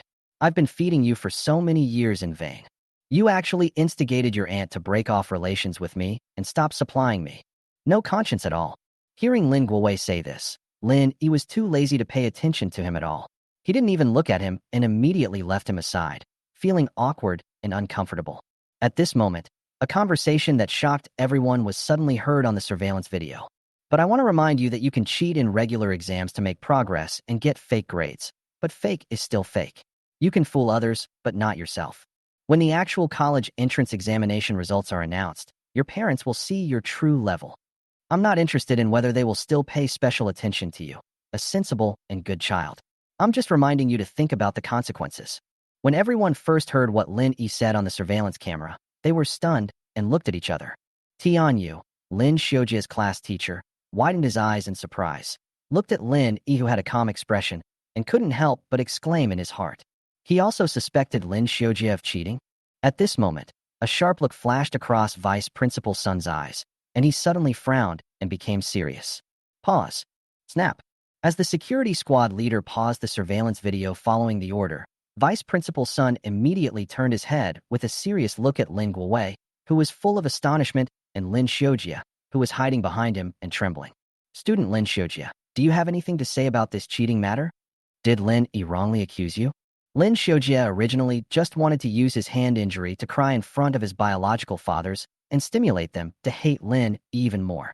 I never expected that after a series of uncontrolled developments, it would come to this. Faced with Vice Principal Sun's questioning at this moment, he was so frightened that he trembled like a sieve, cried completely uncontrollably, and stammered, unable to utter a complete sentence. No, I didn't cheat. He slandered me. Let him produce the evidence. I got it all by myself.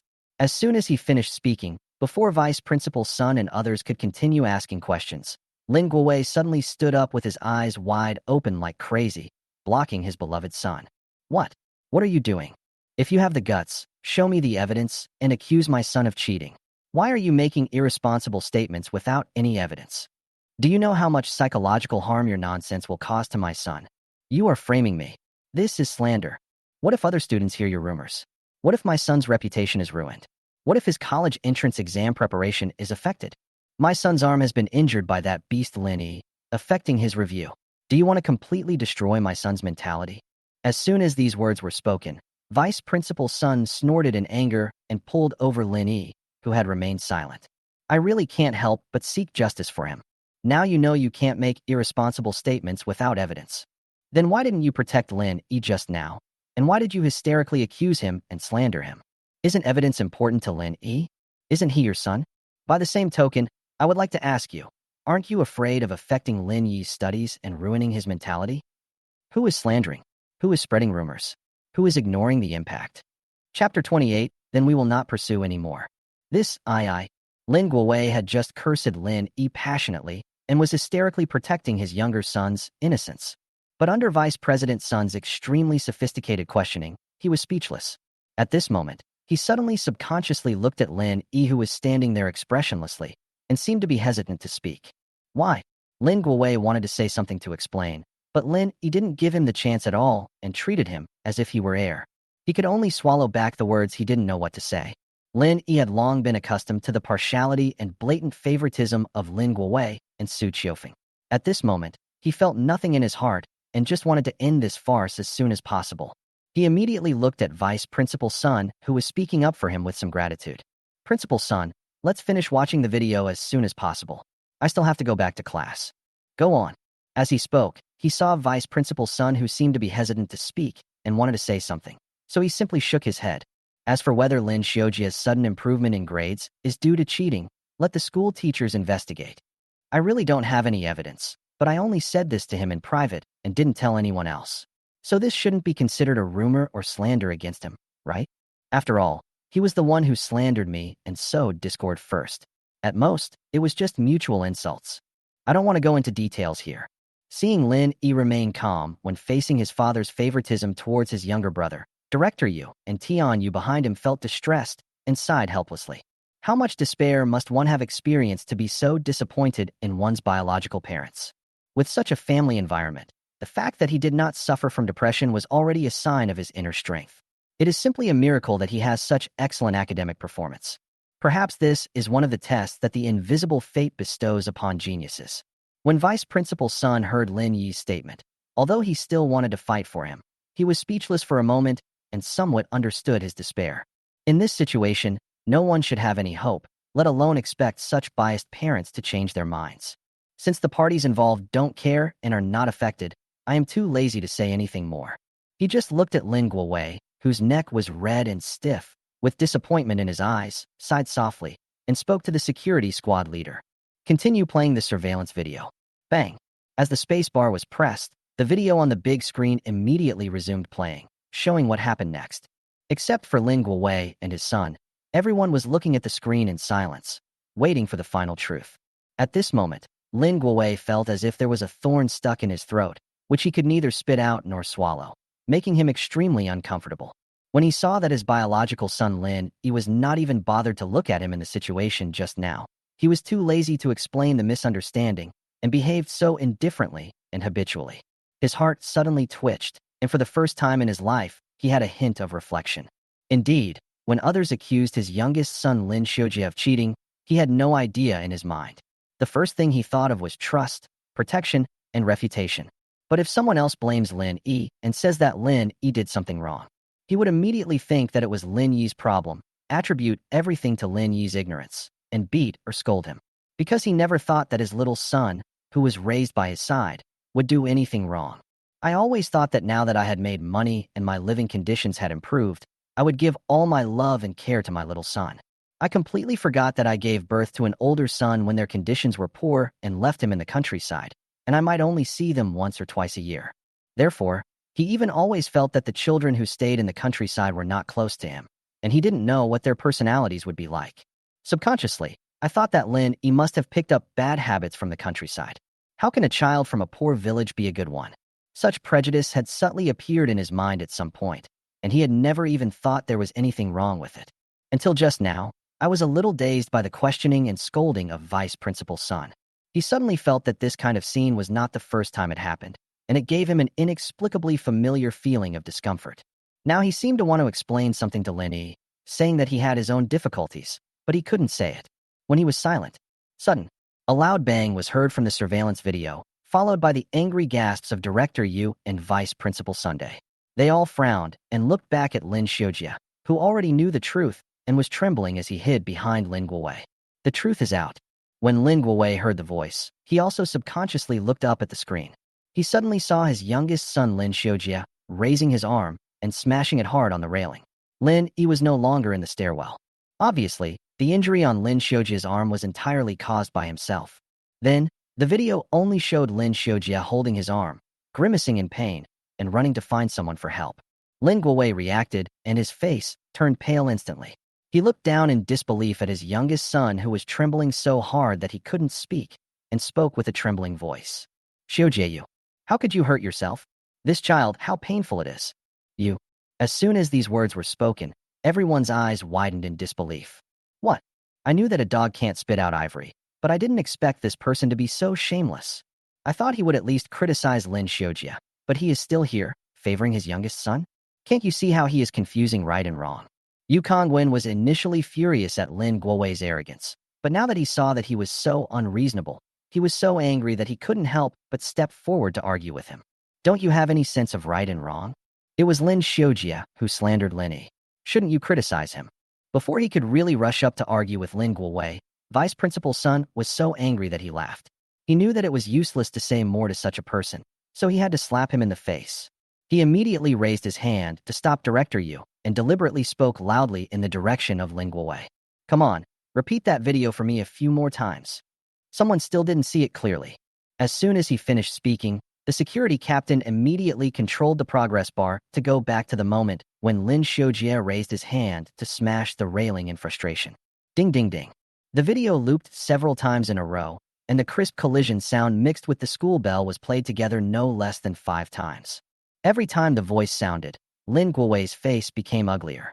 But everyone said nothing, just stared at him coldly and with gnashed teeth, waiting to see when he would wake up, without waiting for Lin Guowei to reflect on himself or apologize. However, Lin Shoa could no longer endure this kind of public execution in front of his teacher, and he kept dodging the large screen playing the video and avoiding everyone's gaze. He gritted his teeth and defended himself, completely discarding the false pretense of crying. Don't let go.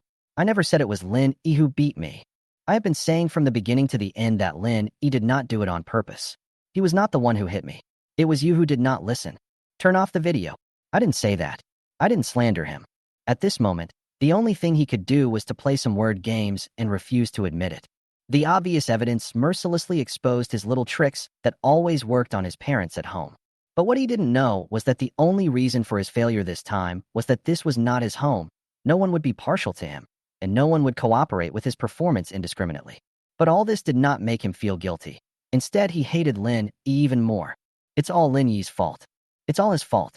He was the one who took away everything from me and embarrassed me in front of my teachers at school. At this moment, Lin Guowei saw the judging eyes of the crowd and the embarrassed look of his youngest son who was trying hard to dodge, but he made up his mind and hugged his youngest son Lin Shoa tightly to protect him. He glanced at Lin Yi guiltily and continued to speak shamelessly.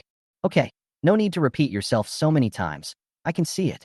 Turn off the video. Hearing his angry shouts, the security captain finally turned off the video that was playing over and over again with the permission of Vice President's son, and the security room immediately became quiet. Everyone is waiting for an apology from Lin Guowei and Lin Shoa.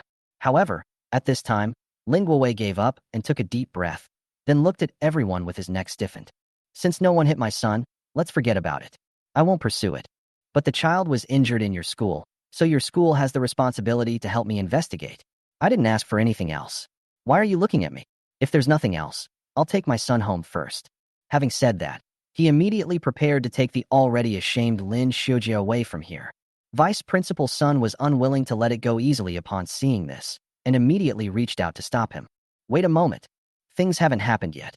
Before Vice Principal's son could finish his words, Lin Guowei looked over with wide eyes as if it was a matter of course, and continued talking to himself. Oh, by the way, Shoji's arm is injured. I will continue to ask for a week of sick leave for him so that he can take good care of himself. In order to avoid delaying my son's review progress, I hope your school can arrange a teacher to tutor my son at home. After all, my son ranked 98th in the school and 1,300th in the city in the second mock exam. He will go to a key university in the future. It will also bring honor to your school. As for Linnie, he was jealous of his brother's grades and spread rumors to accuse his brother of cheating in the exam. We will not pursue the matter. That's all. After these words were spoken, Vice Principal's son was so angry that he didn't know whether to laugh or cry, and was furious inside. Is the best talent in the province jealous of your youngest son, who is ranked among the top 1,300 in the city? What a joke. We must seek justice today and not let our top students suffer any injustice. Chapter 29, I can expel him and transfer his student status. You don't want to pursue it, but I never said you could leave. The school will also investigate Lin Shoa for slandering others and framing them. Vice Principal's son, with a serious face, stopped Lin Guowei and Lin Shoa, the father and son, who wanted to leave. Director Yu, Tian Yu, and other school teachers behind him also spontaneously blocked the door. It seems like he won't give up. It's not just out of protection for Lin Yi, the top pick, but more out of anger at Lin Guowei's biased attitude. Even the unrelated passers-by couldn't stand it. Seeing the guilty and evasive gazes of the father and son, Vice Principal's son snorted coldly and pressed forward step by step. As for whether Lin Shoa's academic performance improvement is indeed related to plagiarism, our school will definitely handle it impartially and will never allow unfounded rumors to slander a hardworking student. As a parent, you probably don't want these rumors to affect your child's performance in school, right? How can we just let it go like this? When Lin Guowei saw Vice Principal's son and the others who were still refusing to give in, his eyes widened in fear, and he hurriedly protected his young son behind him. What do you mean? My son never said that it was Lin Yi who beat him up. I didn't hear it anyway. Did you hear it? Who heard it? Is there any evidence? Come on, if you have the guts, bring out the recording to prove that my son slandered Lin Yi. Don't talk nonsense if you don't have evidence. As soon as these words were spoken, Vice Principal's son and the others were so angry that they almost laughed. They looked at this guy who had turned his back on his promise with disbelief in their eyes.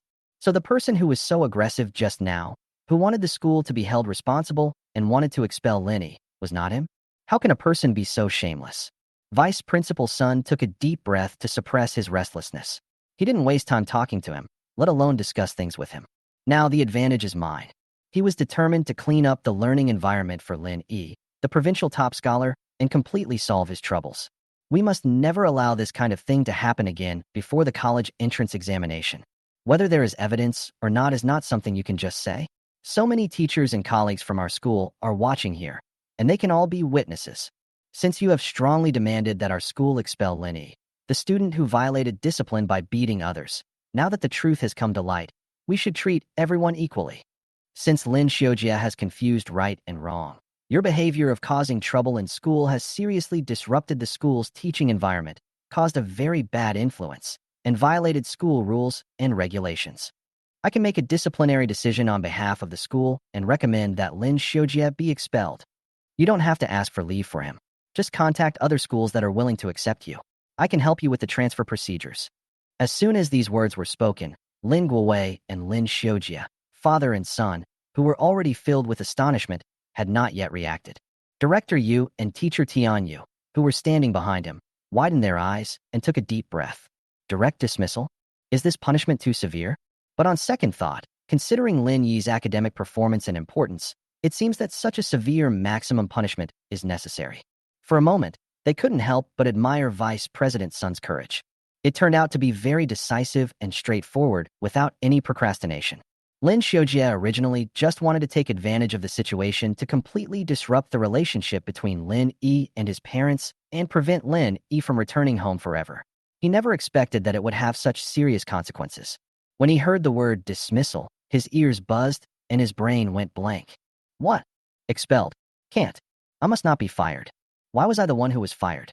Thinking of this, he suddenly changed his previous crying appearance of an innocent victim and hysterically opened his eyes wide and yelled at Vice Principal Sun and the expressionless Linnie.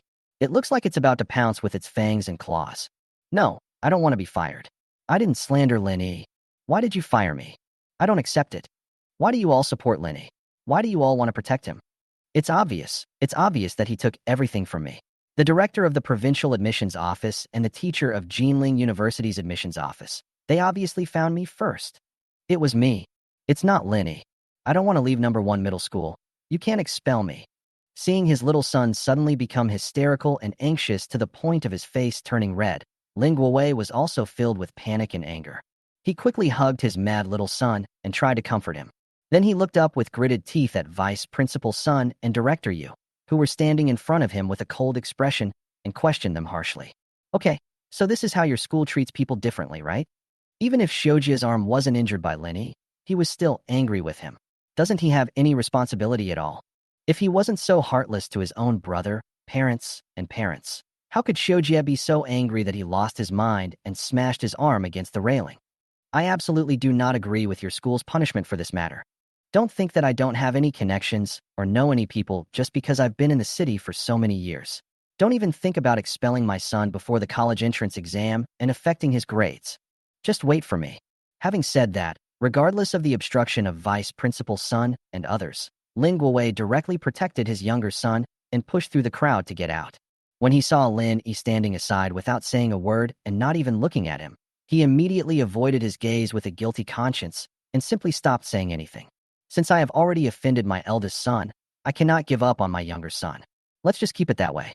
In full view of everyone, the father and son walked away in a rage. Seeing this scene, Vice Principal Sun was so angry that he shook his head repeatedly, his eyes full of disbelief and anger. He's looking for someone else? I have never seen such unreasonable students and parents who confuse right and wrong. Let them go find them. I want to see who dares to use this back door. No one can say anything. Now that this has happened, he doesn't care whether he will lose Lin Shoa or not. Everything must give way to Lin Yi, who is sprinting for the provincial top spot. This is the promise he made to Lin Yi. At the same time, Lin Yi, who witnessed his biased father taking his younger brother away, did not experience any emotional fluctuations. He had expected his father's attitude and was used to it. Just looking at the teachers and principal who supported him and sought justice for him, the warmth in his heart appeared on his face, and he revealed a grateful smile. Principal Sun, Director Yu, Teacher Tian. Thank you for believing in me and speaking for me. I have no objection to the school's decision. Everything will be arranged by Principal Sunday. If there's nothing else, I'll go back to study. When Vice Principal Sun heard Lin Yi speak, his anger instantly subsided, and he quickly turned around to respond. Okay, good. Then classmate Linnie, you can go back first. But don't worry, the school and the teacher will definitely seek justice for you and will never let you compromise. There are only 2 months left until the college entrance examination. Just focus on your studies and leave the rest to the school. Hearing this, Lin Yi nodded slightly in response, then greeted the other teachers, turned around, and left calmly, returning to the teaching building. After seeing that Lin Yi had also left, Vice Principal Sun became serious again and gave instructions with a frown. Director Yu, please follow the procedures of the training department to handle the expulsion. Act quickly and strictly, and make the results public. At the same time, please pay more attention to the situation on campus, especially the safety of Linnie. Don't allow anyone to bully him or cause him any harm. In the remaining 2 months, there can be no mistakes. Chapter 30. Just transfer to another school. No need to worry about not being accepted. That night, Kinjian, Building 3, Room 501. When Su Qiufeng saw her little son with his arms covered in bandages and eyes red from crying, she became so distressed that she became incoherent. He looked at Lin Guowei, who was frowning beside him, with full of resentment. How did this happen? The college entrance exam is coming up soon. How come my son's arm got injured suddenly? Where on earth have you two been all day? Can someone tell me what happened? Did our child get bullied? Did you ask for an explanation? Listening to his mother's endless concern, Lin Shoa, who was best at pretending to be sick and playing the victim, now had a dull look in his eyes, without any reaction, and said nothing. The scene of vice principal's son about to fire him on the spot kept echoing in his mind. He couldn't help but wonder if the classmates he knew would talk about him behind his back and make fun of him after they found out that he was expelled. This invisible sense of embarrassment made him feel uncomfortable all over, ashamed, and he wished he could find a hole to crawl into. Regardless of whether he was really expelled or not, he could no longer go back to school to face his classmates and homeroom teacher Tianyu. He couldn't imagine how his teachers and classmates would look at him. One failure will lead to eternal social death. He hated Lin even more deeply in his heart. It was that scoundrel from the countryside who caused him to end up like this. When Lin Guowei heard his wife's questioning at this moment, he sighed helplessly, frowned, and gritted his teeth. Xiujia's arm. You should probably ask your eldest son Linnie about this. As soon as these words came out, Su Qiufeng looked up at him with a puzzled look on her face. Linnie. Did Linnie do this? He hit Xiujia. No way, Linnie. Lin Guowei snorted coldly, recalling the scene in the school security room today and Lin Yi's ruthless and indifferent eyes. My heart was suddenly filled with resentment. Not yet. Today, Xiujia and I were bullied by your eldest son Linnie. We didn't even have a chance to speak. He teamed up with outsiders to deal with us. This is your good son. I think that ungrateful bastard doesn't just want to sever ties with us. He wants to kill our entire family before he'll give up. What a disaster. I should have brought him out from that poor country house. Let him farm with his aunt in the countryside for the rest of his life. As he spoke, Lin Guowei became angrier and angrier, and even felt that all his previous reflections and slight feelings of guilt were cowardly. You are a father. It is only natural for me to scold my son. Why should I feel like I owe him something? If it weren't for me, there would be no Lin Yi in this world. It would be fine if he didn't come to thank me as a father, but he actually called him by his full name again and again. It's simply the opposite of Tiangang. Thinking of this, Lin Guowei cursed even more. This Lin Yi really has no manners at all. He only learned those bad habits of confusing right and wrong and gossiping in the countryside. First, he instigated discord and made his aunt cut off all ties with us and stopped supplying us. Then, I don't know how he persuaded the teachers in the school to join his group and keep shielding him and speaking for him. It was obviously him who was so brazen, slandering our Xiujia for cheating on the exam and scolding us for not being worthy of being his parents. Xiujia was so angry that he slapped the railing and injured his arm, but he just refused to admit it. That vice principal's son and teacher Tian, you seem to be blind. They kept speaking for Lin Yi and didn't listen to our explanation at all. What's even worse is that principal's son even wants to expel our son Xiujia and force us to transfer to another school. It's simply lawless. Does he think he has the final say in the school? I will definitely not let our son suffer like this. When Su Qiufeng heard so much information, she suddenly felt that her brain was not enough. What? Speak slower. You mean, Lin Yi slandered Xiujia for cheating in the exam, which also caused Xiujia to injure his arm, but the school didn't care about it and instead wanted to expel Xiujia? What a mess. Why should they fire Xiujia? What could Xiujia have done wrong? No, I'm going to ask them for an explanation. Having said that, Su Qiufeng immediately got up and left to find those people in the school and her eldest son Lin Yi to ask for clarification. Although she knew for many years that her eldest son was not close to them, she still couldn't believe that such a ridiculous thing could happen. There must be other reasons. However, when he saw Su Qiufeng standing up and wanting to leave, Lin Guowei suddenly widened his eyes and scolded her. Where are you going to get an explanation? The most important thing for us now is to protect Xiujia and prevent him from getting hurt again. We should quickly find a way to solve the school's problems. What's the point of you arguing with them? Besides, do you know where that ungrateful bastard Linnie lives now? Who can you find if you go out like this? Okay, stop making trouble. When Su Qiufeng heard this, she felt aggrieved and anxious. Well, even if we don't know who to talk to, we can't just watch our son get expelled from number 1 middle school. The college entrance examination is coming soon. What should our son do if he is caught off guard? I just want to find Lin Yi and ask him why he can't tolerate his brother, why he is making things so difficult for Xiujia, and why he hates us so much. What on earth did we do wrong in raising him? I can't let this go. Lin Guowei's face was full of impatience at this moment. He frowned and waved his hands repeatedly. All right, you can't explain it to that ungrateful bastard. Don't worry about Xiujia's matter. I've asked my friends to find out. My friend said that after hearing that our son's score was ranked over 1,300 in the city, the teachers at number 6 middle school were very willing to let our son transfer there. They will provide our son with all-round protection and services and try to get our son a place in a key university for their school. Since the school and teachers at number 1 middle school are targeting our son, then we don't want to stay there anymore. Based on our son's grades, if he goes to number 6 middle school, he will be a key protected student and might even do better in the exam. It's decided. Rest at home for a few days and go directly to number 1 middle school to complete the transfer procedures. We won't be studying there anymore. I heard that Lin Guowei had found a solution. Although this arrangement was unsatisfactory, it was also a helpless choice. The couple could only accept it temporarily and surrounded their youngest son Lin Shoa to comfort him with heartache. A few days passed in a flash. Lin Guowei deliberately picked a Wednesday and returned to number 1 middle school with a proud attitude. This time he brought the transfer certificate from number 6 middle school. He wants to let those snobs in number 1 middle school see clearly. My son's score is 1,300th in the city, and there are people vying for his degree. If they don't cherish it, they are blind. When he arrived at the door of the office building, Lin Shoa suddenly felt a little uncomfortable. He didn't want to go in and face the strange looks of the teachers. He immediately stood in front of the bulletin board and refused to leave, struggling with an ugly look on his face. "Dad, I won't go in. Please help me. I'll wait for you here." When Lin Guowei saw his son, he deliberately wore sunglasses and a mask, showing his resistance. I could only sigh helplessly and agreed with a distressed heart. "Okay, son, wait here for a while. Dad will go in and help you vent your anger. Don't worry, I will definitely make that vice principal's son and director you regret letting number 1 middle school lose such an outstanding student like you." After saying that, Lin Guowei immediately rushed into the office building with the transfer documents in hand. Lin Shoa watched his father go in, while he looked around guiltily, carefully hid under the bulletin board, pretending to check the announcement information. I was afraid of being discovered by my old classmates and teachers. But as he was looking at it, he suddenly caught a glimpse of a public notice posted at the top.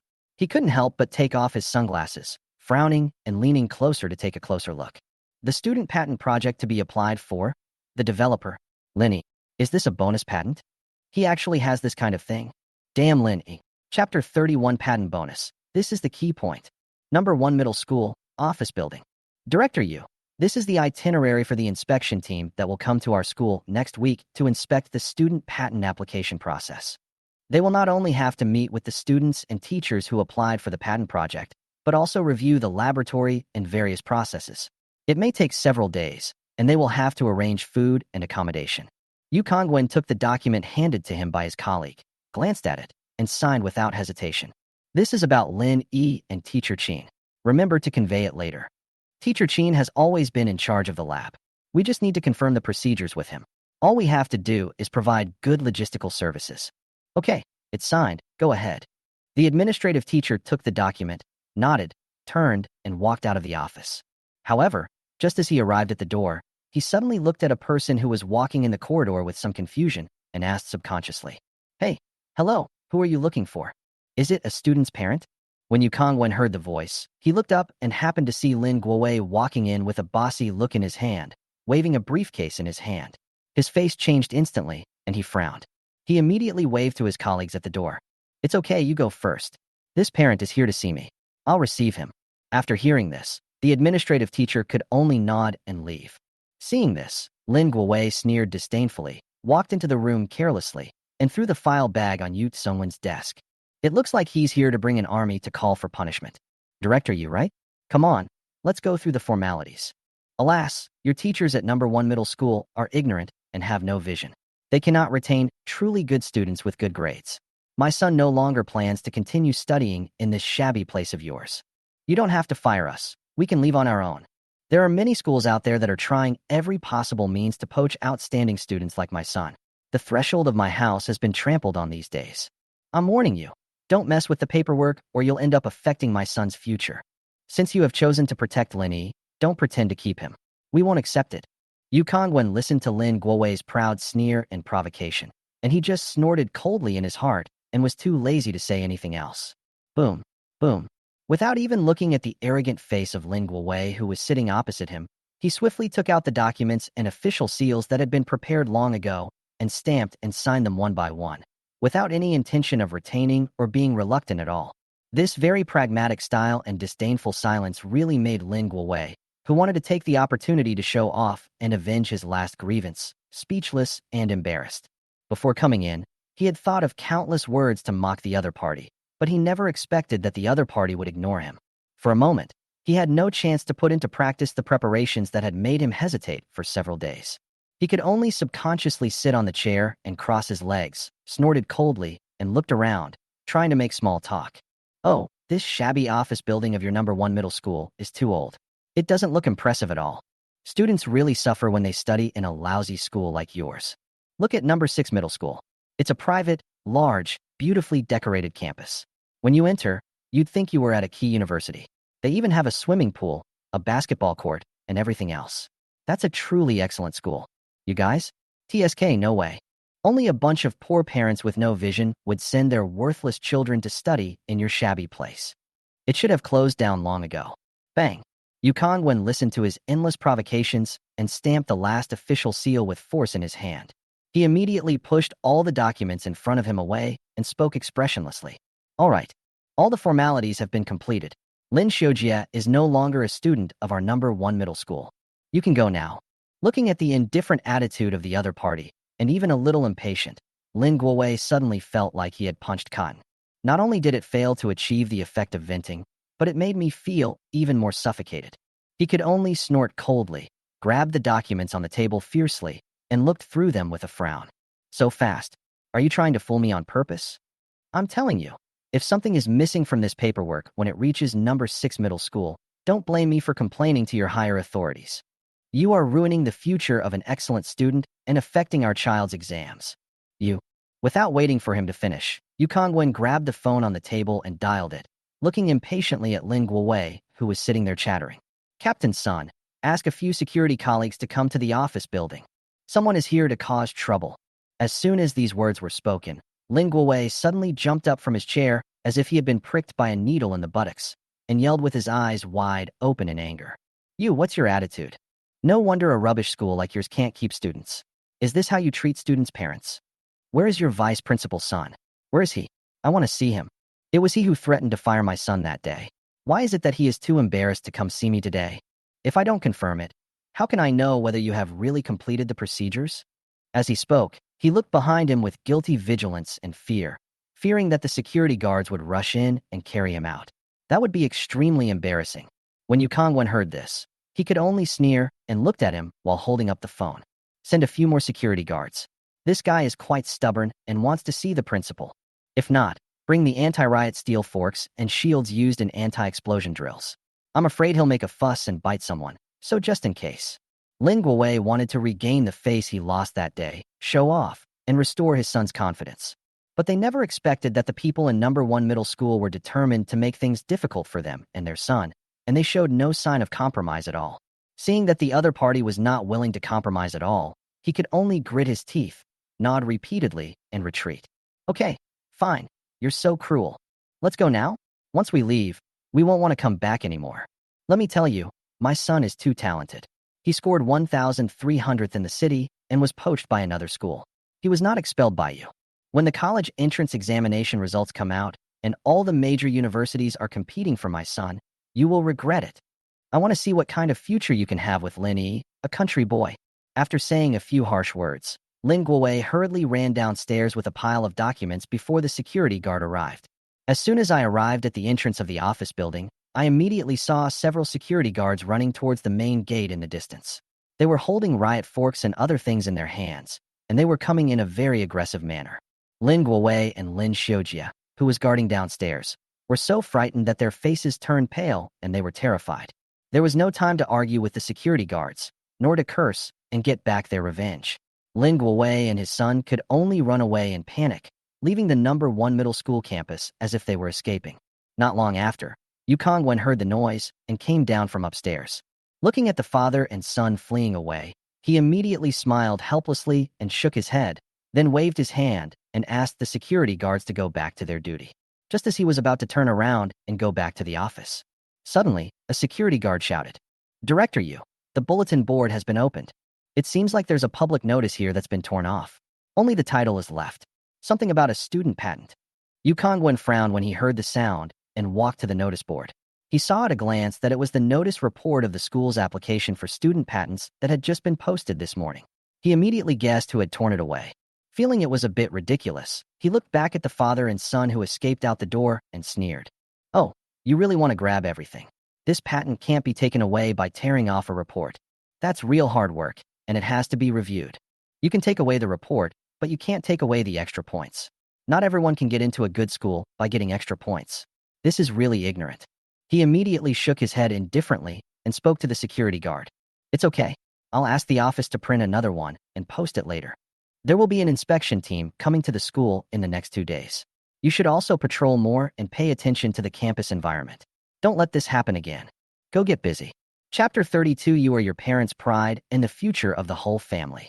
On the roadside, in the car, Lin Guowei started the car and cursed while looking in the direction of number 1 middle school. These ignorant people will regret it sooner or later.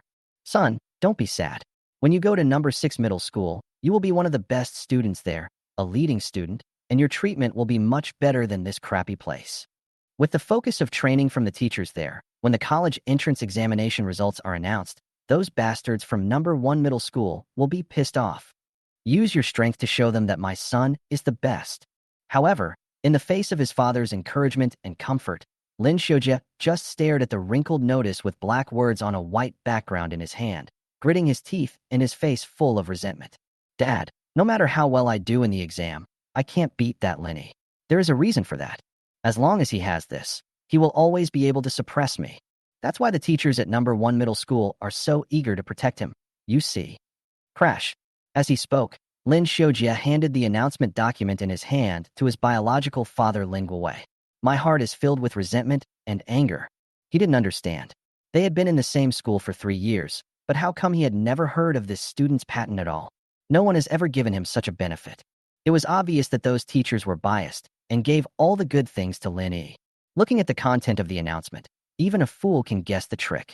This student patent was completely created by Mr. Chin, a PhD student from a prestigious university who was hired by the school at a high salary, and Linnie's name was given to him to get extra points. In fact, Linnie doesn't have to do anything to get a patent for free. Damn it. When Lin Guowei saw what his son handed over, he frowned with some confusion and took it. What's this? Student patent. Applicants Qin Lang and Lin E. Publicizing the results will add points to the policy? When he saw clearly what was written on the notice paper, his face was filled with shock, which then turned into anger. No wonder, no wonder. I was wondering how that country boy could possibly be better than the city kid and get better grades than you. It turns out he got extra points from the policy because of these weird things. He is such a traitor. He never even mentioned this good thing to his family. I have raised him for so many years in vain. Who is he guarding against? Thinking of this, Lin Guowei became even more furious and slapped the steering wheel hard. Damn it. Those hypocritical teachers in number 1 middle school, who all look like decent people, actually protect Lin E because of this thing. They are so blind and shameless. Lin Shoa's face was extremely gloomy at this moment, and he wished he could bite all his teeth into pieces. He didn't understand why everyone was so nice to Linnie. The old woman in the countryside transferred the old house to Lin E without saying a word, and his aunt and uncle even cut off their supply relationship with his parents for Linnie. Now he discovered that the teachers in the school even gave Lin E the name to patent projects that met the policy requirements for extra points. Why do all the good things fall on Linnie? Everything that should have been his was taken away by Linnie. Thinking of this, he couldn't help but curse under his breath. Mine, everything should be mine. Why is this patent only signed by Linnie? My name should also be included, and I should get extra points. If I add these 10 points, I can definitely be admitted to a 985 university with my second mock exam score. I will also be the top student that Jinling University is begging for. Upon hearing this, Lin Guowei, who was just angry, suddenly felt a pang in his heart and his eyes lit up. Suddenly, he seemed to have thought of something. Yes, this thing is still in the public notice period. Does it mean that it has not been finalized yet? Then as long as we add your name before it's finalized, wouldn't you also be able to get extra points for this policy? It will be icing on the cake then. You will have more top colleges to choose from, son. No. By then it won't be you who chooses the school. It will be the schools that are vying for you. Add a name. Make sure he adds your name. When Lin Shoa saw his father's excited look, he snorted coldly in anger, his eyes full of helplessness. We don't have the final say on this. Can I add it just because I want to? A teacher has a student, and Lin Yi's name is already on his name. How could he? Before Lin Shoa could finish his self-deprecating words, Lin Guowei had already started to plan excitedly, his face full of excitement. Hey, silly child, isn't it all right if Lin Yi gives you the spot? Then let Lin Yi tell the school that they made a mistake and that you were actually involved in the patent. If you replace the name, won't the extra points be counted on you? As he spoke, Lin Guowei smiled with confidence. Humph, I know. Aren't you just worried that Lin Yi won't give you the spot? Don't worry, Dad has a way. Lin Yi is a country boy, what has he seen? Even if he gets extra points and is admitted to an ordinary 211 university, what's the point? He will still have no future. He made so much trouble, ran away from home, and said bad things about us in front of your aunt. He just wanted me and your mother to acknowledge him and give him some benefits. At worst, we can satisfy his wish. Your mother and I will personally go to his house to apologize and invite him back home. Then I promise to let him run the wholesale store after he graduates. He can earn at least 100,000 or 200,000 yuan a year, which can be considered as a way out for him. Isn't it better than him getting into a mediocre university? As he spoke, Lin Guowei looked at his precious son beside him with eyes full of pride. Good things like policy bonus points can only work best if they are used on the right people. Once you're admitted to a key 985 university, your mother and I will support you in studying abroad. In the future, our family will be able to settle abroad. By then, I'll be wondering who still cares about these broken things in the country. Just given the wholesale storefront. He's going to be in Jinling City his whole life anyway. You are your parents' pride and the future of our family. For you, none of this matters. After hearing his father's explanation, Lin Shoa's expression eased a little, but his eyes were still somewhat skeptical. Can this really convince Lin Yi? I'm afraid that. Before he could hesitate any further, Lin Guowei started to make arrangements and immediately took out his cell phone and dialed a number. Don't worry, just wait and see how your parents will help you build a future. Your mother and I will go tonight. Hey, Chio phone. As he was speaking, the phone suddenly rang and Lin Guowei immediately made arrangements. Last time I asked those relatives about where my sister and her family live, you got some results, right? Oh, did you find the address? Okay, haven't you always wanted to find an opportunity to go to my sister's place to see Lin Yi and sit down and have a good talk? It just so happens that I've finished my work these past few days, so let's go tonight. Okay, just buy something you like. Don't buy anything too expensive. They are all from the countryside and have never seen anything good. They are easy to please. I'll drive home to pick you up now. When Linnie gets out of school in the evening, the three of us will go there together. Chapter 33. What are you doing? What are you doing with the brick? In the urban village, there are few lights at night. A shabby second-hand van drove in from the alley and parked steadily in a roadside parking space. Crash. Then, Li Chong smiled, pushed the door open and jumped out of the cab, patting the small van in front of him with delight. We're home, shall we? How about Uncle's car? Not bad, right? It only ran more than 80,000 kilometers, and I got it for just over 6,000 yuan. It's a great deal. From now on, it will be much more convenient for me and your aunt to do business. I will finally have my own car to deliver goods to my boss. Ha ha ha. Bang. As he was speaking, Lin Yi had already walked down from the passenger seat. Seeing his happy uncle and the Wuling Hongguang in its prime, he smiled from the bottom of his heart, nodded repeatedly, and was deeply moved. Everything will get better slowly. A small van is half of the story of making a fortune. When your business and my aunt's business get better and better in the future, this car will be the hero. Ha ha. The two chatted and laughed as they walked towards home together. It has been nearly half a month since he moved here, and Lin Yi can feel the sincere love from his aunt and uncle every moment. Compared to his biased parents, his aunt and uncle are more like real relatives. My eldest aunt and my eldest uncle have been married for many years. They are in their 30s and are about to turn 40, but they still have no children and live a poor and simple life. Even so, he was treated very generously. Not only did his uncle take good care of him when he was in his hometown, but now that he is in the city, his uncle also takes the trouble to pick him up from school every night, and his aunt brings him meals and cooks delicious food in different ways. The couple seemed to be taking care of him, a grown boy, as if he were a child. It really made him find the warmth of home, and he couldn't help but have the idea of forming a new lucky family.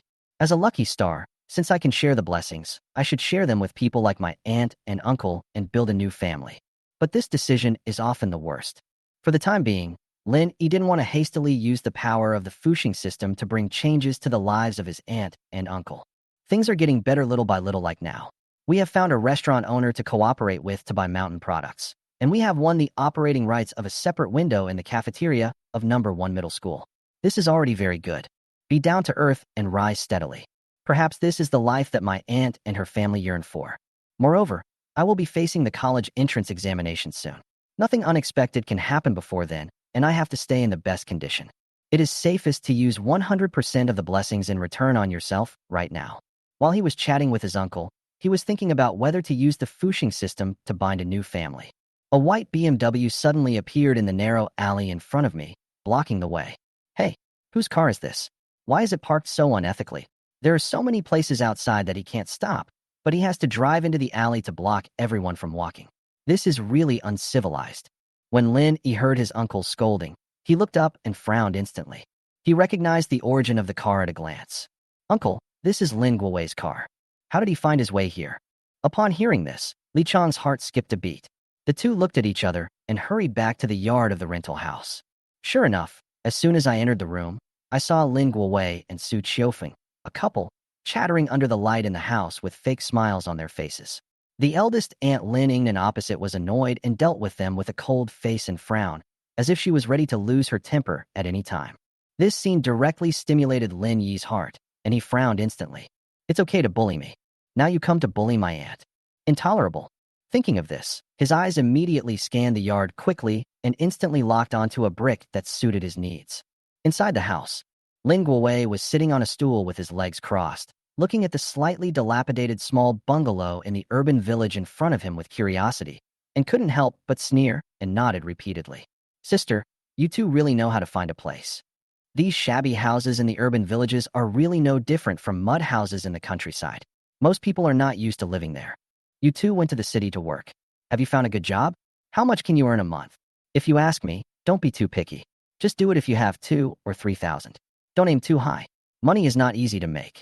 Hearing what he said, Su Qiufeng, who was standing next to him, couldn't help but frown and push him, even though she was also disgusted with the house. He glanced at Lin Yingnan's unhappy expression guiltily and forced himself to smile awkwardly. What are you talking about? I think this house is pretty good. Our eldest sister and her husband have just settled in the city, so we should help them. Tomorrow, you can contact your friends and find a good house for them at a cheaper price. Did you hear that? When Lin Guowei heard his wife's reminder, he suddenly realized that he was here to ask someone for help. He immediately put away his arrogant attitude, smiled awkwardly, and nodded repeatedly. I heard it, sister. Actually, that's what Qiufeng meant. I'm not saying that you live in a bad place. I'm saying that I know some friends in the city who can help you find a better house. At least a regular residential area. As for jobs, I can also help you make connections. I have connections for security guards, cleaners, waiters, etc. That's what Qiufeng and I did when we came to the city. We could make money. Lin Yingnan listened to the couple acting in unison in front of him and immediately frowned and started scolding them without concealing his disgust. What job I do and where I live is none of your business. Why are you giving me these hypocritical instructions here? If it weren't for the fact that you two are Lin Yi's parents and you said you had something important to discuss, I would have kicked you both out with a broom. If you have something to say, then don't let it go. After these words were spoken, Su Qiufeng, who had come to please, was immediately speechless and at a loss as to what to do. Sister, we are kind-hearted. Lin Guowei felt very uncomfortable after hearing this. He frowned and started yelling, ignoring Su Qiufeng's attempts to stop him. Lin Yingnan, please don't be so ungrateful. You two don't farm properly, but come to the city to work without saying a word. You have no experience at all. I came here to help out of kindness. How come my kindness is taken for granted by you? We are both well-established people in the city. We know more than you. What's your attitude? Bang. At this moment, Lin Yi suddenly pushed the door open with his uncle Li Chang and appeared in front of them. As soon as Lin Yi entered the room, he immediately frowned and looked at Lin Guowei and Su Qiufeng, who stood up in surprise. What are you doing here? Get out. When Su Qiufeng saw Lin Yi coming in, she immediately showed a look of surprise in her eyes and prepared to greet him. Lin Yi, you're back. Mom is here to see you. You haven't been home for so many days. Mom has been worried about you. But when Lin Guowei heard Lin Yi's cold and disgusted tone, the smile he was trying to pretend was instantly torn apart. He felt as if his face was thrown to the ground and trampled on, and he immediately became furious. He pulled his wife, Su Qiufeng, back and glared at Lin Yi while scolding him. You little bastard, how can you talk to your mother like that? We came to you with good intentions. Do you know how much effort we put into this? I'm telling you. Hey, what are you doing? Why are you holding a brick? Put your things down. Chapter 34. Mom remembers your childhood. Bang. Before Lin Guowei could finish his words, Lin Yi threw the brick in his hand at him. I'm your father. Roll. Boom. With a dull thud, Lin Guowei watched as the brick flew past his nose and hit the plastic stool he had just been sitting on, instantly smashing the stool into pieces. He was so scared that his face turned pale and sweat covered his forehead. The prepared speech was totally forgotten at this moment, and only trembling curses remained. You are a disaster, you. Bang. Puff. Before Lin Guowei could build up his temper and start cursing, Li Chong, who followed him in, raised his foot and kicked Lin Guowei hard in the stomach, sending him flying backwards like a gourd, and he hit the door frame hard before stopping. His face was distorted with pain. He couldn't stop regurgitating acid, and he rolled on the ground holding his stomach. Ah, you. This sudden scene frightened Su Qiufeng so much that she screamed. Ah, how could you hit someone? Guowei. With a scream, Su Qiufeng rushed to Lin Guowei, whose face had turned red and veins on his neck were bulging from being kicked, and she was so scared that she became incoherent. They never expected that their own son would fight with his own father to protect his aunt. The most important thing is that they didn't do anything to Lin Yingnan at all. I just said 2 sentences, and that's not enough? When did this child become so close to his aunt? Li Chong, who is usually a gentle and honest man, is now furious. With one hand he grabbed Lin Yi, who was about to rush forward after throwing the brick, and with the other hand he pushed away his wife who wanted to help, and walked forward alone, cursing at the couple lying on the ground. That's your own sister who saved your life. You beast. While I'm not at home, you two came up here to bully my wife, right? Do you really think I don't have any temper at all? I was the one who beat the guy today. If you want to find me, look for me. It has nothing to do with Linnie. I'm going to beat you 2 bastards to death. Get out. Get out of here. Although he said so, after he kicked him just now, all that was left was a fake move to scare Lin Guowei. Even so, Lin Guowei and Su Qiufeng were still so frightened that they rolled and crawled away, stumbled into the door, and fell to the ground in the yard, rolling on the ground. The couple, who had been frightened to the point of having their legs go limp, had no time to escape and could only beg for mercy from Li Chong who had chased them. Stop hitting me. Stop hitting me, brother-in-law. We didn't do anything to my sister. Stop it, brother-in-law. I was wrong. I was really wrong. Seeing the couple begging for mercy again and again, Li Chong's heart was pounding. He was excited but also deeply afraid. Just now, when Linnie got so angry that he threw a brick, if Lin Guowei didn't dodge it and it really hit him, he might have to call the police and go to the hospital. If the situation gets serious, Lin Yi might have to take the responsibility. The college entrance examination is coming soon. Nothing can go wrong at this critical juncture. So he hurriedly followed up and kicked, taking the opportunity to take the responsibility on himself. Even if he had to be detained, he would not let Lin Yi be implicated. That's why he tried his best to stop Lin Yi, who was still about to take action, for fear that the kid would make the same mistake again. But now thinking back, the brick just brushed the tip of Lin Guowei's nose. I really don't know whether Lin Guowei was lucky or Lin Yi was blessed. It was just enough to scare people without taking any responsibility. It was a close call. When Lin Yi saw Lin Guowei being beaten and the couple being kicked out of the house, he still felt unsatisfied. He continued to chase after her despite his aunt's dissuasion. He used to be able to tolerate the couple's favoritism and abuse, and the beatings and scolding they gave him. But he just couldn't tolerate their occasional disrespect and slander toward his deceased grandmother. I once confronted them over a few words and forced them to apologize to my grandmother. Now, he has cut off all ties with the couple, but he didn't expect that this would cause trouble for his aunt and uncle. The most intolerable thing is that they come to bully my aunt who cares about me so much. We absolutely cannot let this go. As soon as he entered the yard, he saw through the glass the couple's aggressive attitude towards his aunt. In an instant, only one thought remained in his mind. He must not let his aunt, who was protecting him, be bullied. So he came in without hesitation, carrying a brick. But unexpectedly, the attack missed, and it was the eldest uncle who followed behind and noticed that something was wrong and struck back in time, which taught these 2 beasts a good lesson. At that moment, Lin Guowei and Su Qiufeng, who had been so arrogant just now, were lying on the ground begging for mercy. He snorted coldly and walked up. I'm telling you, if you want to cause trouble at school, go ahead. I'm not afraid. You can cause as much trouble as you want. But if you dare to come to my house and bully my aunt and uncle again, I will never agree. You're lucky this time. The brick didn't hit you on the head. But if I see you bullying my aunt again next time, I'll risk my life to make sure you don't have an easy time. Roll. Seeing Lin Yi's furious and resolute look at this moment, Lin Guowei and Su Qiufeng were simply in tears. This is totally different from what they had planned before they came here. They couldn't understand why they had angered these two guys when they just said a few words to Lin Yingnan.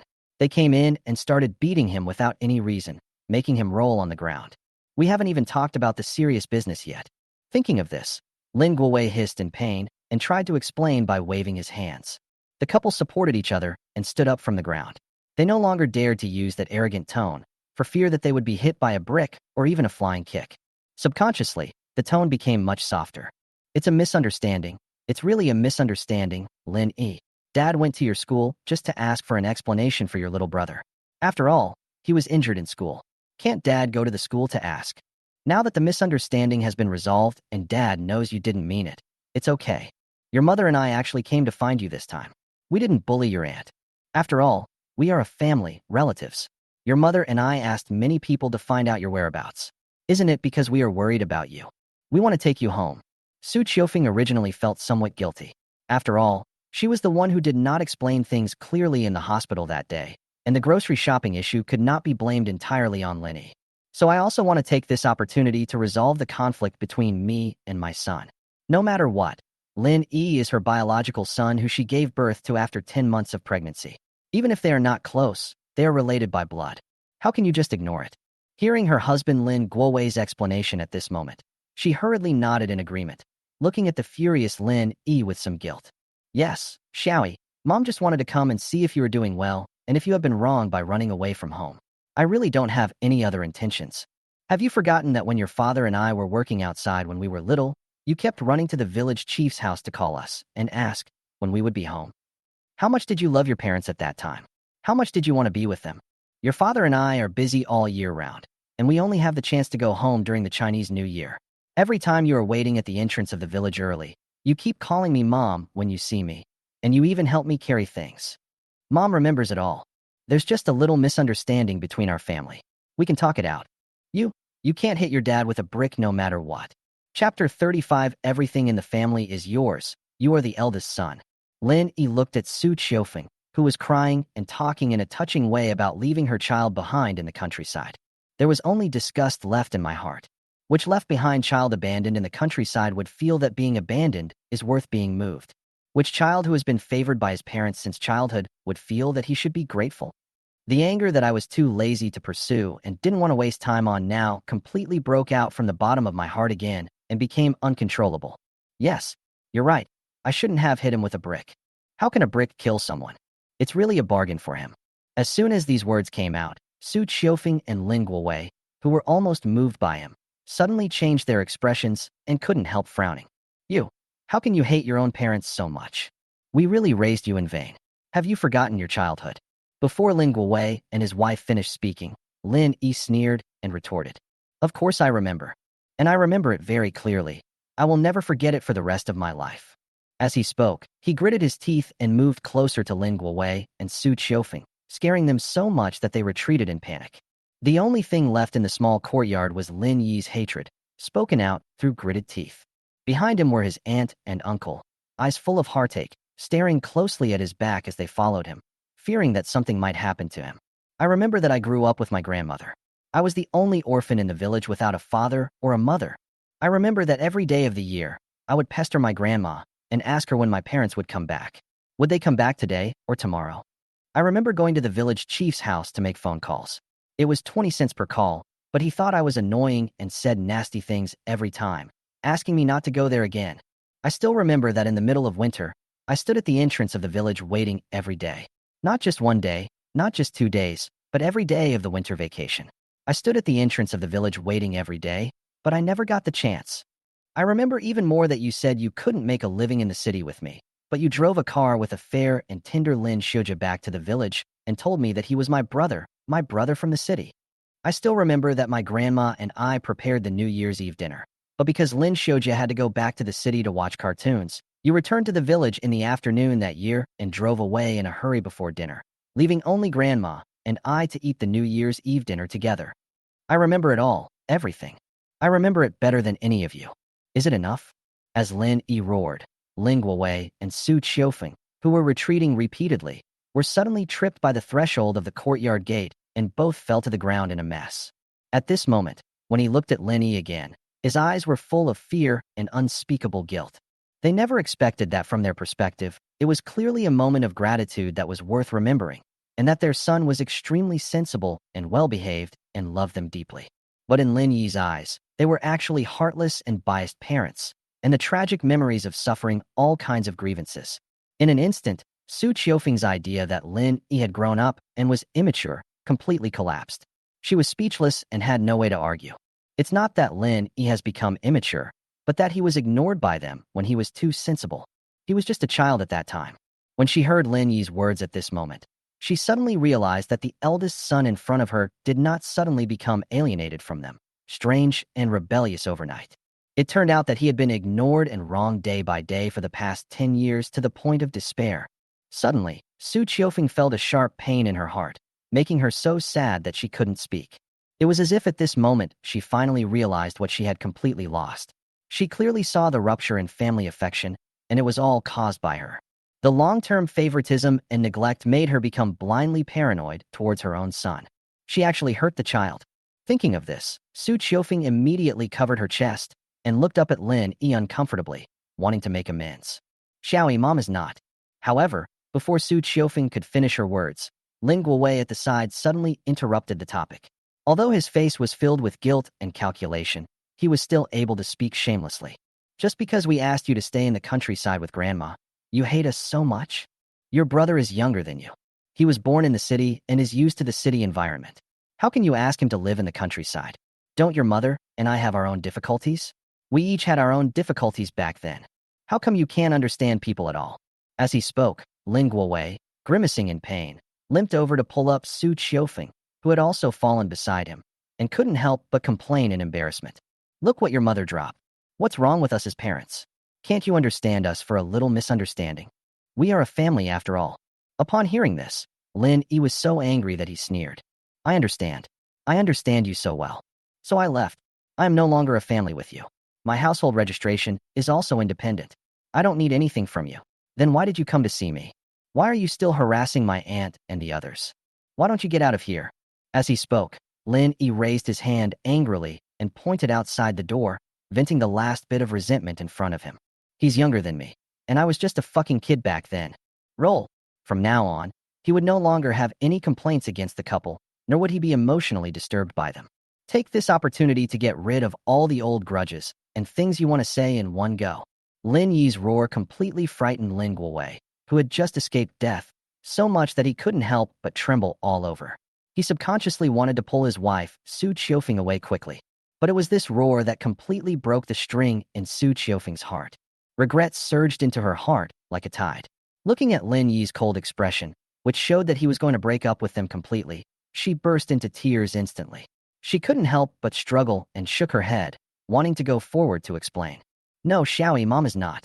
Before she could really step forward, she was immediately pulled back by Ling Guowei, who had a pale and alert face. What are you doing? Be careful, he goes crazy. At the same time, the eldest aunt Lin Yingnan, who had been watching from behind, rushed up and grabbed Linnie. She wiped her tears with heartache and pulled Linnie back to the courtyard, protecting him behind her. Li Chong walked to the door with gritted teeth and stared at the couple outside with wide eyes. Haven't you heard yet? Get lost. If you were really sincere, you wouldn't force the child to this point. If you still have a conscience, don't bother Lin Yi before the college entrance examination. Go away. Having said that, Li Chong immediately wanted to go forward and close the iron gate of the courtyard. However, Ling Guowei, who had not yet achieved his purpose on this trip, saw this and a hint of anxiety in his eyes. He hurriedly stepped forward and stretched his legs into the crack of the door to block it. Hey, wait a minute. Xiaoyi, listen to your parents' last words. Your parents are not here to force you, but to compensate you. Okay, didn't you say that parents favored your younger brother and ignored you? Then mom and dad will make the decision and hand over all the wholesale stores that our family has run for many years to you. From now on, all the family businesses will be yours. Your brother doesn't want anything. You are your parents' eldest son, the firstborn. Can you forgive your parents now? Chapter 36. Your brother cannot leave any regrets. No, nothing at all. We, Linnie, have a bright future. We can earn everything by ourselves. We don't need your things. Get lost. If you keep stopping me, I won't tolerate your behavior. You don't want this leg anymore, right? When Li Chong heard Lin Guowei's words, he rejected Lin Yi without hesitation. Regardless of whether it was true or not, what he was most concerned about at this moment was Lin Yi's condition. He was afraid that if he continued to entangle with Lin Guowei and the others, Lin Yi would be stimulated and really make a mistake, delaying the college entrance examination. That would be a big trouble. However, seeing that he was about to close the door forcefully, Lin Guowei suddenly panicked.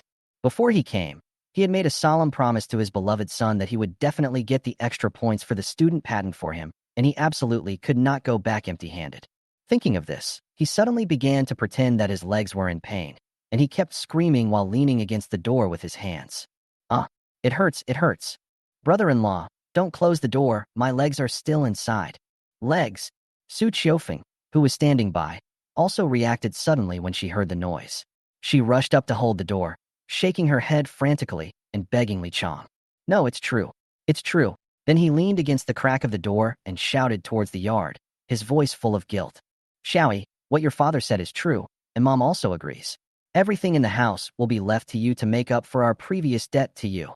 The storefront of a wholesale market and the house at home can all be left to you. Mom and Dad are always thinking about you, Xiaoyi. Just give Mom and Dad a chance to explain themselves clearly, okay? Seeing the couple making a fuss at the door, Li Chong couldn't close the door even if he wanted to. He was so anxious that he didn't know what to do. I couldn't help wanting to curse. Can you two have some shame? Get out of here now. You broke my door, and I'll make you pay for it. At this moment, Lin Yi, who had calmed down behind him, took a deep breath, gently comforted his aunt who was worried, and then looked up at the door. Uncle, let them speak. I want to see what sincerity they have prepared. In fact, he already knew what the couple was planning. Director, you had already informed him about the patent bonus document being torn off and stolen from the notice board, and warned him to be careful of some people with ulterior motives. The school has made sufficient preparations, and there will be absolutely no loopholes. The only thing left is his family.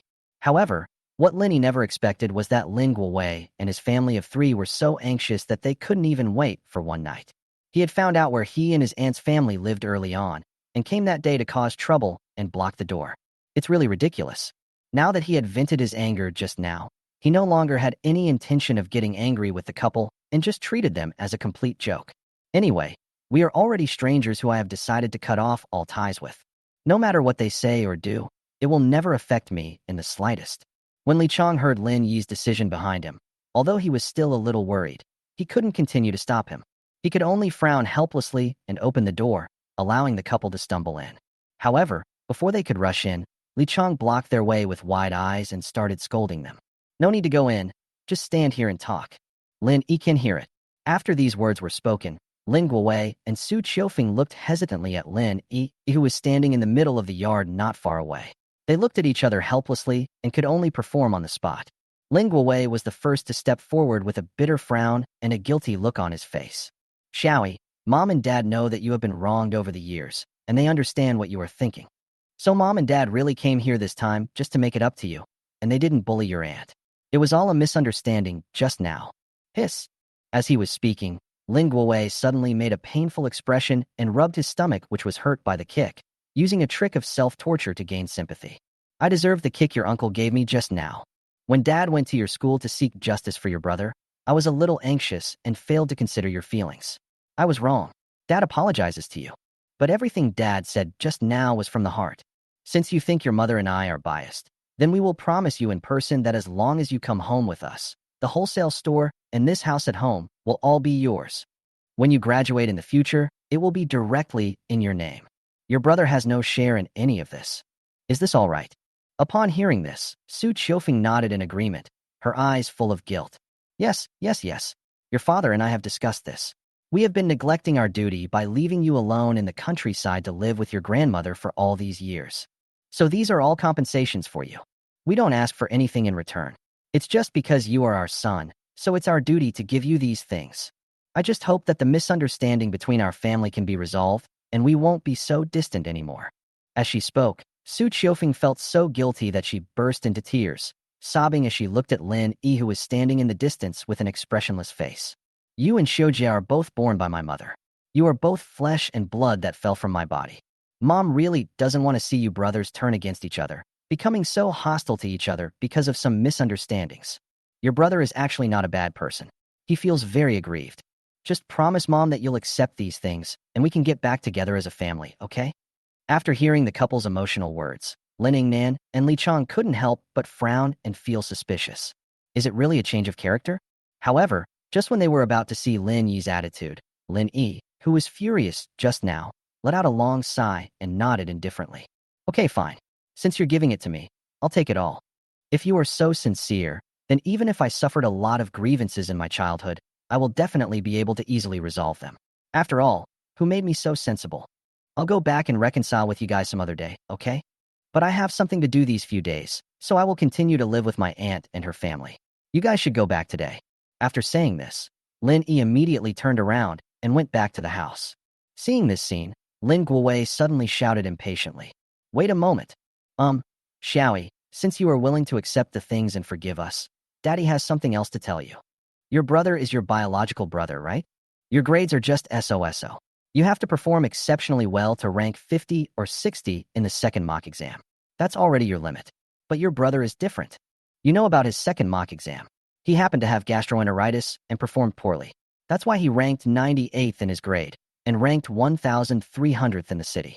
His real level is not like that. Xiojia said that if he performs normally, he will definitely be in the top 500 in the city and the top 20 in your school. If he can get an extra point, he will have a good chance of getting into a key 985 university. His parents can't let him have any regrets. So, since Dad has given you all the family property, can I discuss something with you? Chapter 37. Let me exchange my future for your property? Lin Guowei was almost talking until his mouth was dry, and he didn't dare to stop for a moment. Finally, the prelude to the ultimate goal of this trip has been completed. Waiting eagerly for Lin Yi to turn around. Xiao Yi, just say a word.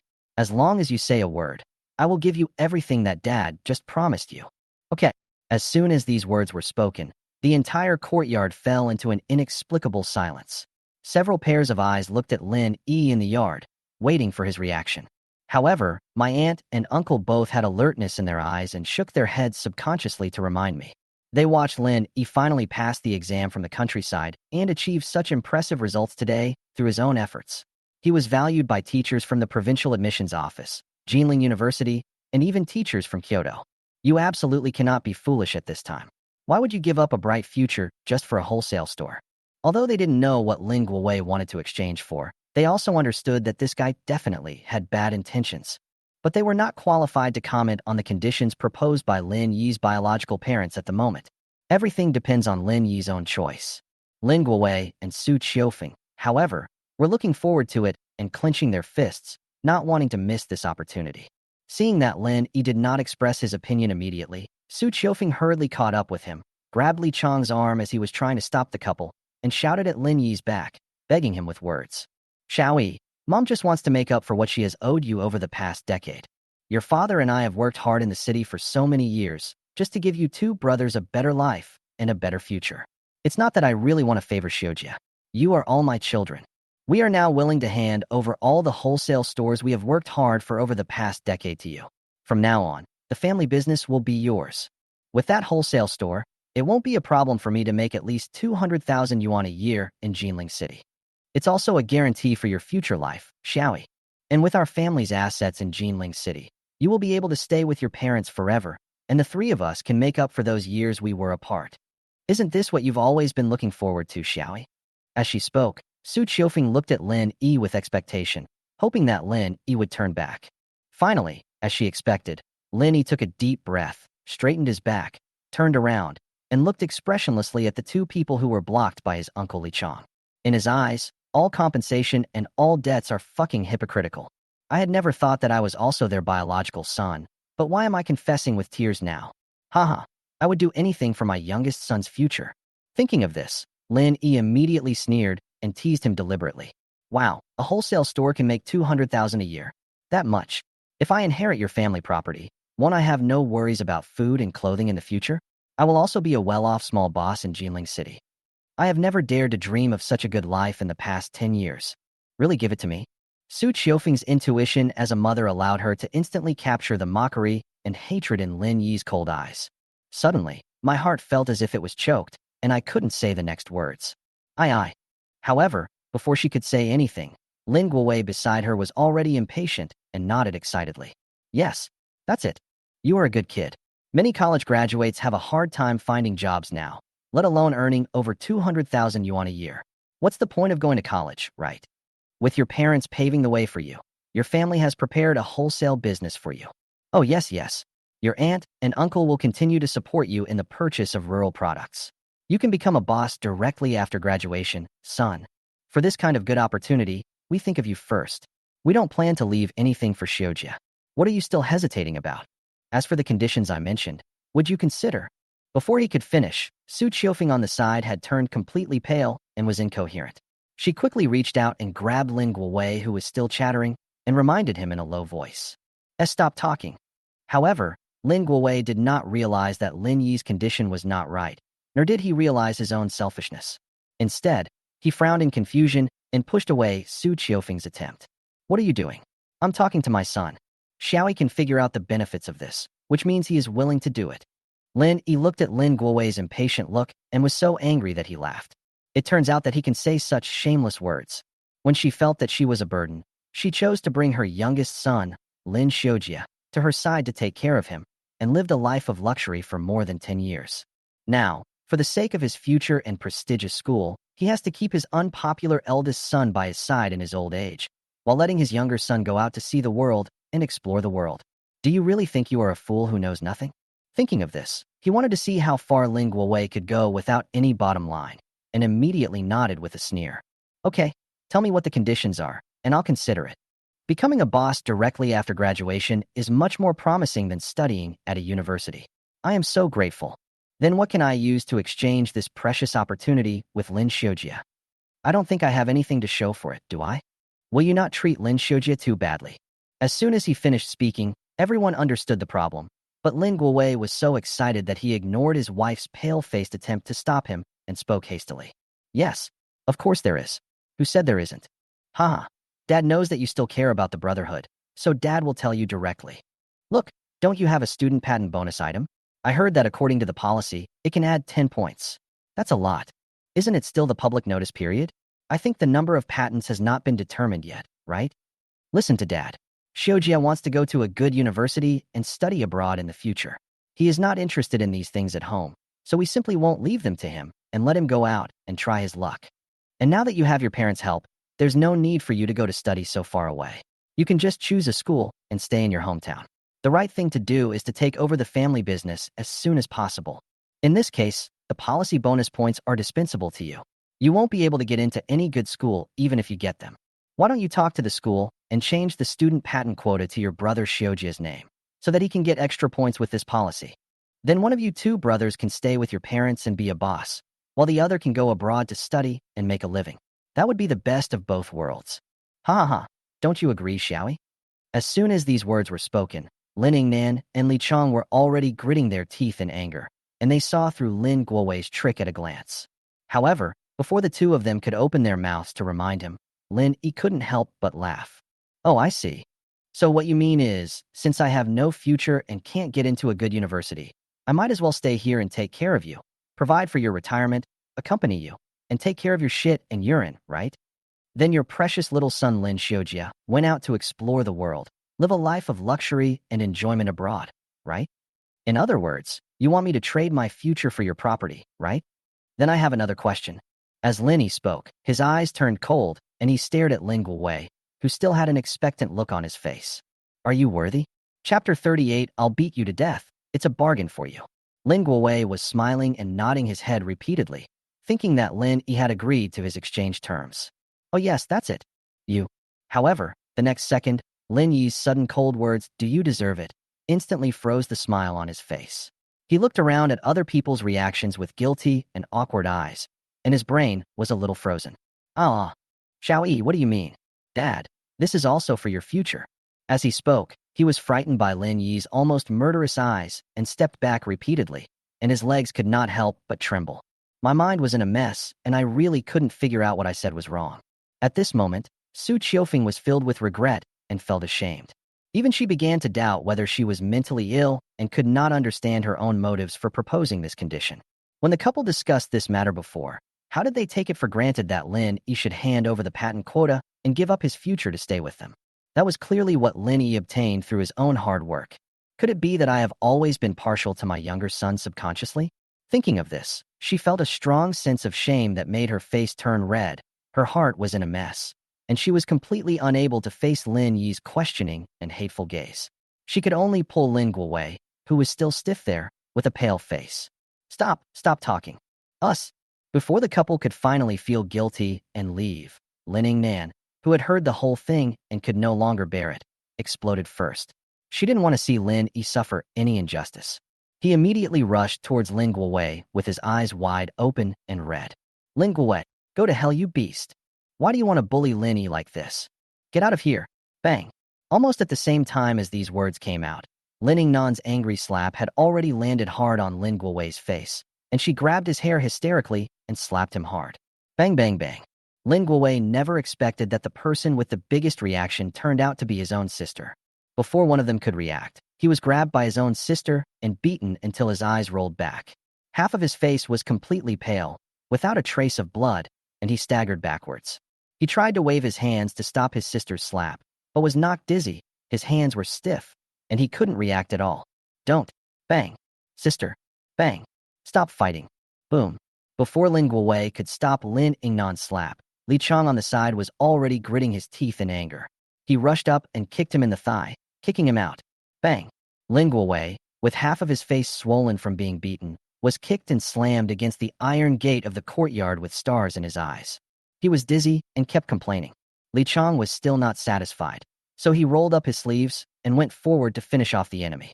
Lin Guowei, you are going too far. You have ignored Lin Yi for so many years, and now you want to hold him back when he is making a name for himself and has a bright future. Give up on this idea. His aunt and I will not let the child be exhausted to death by you. Come at us if you dare.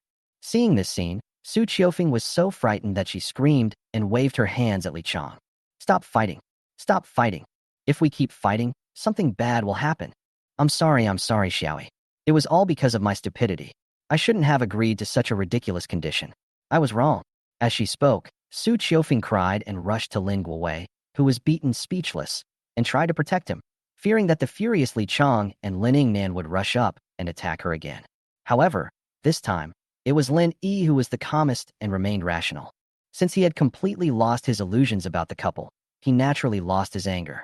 It's even more unacceptable to see my aunt and uncle go too far and get into trouble. He immediately stepped forward to stop his aunt and uncle who were trying to stand up for him, and looked coldly at Lin Guowei and Su Qiufeng who were lying on the ground. Okay, stop crying and take him away. In my eyes, beating you to death would be too easy for you. People like you are not worthy of being a burden to others.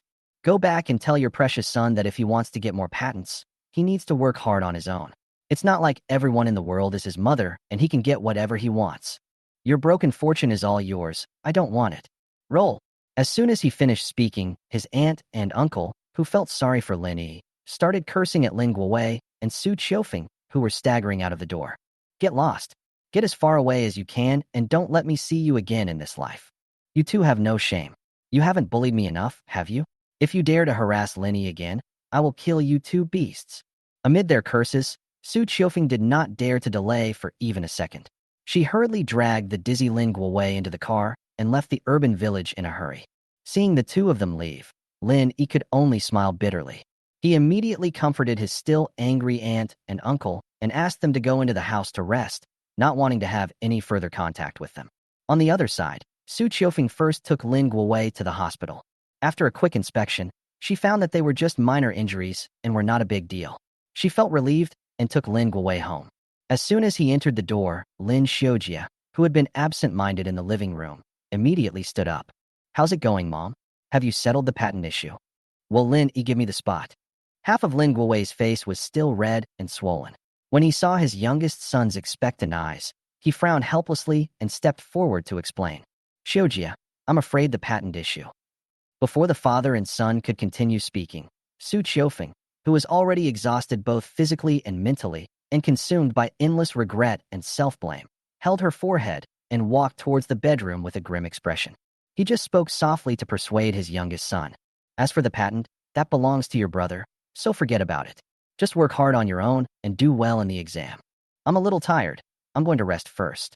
Let your dad take you to number 6 middle school tomorrow. Bang. After saying that, Su Qiufeng walked into the bedroom and closed the door.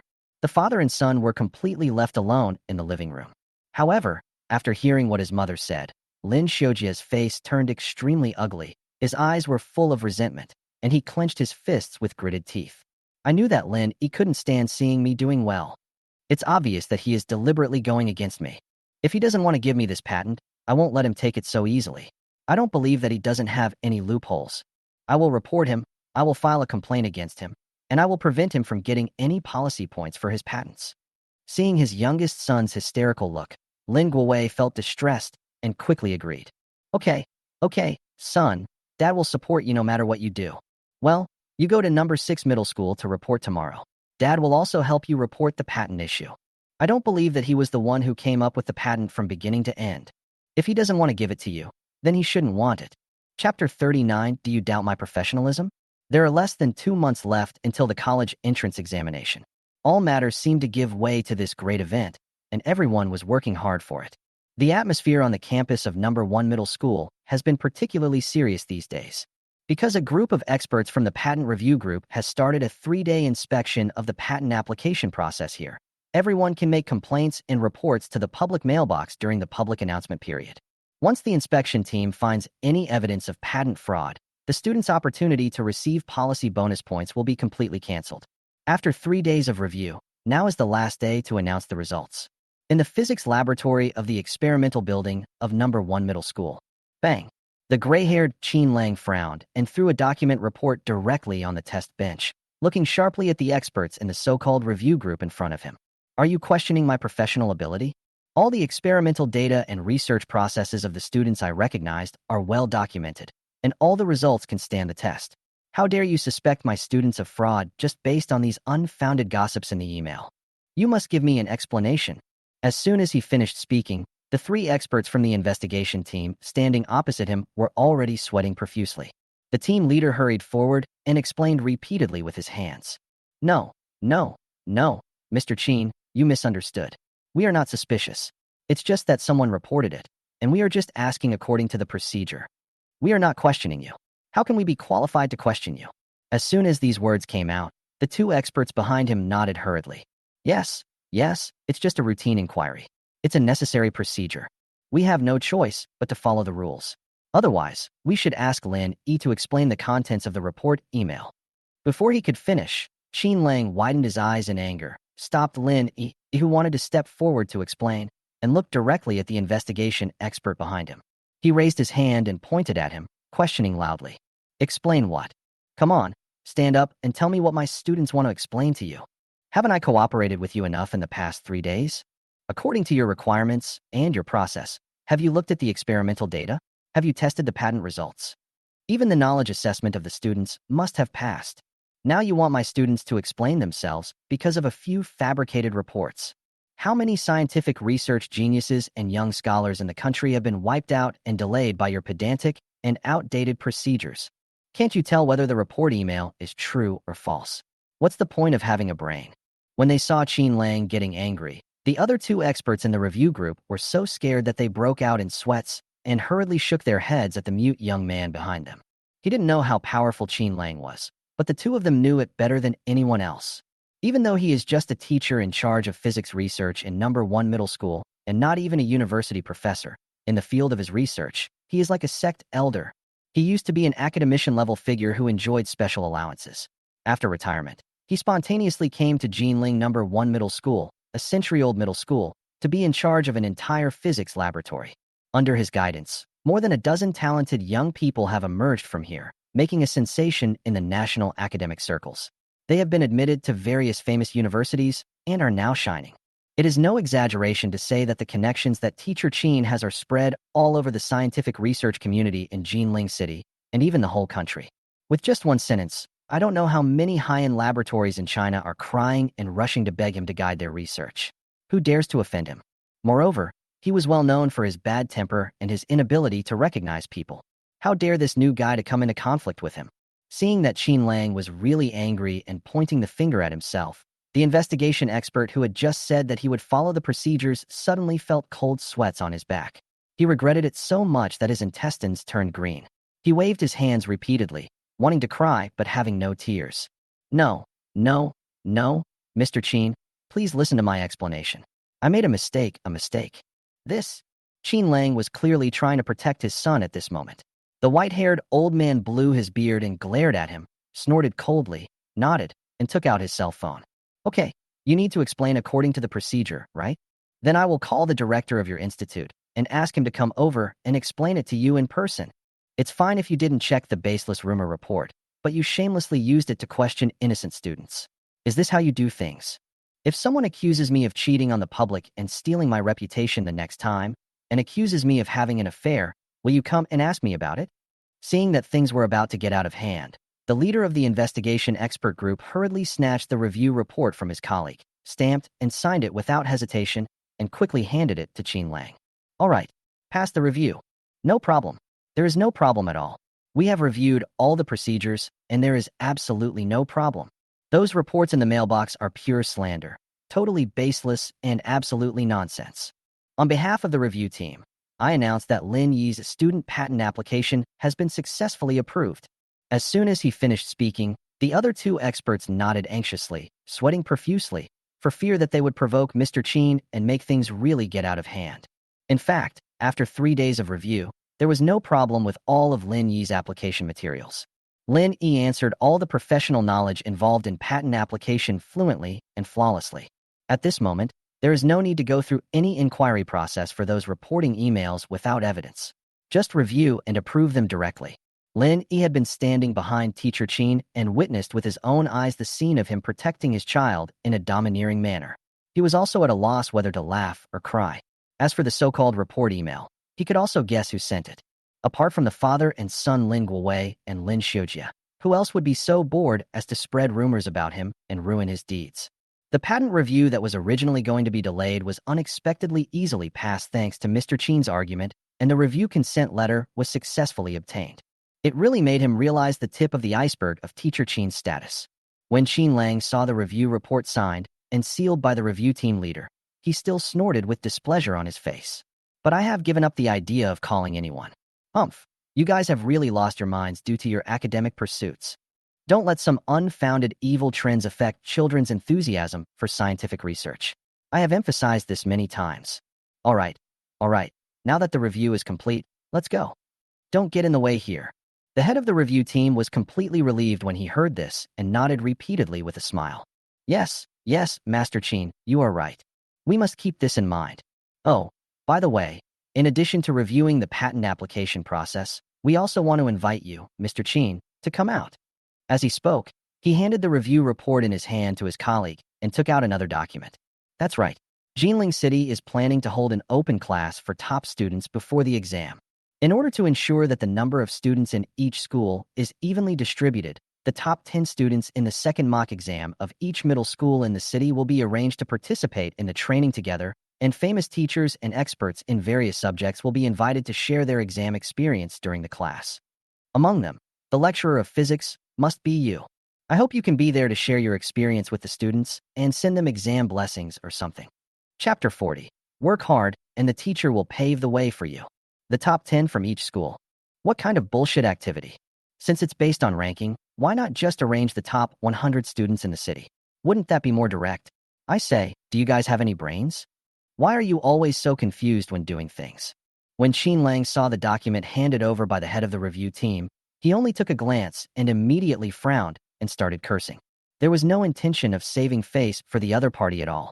The head of the review team also felt a lot of pressure in an instant.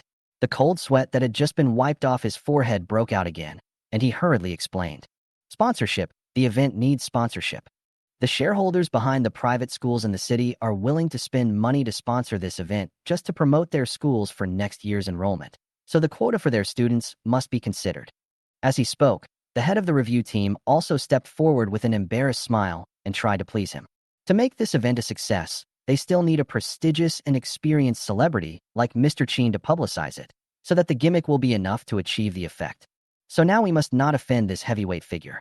Mr. Chin, you are a researcher, so you must understand how rare it is to have someone willing to sponsor you. The city can't do anything about it. It can't come up with the funding. If we invite students based on the ranking of the second mock exam, then schools like the number 6 middle school and the number 13 middle school, which are sponsors of the event and have relatively poor student sources, won't be able to send any students. We have to consider the quotas there.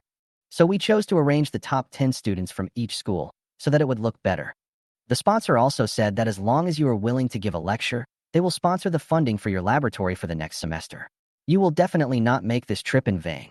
Hearing this, Qin Lang's expression softened a little, and he looked at the invitation letter in his hand carefully again. Yeah, if that's the case, this activity is quite meaningful. Yes, it is reasonable to give students a public class to improve their performance before the college entrance examination to encourage them. Then let them send someone to sign the sponsorship contract. I have several projects that I need to carry out with students next semester, and I need funding. As soon as these words were spoken, even Linnie, who was listening on the side, couldn't help but laugh out loud. Teacher Qin is really a strange old man. He can bend and stretch and move freely. Sometimes he has a terrible temper, but sometimes he is very flexible. However, he is devoted to providing scientific research enlightenment to talented students, and everything is for the students. Worthy of respect. The head of the review team finally breathed a sigh of relief when he heard the good news, and quickly agreed with a smile. Yes, I'll have the sponsor send someone over to discuss this with you in detail. Once the specific schedule of the event is finalized, someone will come to coordinate the process with you, Mr. Qin. In that case, we'll take our leave now. With that, the 3 members of the patent application review team fled from number 1 middle school. After everyone left, Qin Lang burst out laughing, turned to look at Linnie, raised his hand, and pointed in the direction the review team left. Tisk, these people are all obsessed with power. None of them are doing scientific research in a down-to-earth manner. Don't become a troublemaker like them in the future and waste your scientific research talent. Do you hear me? Seeing Linnie nod, the old man was very satisfied. Then he looked at Linnie with admiration as if he was looking at his own junior, smiled, and patted his shoulder. The success of this patent application will be icing on the cake for your future exams. Don't let your teacher down. Have you made up your mind about which school and direction to choose? Linnie thought for a moment and nodded with a firm look. Yes. I met a senior from Peking University and Tsinghua University before who wanted to invite me to continue my studies in aerodynamics, which happened to be related to the content of the student patent we were working on, so I was still very interested. So I plan to apply to the Department of Physics at Peking University and Tsinghua University to lay a solid foundation so that I can better participate in related research in the future. When Mr. Qin heard this, his eyes suddenly lit up. Have you really thought about it?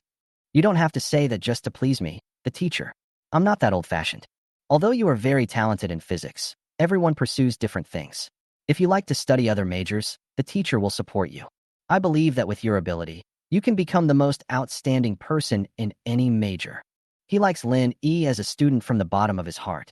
Since he chose to take root in number 1 middle school and devoted himself to discovering potential scientific research talents, he would distribute a test paper he carefully prepared to the new students through the school every now and then. From the collected test papers, he would screen out those with outstanding thinking and great talent. Even among all the students he recognized, Linnie was the one he valued the most over the years, which showed how talented Linnie was. That's why Mr. Qin took the trouble to personally guide Linnie to obtain this student patent. It is all to pave the way for myself, a good student. Moreover, it is not just the college entrance examination that needs to be walked well. As long as Linnie truly chooses to take the path of scientific research in the future, Mr. Qin is fully confident that he can use his connections and knowledge to pave the way for Linnie. He did all this without any selfish motives. He just wanted to train top talents for the country. Otherwise, he would not have given up the opportunity to work as a scientific research consultant in those large companies with an annual salary of 1 million, and instead chose to settle down in a middle school laboratory like Jinling number 1 middle school. So when he heard Linnie say with certainty that he wanted to further his studies in the field of physics, Mr. Qin was naturally happy from the bottom of his heart. But he also understood that not everyone had such great ambitions. If Linnie was forced to pursue some more popular and highly economical social professions due to life pressures, then he could understand that, but he would just feel a little regretful. Seeing Mr. Qin's happy expression, Linnie laughed from the bottom of his heart. Without Mr. Qin, you know my family's situation. I don't have much need or desire to make money, so I want to find spiritual sustenance. Through you, I was introduced to physics and found that I was really interested in this major.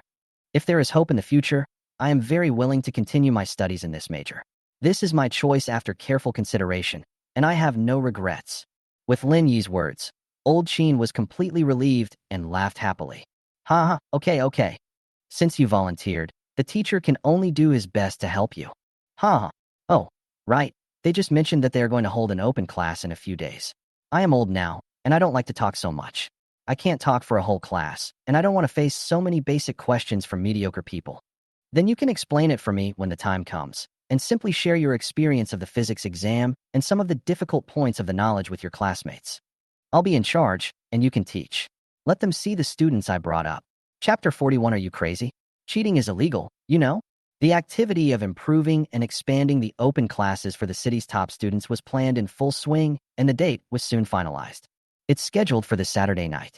The venue is a century-old auditorium in the city, which can accommodate more than 300 people at the same time.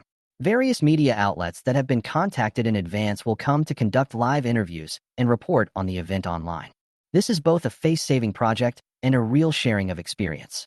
As soon as it was announced, it immediately attracted the attention of all students' parents, and they all made appointments to watch the live broadcast. The momentum was no less than that of a first-line star coming to Jinling City to hold a concert. Even schools outside the province paid attention to it and organized students to watch it at school. The high value of this event is obvious to all, as it has brought together the best students from various schools and middle schools in Jinling City to participate. The poster released before the event alone officially announced the top 10 famous teachers in Jinling City. In addition, professors from various universities will share their experiences at the event, which is particularly eye-catching. The most eye-catching one among them is the retired academician Qin Lang, with gray hair, standing in the C position, who has become the focus of everyone's attention. Time quickly came to Friday. Each school has basically finalized the list of students participating in this event, and has adopted the principle of ranking based on raw scores, arranging the top 10 students in the school to participate on site. As expected, Lin Yi was the leader of number 1 middle school, and he deserved it.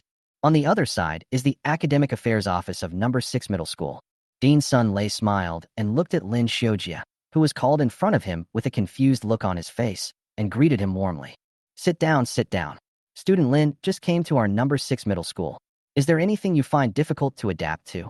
Based on your second mock exam results at number 1 middle school, we have specially arranged for you to be in the school's only elite class. We hope that you can improve your results in the next 2 months of sprint time. Then I'll try to secure one more admission quota for our school to a key 985 university. Lin Shoa was a little flattered for a moment when faced with such an enthusiastic dean of studies. I didn't dare to say anything more. I just shook my head obediently and sat down carefully. Thank you, Director. The teachers and classmates are all very nice. I have no difficulty adapting to anything. I will try my best to get into a key 985 university. He naturally has a sense of measure regarding his own strength.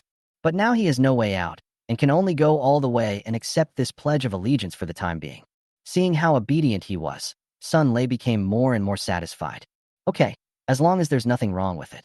Although our number 6 middle school is a private school, the teaching atmosphere is still very good. We specially recruited you, Lin, to come here to bring honor to our number 6 middle school. The teacher also believes that you will not let the school down. As he spoke, he suddenly changed the subject and looked at Lin Shoa expectantly. So there is an event tomorrow that requires the top 10 students in the school to attend. Your score is just enough to rank 10th in our school. I just want to ask if you have any other plans tomorrow. Can you still attend this event as usual? This is an open class for top students to improve before the college entrance examination organized by Jinling City. Our school sponsored it. Not only will the top 10 famous teachers in Jinling give lectures and pass on their experience, but retired academician Qin Lao will also come to give guidance in person, and there will be a chance to appear on TV. Student Lin should also want to participate, right? Without giving Lin Shoa any chance to think or refuse, Sun Lei finalized the arrangement at an extremely fast speed that made it impossible to avoid. Lin Shoa, who had just arrived, was not quite used to this conversation mode and could only accept it passively. He nodded obediently. No, I have no other plans. I can attend. But I'm also quite surprised. How can my grades be ranked in the top 10 in our school? That's really quite lucky. He had mustered up all his courage to say this. In fact, In the past 2 days since he transferred to the school, he has been feeling very uncomfortable in the so-called Rocket Elite class. He is totally unable to adapt to the fast-paced teaching style, and his mind is completely blank. Fortunately, the teachers and classmates were not very familiar with him, so no one asked him questions or made things difficult for him. So for a while, I could still hold on. But in this environment, he was extremely tormented and worried. He had no intention of reviewing anymore. He was in a constant state of anxiety, fearing that he would be exposed. After all, most of his classmates still have a sense of mystery and curiosity about him, the top student who transferred from number 1 middle school. These days, he has become a celebrity in number 6 middle school. All the contrasts made him very uncomfortable and anxious, but he had no one to talk to, which made him very distressed. When Sun Lei saw that, he agreed. He didn't care whether the following words were self-deprecating or self-deprecating. Just smiled and nodded. Haha, classmate Lin is really modest. You are a top student from number 1 middle school, ranked over 1,300 in the city. You are already better than many people. The source of students in our number 6 middle school is not good enough, and our grades have always been at the bottom. Your joining us is like timely help, and I hope that other students can follow your example and cultivate more outstanding students. Well, since you don't have any other plans, I'll have to trouble you and other students to represent number 6 middle school in the event tomorrow. If you have nothing else to do, you can go home now. Haha, I'm sorry to have wasted some of your time. Go ahead, go ahead. Under Director Sun's fake flattery, Lin Shoa suppressed his discomfort and hurriedly left the teaching office. It wasn't until he walked out of the office building that he finally breathed a sigh of relief. He looked around and saw that there was no one in the empty campus. It was dinner time, and he didn't dare to delay and left the school without looking back. Unlike number 6 middle school and number 1 middle school, there is no unified evening self-study class here. So after dinner, school is completely over. Lin Shoa, with a bandage still on his arm, hurriedly ran to the school gate with his school bag on his back. It seemed that we were about to leave. Suddenly, several boys who were smoking in the small garden square in front of the teaching building looked at him unfriendly, threw down their cigarette butts, walked out, and stood in front of him. Before the terrified Lin Shoa could speak, the leading boy pushed him impatiently, grabbed his collar, and turned around. Lin Shoa, right? I've been waiting for you for a long time. Come on, an old friend wants to see you. After saying that, Lin Shoa had no time to resist. He could only watch as the school gate gradually moved away from him. Several boys took him to the school toilet with ferocious looks. Go in. The boy behind him pushed hard, and Lin Shoa stumbled and rushed inside. As soon as he looked up, he saw a guy with a crew cut and his school uniform zipped up to his belly button, sitting with his legs crossed on the low wall of the toilet cubicle. He was so scared that he trembled all over and his face turned pale. June, brother, I didn't mean to run away. Something happened, and I had to transfer schools. I have already prepared the money. Before Lin Shoa, who was frightened and incoherent, could continue to talk, Jun-gu with a buzz cut waved his hand impatiently and looked at him with a frown. What are you afraid of? Did I tell you what I'm going to do to you? Stop talking nonsense. Give me the money for the cheating system from the second mock exam. As long as you are still in Jinling City, no matter where you transfer to, my people will be able to find you. So don't worry. I will get my own money back. Hurry up, don't waste time. As soon as he finished speaking, several boys behind him approached, and Lin Shoa was so scared that he waved his hands repeatedly. No, June. I didn't expect you to show up at number 6 middle school, and I didn't dare to bring the money with me. Don't worry, my family has money. I won't run away. I will definitely bring it back tomorrow. I'm counting on you for the next 3 mock exams and the college entrance exam. However, before he could finish, Jun-gu, who was sitting on the low wall with his legs crossed, suddenly frowned and looked at him with wide eyes, and his voice rose a degree. What did you say? College entrance exam? Are you crazy? Are you ignorant of the law? Don't you know that cheating in the college entrance examination is illegal? Don't talk nonsense. At most, I can help you with the 3rd mock test. Who dares to take the college entrance examination? Get lost. Bring the money for the 2nd mock test tomorrow, as well as the deposit for the 3rd mock test. Try it if you can afford 1 cent less. Chapter 42. If you don't help me, won't I explode? What? No way. I used the high-tech cheating equipment you gave me to accidentally get a score of 1,300th in the city in the 2nd mock exam. How can I catch up with such a big improvement on my own? I will buy your equipment for the 3rd mock test and the college entrance exam. Boom. Before Lin Shoa could finish his crazy yelling, a younger brother next to Jun-gu raised his foot and kicked him in the stomach, instantly knocking him to the ground and causing him to fall heavily on the toilet floor. "Who the hell are you with?" Lin Shoa hit his head hard on the ground and instantly felt a sweet and fishy taste rising in his mouth. He didn't have time to tell whether it was the teeth that were bleeding or the nose that were bleeding. The only thought in his mind was that he would be ruined if he didn't have the cheating tools, parents' preference, and teachers' attention. All the preferential treatments he had received these days were obtained by cheating in the second mock exam, and he absolutely could not be brought back to his original state. Not only does he have to perform amazingly well in the 3 mock exams, he cannot have any problems in the all-important college entrance exam. With this in mind, he no longer cared about the severe pain from the kick in the stomach. He could only struggle desperately to get up with one arm, muttering frantically, "No, Jungo, you must help me, Jungo. Aren't you professionals doing this?" The second mock test is a one-to-one replica of the college entrance examination environment. It won't be difficult for you at all, so the real college entrance examination will be no problem for you too. I'll add more money. I can add more money. However much money do you want to help me? I'm willing to give it to you. Seeing that he had completely lost his mind and was in a mad state, without Jungo saying anything, the younger brother next to him stepped forward ferociously and kicked him again to shut him up completely. Then he spat and started cursing. "Get lost. Don't waste your time talking to us. We won't do anything illegal. Who the hell asked you to copy so much? You cheated to get a good grade just to show off, so you'll have to bear the consequences yourself. I'm telling you, you have to bring the money tomorrow. Otherwise, not only will we expose your cheating, but you'll also lose your other arm. I really don't know what we do." As he said this, he turned around and saw Jungo frowning and waving his hands impatiently, then jumped down from the low wall of the toilet. He stepped directly over Lin Shoa, who was lying on the ground speechless. "Let's go. No need to waste time talking to him. If he doesn't see the money tomorrow, let him experience the consequences." Lin Shoa was kicked twice in succession and had no strength to speak. He could only lie on the ground in despair and watch Jungo and his group, who appeared and disappeared out of nowhere, swagger away. He didn't know how long he lay on the toilet floor before he finally caught his breath.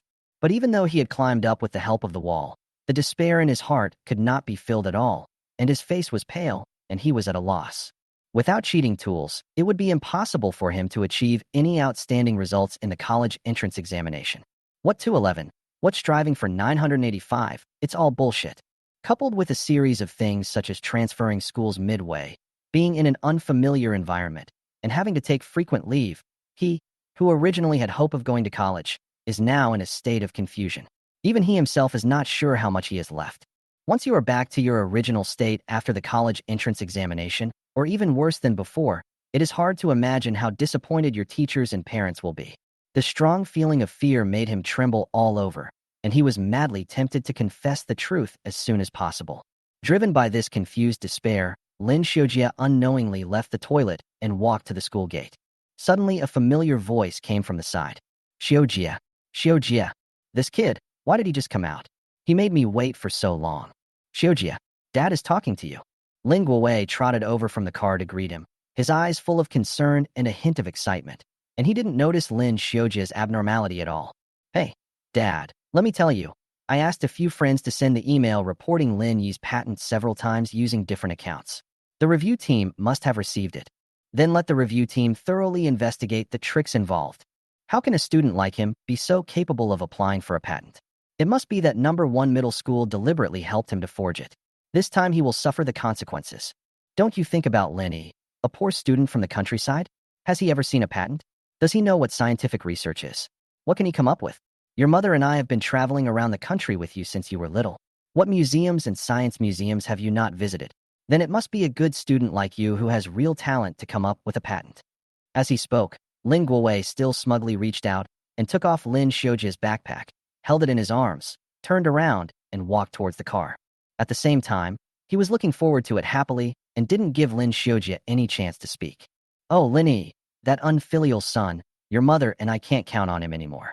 It just so happens that he wants the family property too. Since he wants to sever ties with us, then sever ties completely. Your mother and I now have all our hopes on you. Even though you failed in the second mock exam, you have achieved such an excellent result. After you take the college entrance examination, Dad will definitely spend money to find someone to help you fill out the application form, find a good school, and choose a popular major. In the future, when you go abroad to study, become successful, and make a lot of money. Your mother and I will also be able to benefit from your success. Ha! Shoji. However, he was just fantasizing. When he walked to the car, he found that his beloved son did not follow him. He immediately turned around with some curiosity and looked at Lin Shoa, who was still standing there in a daze. I hurried back to ask with concern. Speak up, kid. By the way, why did you just come out after school for so long? Shoji, what's wrong with this kid? Did something happen? Are you not used to being in number 6 middle school? Is someone bullying you? Lin Shoa woke up from his trance at this moment. When he looked up, he saw his father Lin Guowei's eyes full of concern. He subconsciously swallowed the idea of confessing his grades. He forced a smile on his pale face and shook his head. No, nothing. I was just thinking about something. Number 6 middle school. The teachers and classmates are all very nice, very nice. Before his father noticed anything, Lin Shoa quickly changed the subject and pretended to be happy. Oh, by the way, Dad, tomorrow the school will organize the top 10 students in the school to attend an open class for top students to improve their skills. There will be lectures by the top 10 famous teachers in Jinling. It will be very grand. I happen to be ranked 10th in the 6th middle school, and I will go there tomorrow too. Maybe, after listening to the experiences shared by famous professors in this open class, I can perform better in the college entrance examination. At this moment, he had completely rejected the idea of confessing everything. He still has 3 mock tests to take, and there are still 2 months left. As long as you study hard, you may still have a chance to catch up. Even if you can't really get into a 985, as long as you can get into a 211, at least you won't fail too badly. But if he confesses, he will lose everything. Not only will he lose his parents' favor, but it is likely that no one in number 6 middle school will accept him. Yes, you must not confess. If you want to pretend, pretend to the end. Lin Guowei was careless and didn't notice any problem. Instead, he was very happy when he heard it. Yeah? Oh my son is so outstanding, huh? Participate. You must participate. After listening to this open class, my son will definitely be able to get an admission letter from a key 985 university in the future. Our family is going to have a top student. Huh? Come on. Come on. Dad will take you to eat something delicious to celebrate. Let's go to your favorite restaurant. As he spoke, Lin Shoa had already put on all his disguises again and got into the car with his father, talking and laughing, and left. As for the exam, he could only find a way to solve it on his own. Chapter 43. Number 6 middle school is not as famous as number 1 middle school. Early Saturday morning, at the gate of number 6 middle school, the dean of studies, Sun Lei, had already changed into a decent suit and was smiling as he organized the students and teachers to participate in the event. Come on, everyone, pack up and get in the car, we're leaving. Is there anyone else who went to the bathroom and hasn't come back yet? Driver, please honk your horn to hurry us up. We have to leave as soon as everyone is gathered. It will be too late if we are late. Beep, beep. As the bus horn sounded, several students and teachers came running towards the toilet one after another, and everyone was making intensive preparations. At the same time, Lin Shoa was hiding in the garden carport where no one could see him, with a grim look on his face, carrying his school bag on his back, and looking around cautiously. After making sure that no one saw him, he handed over the thick envelope. Brother, the balance for the 2nd mock exam and the deposit for the 3rd mock exam are all here. That is, can you go back and discuss it with Brother Jun? I really need it during the college entrance examination. Before he could finish, the guy on the opposite side who was responsible for collecting the money counted the money and frowned and glared at him. Stop talking nonsense. I told you, we don't do anything illegal. The money has been matched. We will deliver the equipment to you according to the old rules before the 3rd mock test. It will be used in the same way as the 2nd mock test. Let's go. After saying that, without waiting for Lin Shoa to try to persuade him to stay, the guy who collected the money turned around and left. Seeing this, Lin Shoa could only sigh helplessly and hurriedly ran over following the voice of Sun Lei calling people and got on the bus with the last few people. Soon, the bus left the gate of number 6 middle school and headed straight to the auditorium in the city center. After passing a few intersections, Sun Lei, who was sitting in the front seat, suddenly stood up and started to give instructions to the 10 students in the car with a smile. Classmates, you are all top students in our number 6 middle school. You are our pride. Don't forget what I have reminded you of. When we get to the event site and start teaching, no matter what subject it is, as long as you encounter knowledge points you know and question types you understand, you must answer questions enthusiastically and show off to our number 6 middle school. Of course, it's okay if you don't know how to do it. Just avoid it a little and don't be so aggressive. I believe the teacher on the stage won't make things difficult for you. Cheer up, we're almost there. As he spoke, Sun Lei waved his hand, like a general inspecting his troops on the battlefield. Come on, put on the new school uniforms that were distributed to you this morning, and be alert. There are many media taking pictures outside the auditorium. We may not be the best in grades, but we must look good and impress others. We will try to make the students and parents who are watching the live broadcast willing to apply to our school just by seeing our handsome school uniforms. Hurry up and tidy up, help each other, and pay attention to your appearance. As soon as he finished speaking, all the students on the bus immediately began to tidy up their newly issued school uniforms. Although Lin Shoa was worried, he could only pretend nothing had happened and helped another boy sitting next to him to adjust his clothes. I have to say that this new school uniform does look eye-catching. The boys prepared a uniform dark blue casual suit, paired with black trousers and shiny leather shoes, which immediately elevated their temperament to a higher level. The girl's outfit was more like the heroine in an idol drama, wearing a suit and skirt with a plaid pattern, looking gentle and elegant. Number 6 Middle School put a lot of thought into this event. Not only were the students dressed smartly, but the 4 accompanying teachers, 2 men and 2 women, were all handsome and beautiful. Art teachers were specially selected to support the group, as they were not needed to give lectures anyway. The female teachers all have hot and wavy bodies, while the male teachers all have broad shoulders and toned curves. With such a combination together, some people would believe that they are a team of teachers and students from an international prestigious university.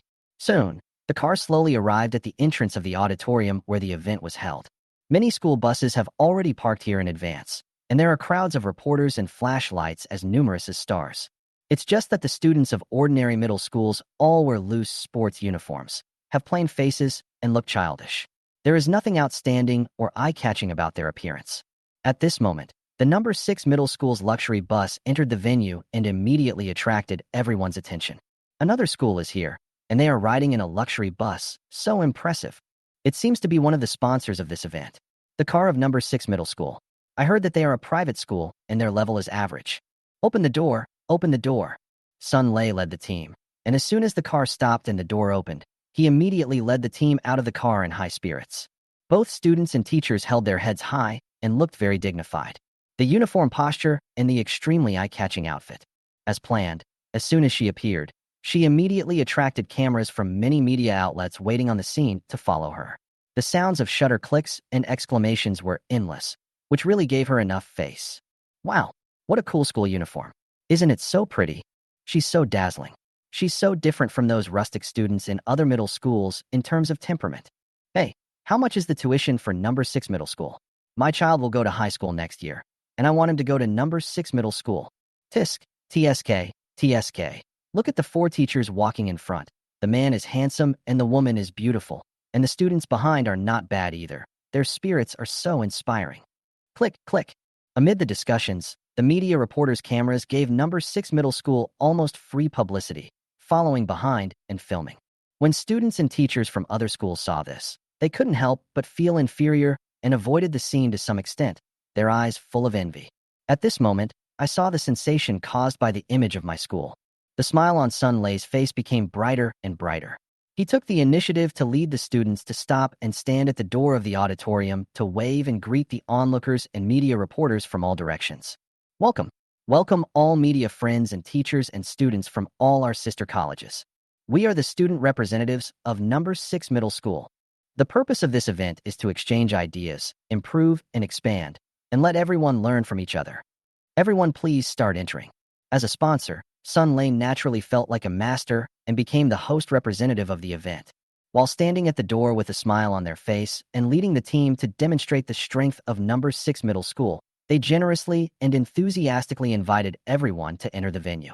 They could be said to be the most dazzling and eye-catching team in the entire venue. Hearing Sun Lei's active invitation, the teachers and students from various schools who were confused subconsciously obeyed and began to prepare to enter. Reporters from several media outlets who were not well informed put away their tripods and prepared to enter the venue to grab camera positions. At this moment, the students of number 6 middle school feel extremely proud, and their faces are lit up. This is the confidence that the school gives them. It seems that at this moment, achievements are no longer their label, but arrogance is. Although Lin Shoa had just joined number 6 middle school for a few days, The strong sense of pride in his heart at this moment was no less than that of others, and even stronger than that. So what if I was expelled from number 1 middle school? He is now one of the top 10 students in number 6 middle school. Stole the show. It is better to be the head of a chicken than the tail of an ox. He became more and more dazzling. Finally, he no longer had to be suppressed by Lin Yi's dazzling genius halo in number 1 middle school and was unable to move. Now, he is also the focus of everyone's attention. Thinking of this, Lin Shoa couldn't help but smile and raised his chin more confidently. It seems that by doing this I can forget that I got the results by cheating. On the contrary, I look down on those unsophisticated students from other schools. Just as the teachers and students of number 6 middle school were enjoying the spotlight with great pride, suddenly a reporter shouted from a distance. The car from number 1 middle school is here. Master Chin and several famous teachers are in that car. As soon as these words were spoken, there was an instant sensation at the scene, and all the reporters turned their cameras to focus on an ordinary bus that was slowly approaching the intersection. The surrounding onlookers and teachers and students from other schools immediately shifted their attention out of curiosity after hearing the title, Number 1 Middle School, and looked at the number 1 middle school bus with admiration. People from number 1 middle school are here. Wow, my idol is in number 1 middle school. I came to number 1 middle school for this event. I'm sure I can learn a lot. Come on, let's go over and take a closer look. With everyone's strong curiosity and expectations towards number 1 middle school, the people from number 6 middle school, who had just been surrounded by everyone's attention, suddenly felt the huge gap from heaven to earth. Under the reputation of number 1 middle school and Mr. Chin, their exquisite school uniforms were obviously dull. For a moment, the expression on Sun Lei's face became a little stiff, and the students behind him all frowned in displeasure to varying degrees. How could the limelight be stolen so easily? He really has no face at all. At this moment, the car from number 1 middle school stopped, and people got off one after another. Lin Shoa immediately saw Lin Yi, who was walking in front with old Chin holding his arm, and was instantly surrounded by various cameras and flashes. Seeing this scene, he was instantly so angry that he gritted his teeth and cursed inwardly. It's you again, Lin Yi. Why do you want to snatch everything from me? Chapter 44. Everyone was sitting downstairs, so why did he go up to speak? 2 in 1. I will continue to update in the afternoon. Please urge me to update. Please do it for love. Click, click. All kinds of camera flashes shone on the faces of everyone in number 1 middle school, but the 10 top students and the teachers who accompanied them remained calm, smiling and greeting everyone calmly. Mr. Chin even smiled and pulled Lin Yi by the arm to come in front of him and took the initiative to introduce him to the media. Welcome all students in the venue and online to pay attention to our open class for improvement and expansion. I am the speaker Chin Lang. This is my student Lin Yi, who just won a student patent in aerodynamics. In today's open class, Lin Yi will take the initiative to share with everyone the physics knowledge related to student patents and interact with everyone about knowledge. Please stay tuned. We are about to enter the venue and the open class will begin soon. Ha! Following Mr. Chin's hearty and generous laughter, the students of number 1 middle school immediately nodded to the media cameras under the guidance of their teacher and strode confidently towards the entrance of the auditorium. It was just a moment of passing by. The strong psychological quality and spiritual core of the students and teachers of number 1 middle school put them far ahead of other schools as soon as they appeared. After all, as a century-old middle school, Jinling number 1 middle school has a very strong foundation. Students who can rank among the top 10 in such a huge school are all outstanding and full of shining points. Although they were wearing the same simple blue and white sports school uniform, their knowledge of poetry and culture made them look more elegant and energetic than those with exaggerated makeup. Among the top 10 famous teachers in Jinling, 6 are from number 1 middle school. Among them are gray-haired old teachers, bald middle-aged teachers, plump and gentle female teachers, and capable and energetic young newcomers. Each of them has the title of special teacher and is an expert in teaching in the province. It can even be said that these people appear in every courseware and knowledge point explanation video used by every middle school. The strong faculty is also one of the most enviable highlights of number 1 middle school. The media reporters present couldn't help but follow with their cameras to take pictures, chattering excitedly. He completely forgot about the number 6 middle school that had just amazed everyone. As expected of number 1 middle school, the team is led by a retired academician and all teachers are top-notch with doctoral degrees. This is real strength. That Lin Yi is only a middle school student, but he has received the recognition of Mr. Chin, and he has even obtained the student patent application. I'm afraid he is the seedling of the provincial top scorer in this year's college entrance examination, right? Of course, Lin E is also walking in the front of the team of students from number 1 middle school. If I am not mistaken, he should be the best in the whole number 1 middle school. TSK, TSK, TSK. Let my daughter work hard to get a few more points and get into number 1 middle school. The students who graduate from here have a different mental outlook. As a retired academician, Qin Lang has naturally witnessed all kinds of big scenes. He has attended countless international conferences and domestic meetings. A mere student project would not make him feel anything. The main purpose of coming this time is to cooperate with the sponsor, and the second purpose is to promote my good student Linnie. I believe that what I just said in front of the media camera will soon be seen by a group of old friends and fellow students in China. No matter which university Linnie applies to or where he goes in the future, I believe there will be connections to take care of him. This is one of the foundations of an academician. One sentence can pave the way for a student's future. I watched as the team of students from number 1 middle school climbed the stairs, step by step approaching the entrance of the auditorium. The powerful sense of oppression immediately made the teachers and students of number 6 middle school, who were dressed in gorgeous clothes and standing on a high place, feel stressed and uneasy. The aura brought by their wealth and nobility was vulnerable and was defeated in an instant. Because they are just a facade and have no confidence to confront one China. A group of fake top students who are trying to pick the best from the worst are facing a team of truly talented students that are almost among the top 10 in the province. It is simply a dimensionality reduction attack, and no matter how gorgeous the school uniforms are, they cannot add any buff effect. Among them, Lin Shoa was the worst. He simply didn't have the mentality to look at the teachers and classmates at number 1 middle school. He felt as if he were a traitor and was so ashamed that he could only lower his head and dodge out of guilt. His self-confidence was completely destroyed. At the same time, I couldn't help cursing in my heart. Damn Linnie. Damn Linnie. As the director of studies at number 6 middle school and the agent of the major shareholder of the investment party, Sun Lei certainly cannot lose face for number 6 middle school at this moment. It was just a trance, and immediately his face was full of smiles, and he took the initiative to greet the teachers and students of number 1 middle school with great enthusiasm. Mr. Qin. Hey, hello. I'm Sun Lei from number 6 middle school, the host of this event. It's such an honor to meet you. Welcome. Qin Lang looked at the smiling tiger coming towards him and casually glanced at the 6 middle school students with different expressions behind him. He chuckled nonchalantly and calmly stretched out his hand and shook it lightly. Director Sun, right? I've heard something about this. Are all the students from number 6 middle school here? Then let's not waste time outside the door and go in quickly. The lecture is about to start, and it would be bad to keep the students waiting for too long. Having said that, regardless of Sun Lei's intention to continue chatting and get some camera time, he just gave an eye signal, and Yu Kongwen behind him hurriedly led the teachers and students of number 1 middle school to follow in Qin's footsteps and passed by the people from number 6 middle school. Lin Yi was walking at the front of the team from number 1 middle school. Even if he didn't take the initiative to look, he could still see the appearance of everyone from number 6 middle school. Naturally, he also saw Lin Shoa, who was dodging among them. But he didn't look at it a second time. He didn't care at all, and just raised his leg and walked forward. Even someone like Lin Shoa can be among the top 10 in the school, which shows what the level of this number 6 middle school is.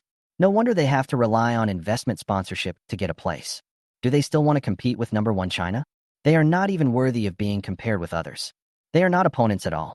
Sun Lei was not flustered when he saw this scene. He just waved his hand and gave a wink to the team from number 6 middle school. Hurry up, number 6 middle school is catching up. Let's all listen to Elder Qin and hurry into the venue to get ready. The lecture will start soon. As soon as he finished speaking, Sun Lei turned around and waved to others with a smile, acting like a host. Students from other sister colleges should also hurry in. Media friends can also come in. Everyone hurry up. Under his command, the teachers and students of number 6 middle school hurriedly caught up and kept pace with number 1 middle school, their steps chaotically following the pace of number 1 middle school, seemingly without the arrogance and composure they had before. But in order to get the spotlight and gain fame, I don't care about too much. At the same time, teams from some other middle schools were scattered and left behind, and the secret competition was full of tension. Old Qin led the team without looking back. It was as if they had no idea that the team from number 6 middle school was following them right next to them. When he arrived at the door, he strode in without slowing down at all. However, the door of the auditorium was so wide that it was impossible for two teams to enter side by side. The two teachers and students at the front of the line at number 6 middle school hesitated for just a moment before they stumbled into a mess and were forced to stop at the door to give way to number 1 middle school. I watched eagerly as everyone from number 1 middle school filed in gracefully. Lin Shoa kept walking with his head down and didn't notice the incident in front of him at all. With a thud, he bumped into the shoulder of the classmate in front of him. Hiss! The students behind couldn't stop their feet and just pressed forward. Suddenly the team was filled with all kinds of chattering and complaints. Everyone could only watch as the group of people from Ijong walked in gracefully, feeling annoyed inwardly. Among them, Lin Shoa was rubbing his head while secretly looking at Lin, who was walking at the front of the row of number 1 middle school, gritting his teeth. But before he could curse, Sun Lei, who was behind him, had already caught up with him with a fake smile and gritted teeth. Come on, what are you standing there for? Such a wide gate can still stop you, right? Come in one by one. What is there to grab? Pay close attention. In front of so many schools and media reporters, even though Sun Lei had already started cursing in his heart, he still had to put on a fake smile on the surface to maintain the occasion. I can only be angry at these students from number 6 middle school for not fighting for their chance. They are a bunch of waste. Although there were some minor incidents, it was generally harmless. Soon, teams from various schools and media reporters all entered the auditorium and took their seats according to the assigned seats. It was packed.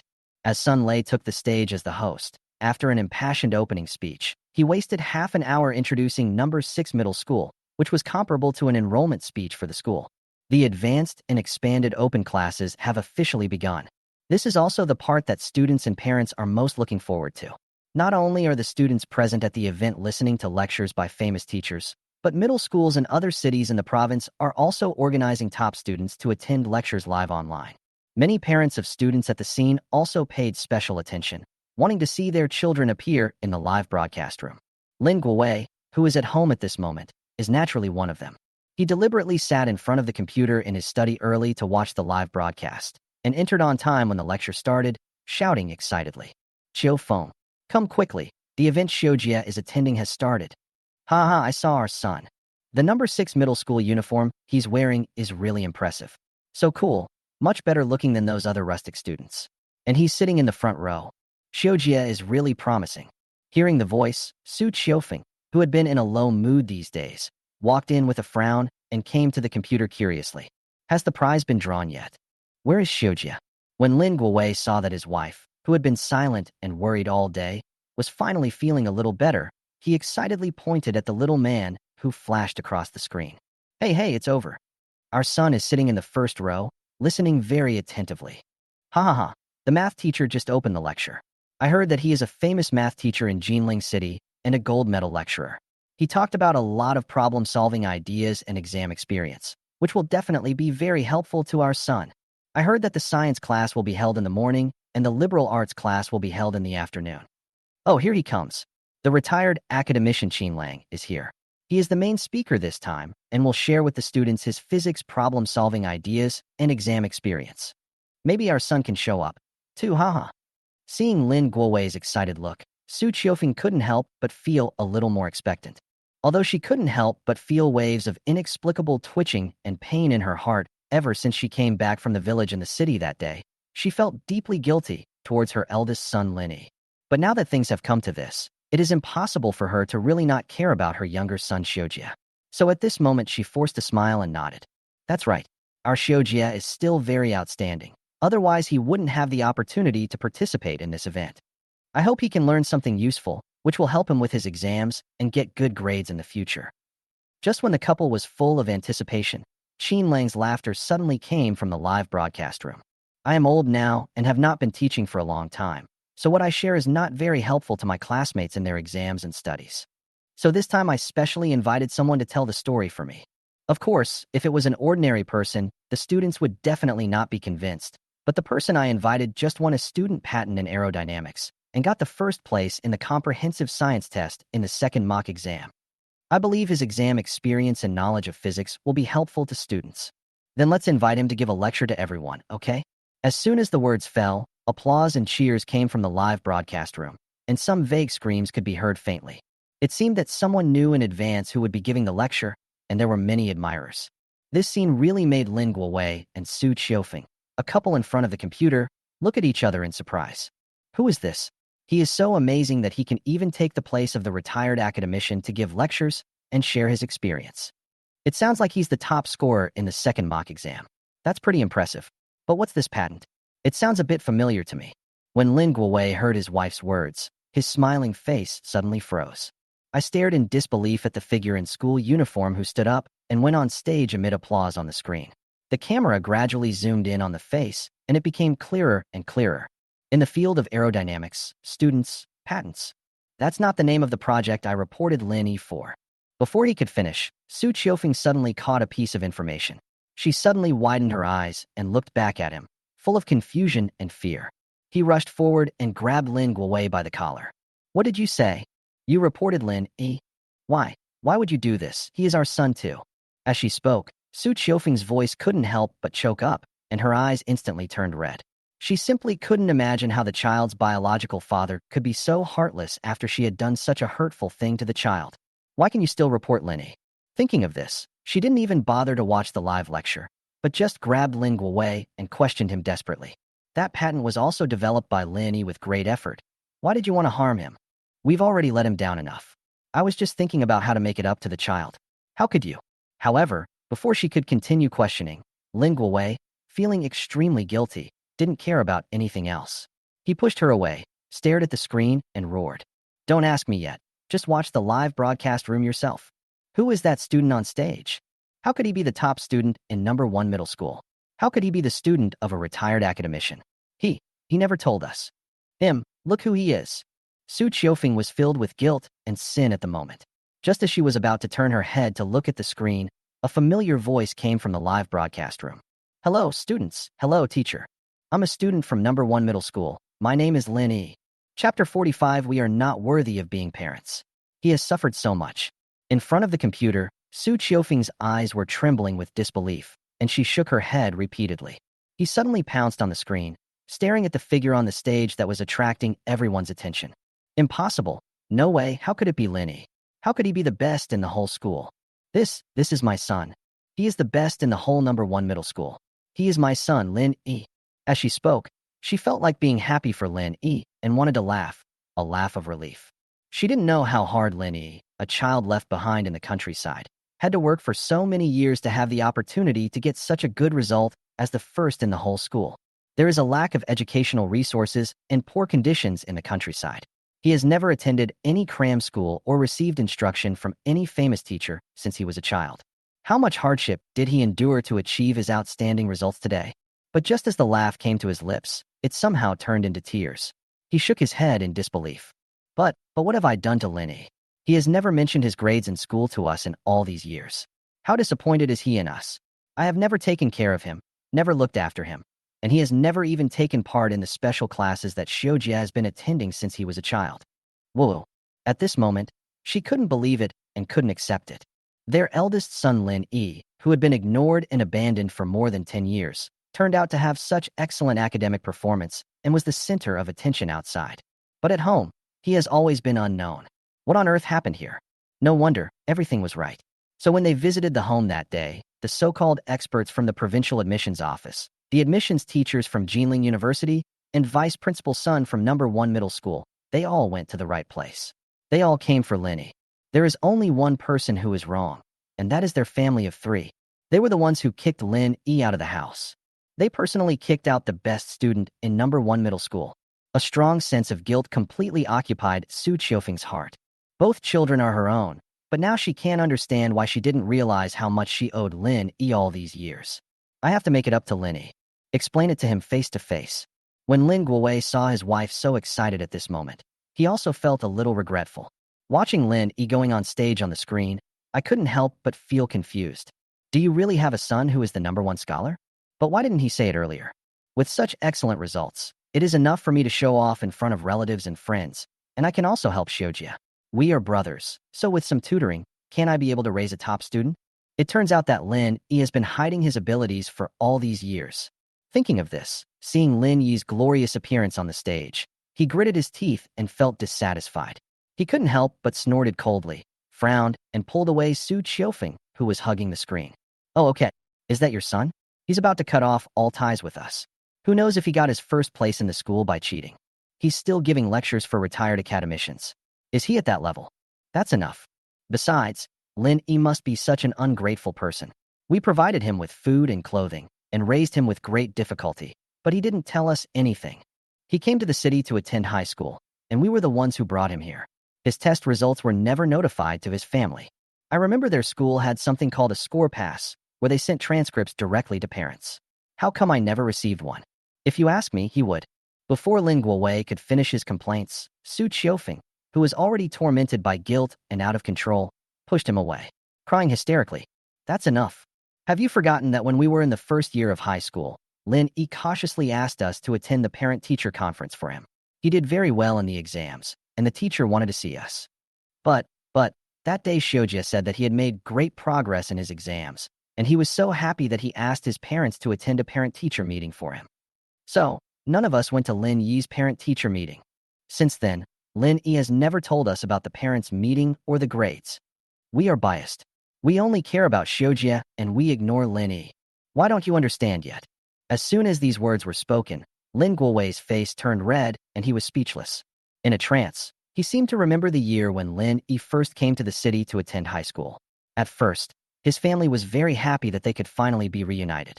He was even proud to take his 2 children out to eat delicious food and go to the beach to play together. But, even at the beach, Shoja was nearly swept away by the waves, but Lin Yi did not encounter any danger.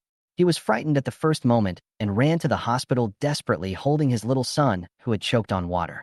The couple stayed in the hospital for a whole afternoon, and fortunately their youngest son was not seriously injured. But when they were getting ready to go home at night, they remembered that one person was missing. They had actually thrown Lin Yi on the beach and forgot to take him away. From that time on, Lin Yi was like a disaster, bringing unrest to the family.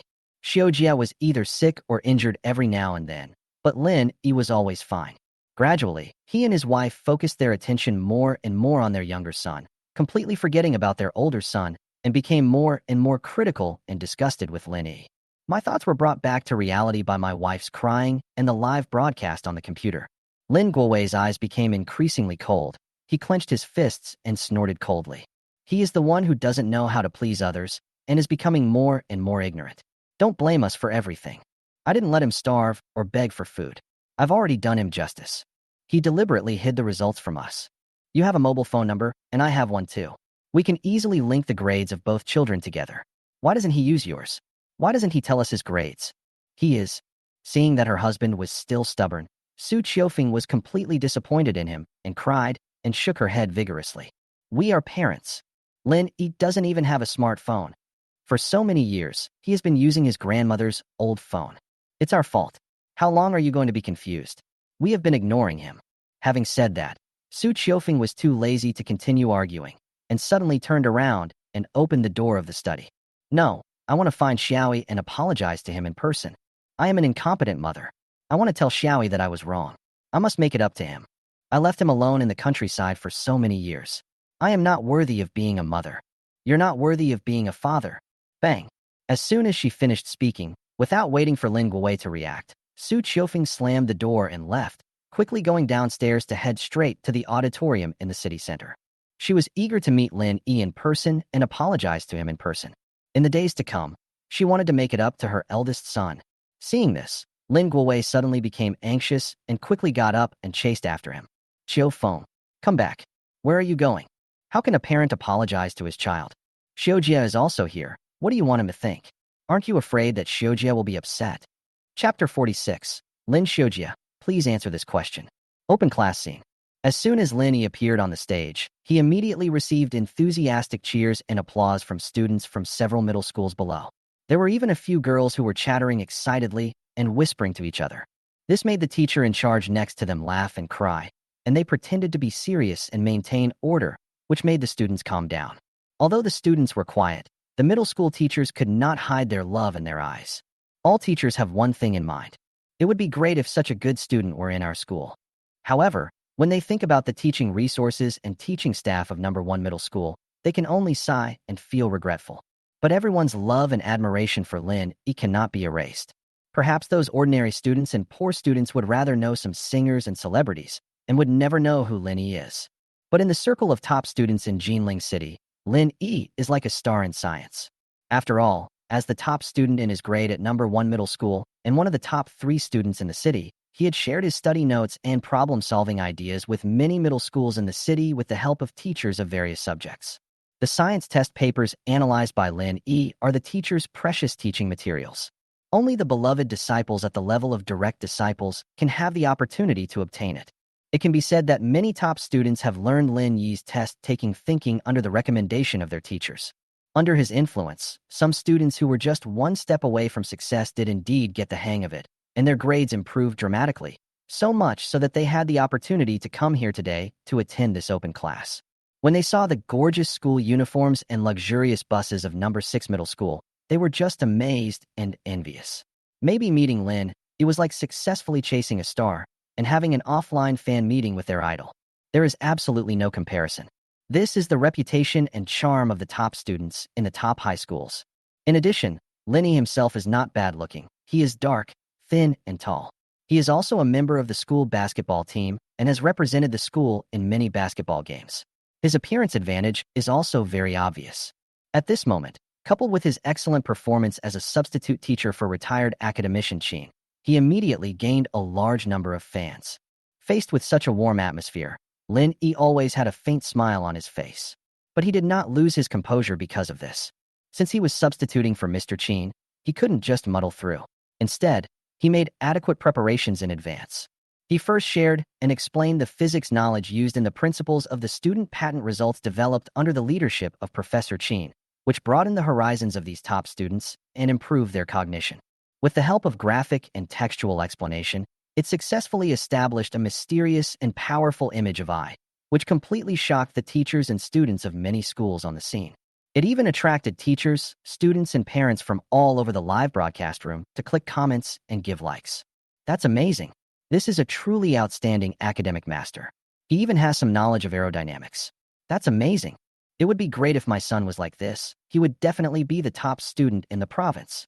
Number 1 middle school is worthy of being a century-old middle school. It has a strong foundation. It is really admirable that it can bring students to such a high level. It's hard to believe. I majored in physics in college, but now I know less than a middle school student. I'm so ashamed. If I were this child's parents, I would be so proud. I wonder who would be lucky enough to raise such an outstanding son. Linnie introduced the knowledge content of the patent in an orderly manner. He pressed the remote control in his hand, and some typical college entrance examination questions and related knowledge points that he had summarized immediately appeared on the big screen. Okay, now I want to share with you some ideas and experiences on solving problems in physics exams. I hope this helps everyone. As soon as he finished speaking, there was a rustling sound of flipping notebooks in the audience. Their enthusiasm was even higher than when they were in class at school. Upon seeing this scene, teachers from all schools tacitly revealed a smile of relief and shook their heads helplessly. It can be seen that the admiration among students is sometimes far more effective than the teacher's earnest advice. Seeing this, Linnie just smiled faintly, and then the laser pen in his hand hit the big screen. Sun Lei was about to give a lecture as planned, but suddenly he couldn't sit still when he saw Linnie stealing the show as the representative of number 1 middle school. He stood up hurriedly and interrupted his lecture with a smile. Hey, sorry, Linnie, please wait a moment. Today we are holding a live broadcast of an open class for top talents. If we continue to read from the textbook like the teachers do in normal classes, I think it would be a bit too formal. How about this, Linnie? You can give everyone the knowledge points in these question types to explain and expand their thinking. You randomly choose a student to ask a question and ask them to solve the problem using common and ordinary problem-solving ideas first. Then, you propose a more efficient and direct method or idea. In this way, most ordinary students can also get involved and understand it better. Will it be more effective? As soon as he finished speaking, Sun Lei immediately smiled and waved his hands modestly. Of course, this is just my humble, immature opinion. If it's too difficult and Linnie finds it difficult, then forget it. Let's continue listening to Linnie's PPT presentation. As soon as these words were spoken, the audience immediately burst into a noisy discussion. Many teachers and students actually agreed with the novel approach proposed by Sun Lei and nodded repeatedly. First, let the top students answer the questions using ordinary ideas, so that most students can follow suit, and then let Linnie come up with constructive new ideas to broaden everyone's thinking. This method is indeed eye-opening and refreshing. Sun Lei looked at the discussions and noddings from the audience, and felt proud in his heart, waiting to see Lin make a fool of himself. Originally, the major shareholder behind number 6 Middle School sponsored this event in order to use Qin Lang's name to attract traffic and attention, and take the opportunity to promote the image of number 6 Middle School and recruit students for number 6 Middle School. But now, this old wily Qin Lang actually asked a student from number 1 Middle School to give the lecture on his behalf. It simply stole all the limelight. The opportunities that belonged to number 6 Middle School to show off have completely turned into a stepping stone for number 1 Middle School to become a god. So he naturally couldn't let Lin Yi's image become more powerful. He had to find a way to pull him down from the altar, or at least create some trouble to embarrass him. He just didn't believe it. Those present were all top 10 students from their respective schools. Could it be that the combined problem-solving ideas of hundreds of people were not as many as those of Linnie? As long as the students' ideas for solving the problem are novel enough, Linnie can think of a more efficient and better way. Then he, the big star among the students and the top student in number 1 Middle School, would be embarrassed. That's all. Moreover, even if Linnie saw through his purpose and chose not to accept the challenge, it would be Lin Yi's retreat at the critical moment, which would definitely damage the image of number 1 Middle School. Whether it is advance or retreat, Sun Lei's move can cool down the popularity of number 1 Middle School. At this moment, the teachers of number 1 Middle School became nervous when they heard Sun Lei's opinion, and the director of studies Yu Kanwen frowned. Everyone couldn't help but discuss it in private. What is this Sun Lei up to? Isn't the process all planned? Can't you see that this event is all to build momentum for number 6 Middle School? They're afraid that number 1 Middle School will steal the limelight, so they're deliberately trying to trip us up. That's bad. Whether Lin Yi agrees or not, he's in a difficult situation. Just when they were worried, old Qin on the side snorted nonchalantly. Okay, you don't know what level Linnie is at, but don't I know it too? Just watch it with peace of mind. High school physics knowledge is no longer difficult for him. This is a little trick played by number 6 Middle School. It's just to bring shame upon oneself. Sure enough, as soon as Mr. Qin finished speaking, Lin Yi on the stage smiled and nodded without hesitation. Okay, Director Sun's suggestion is great. I also think it's more interesting to talk interactively like this. For this first classic basic knowledge question, I will randomly select a student from the audience to stand up and answer it first using common thinking. After Lin Yi said this, Sun Lei on the side smiled even more brightly. He took the bait. However, the next second, Lin Yi's gaze quickly swept past the group of female fans who were actively raising their hands, and he looked with a smile at Lin Shoa, who was sitting there with a pale face and lowered head. Suddenly spoke. The sixth one from the left in the first row, the student from number 6 Middle School. Please answer the solution to this basic question first.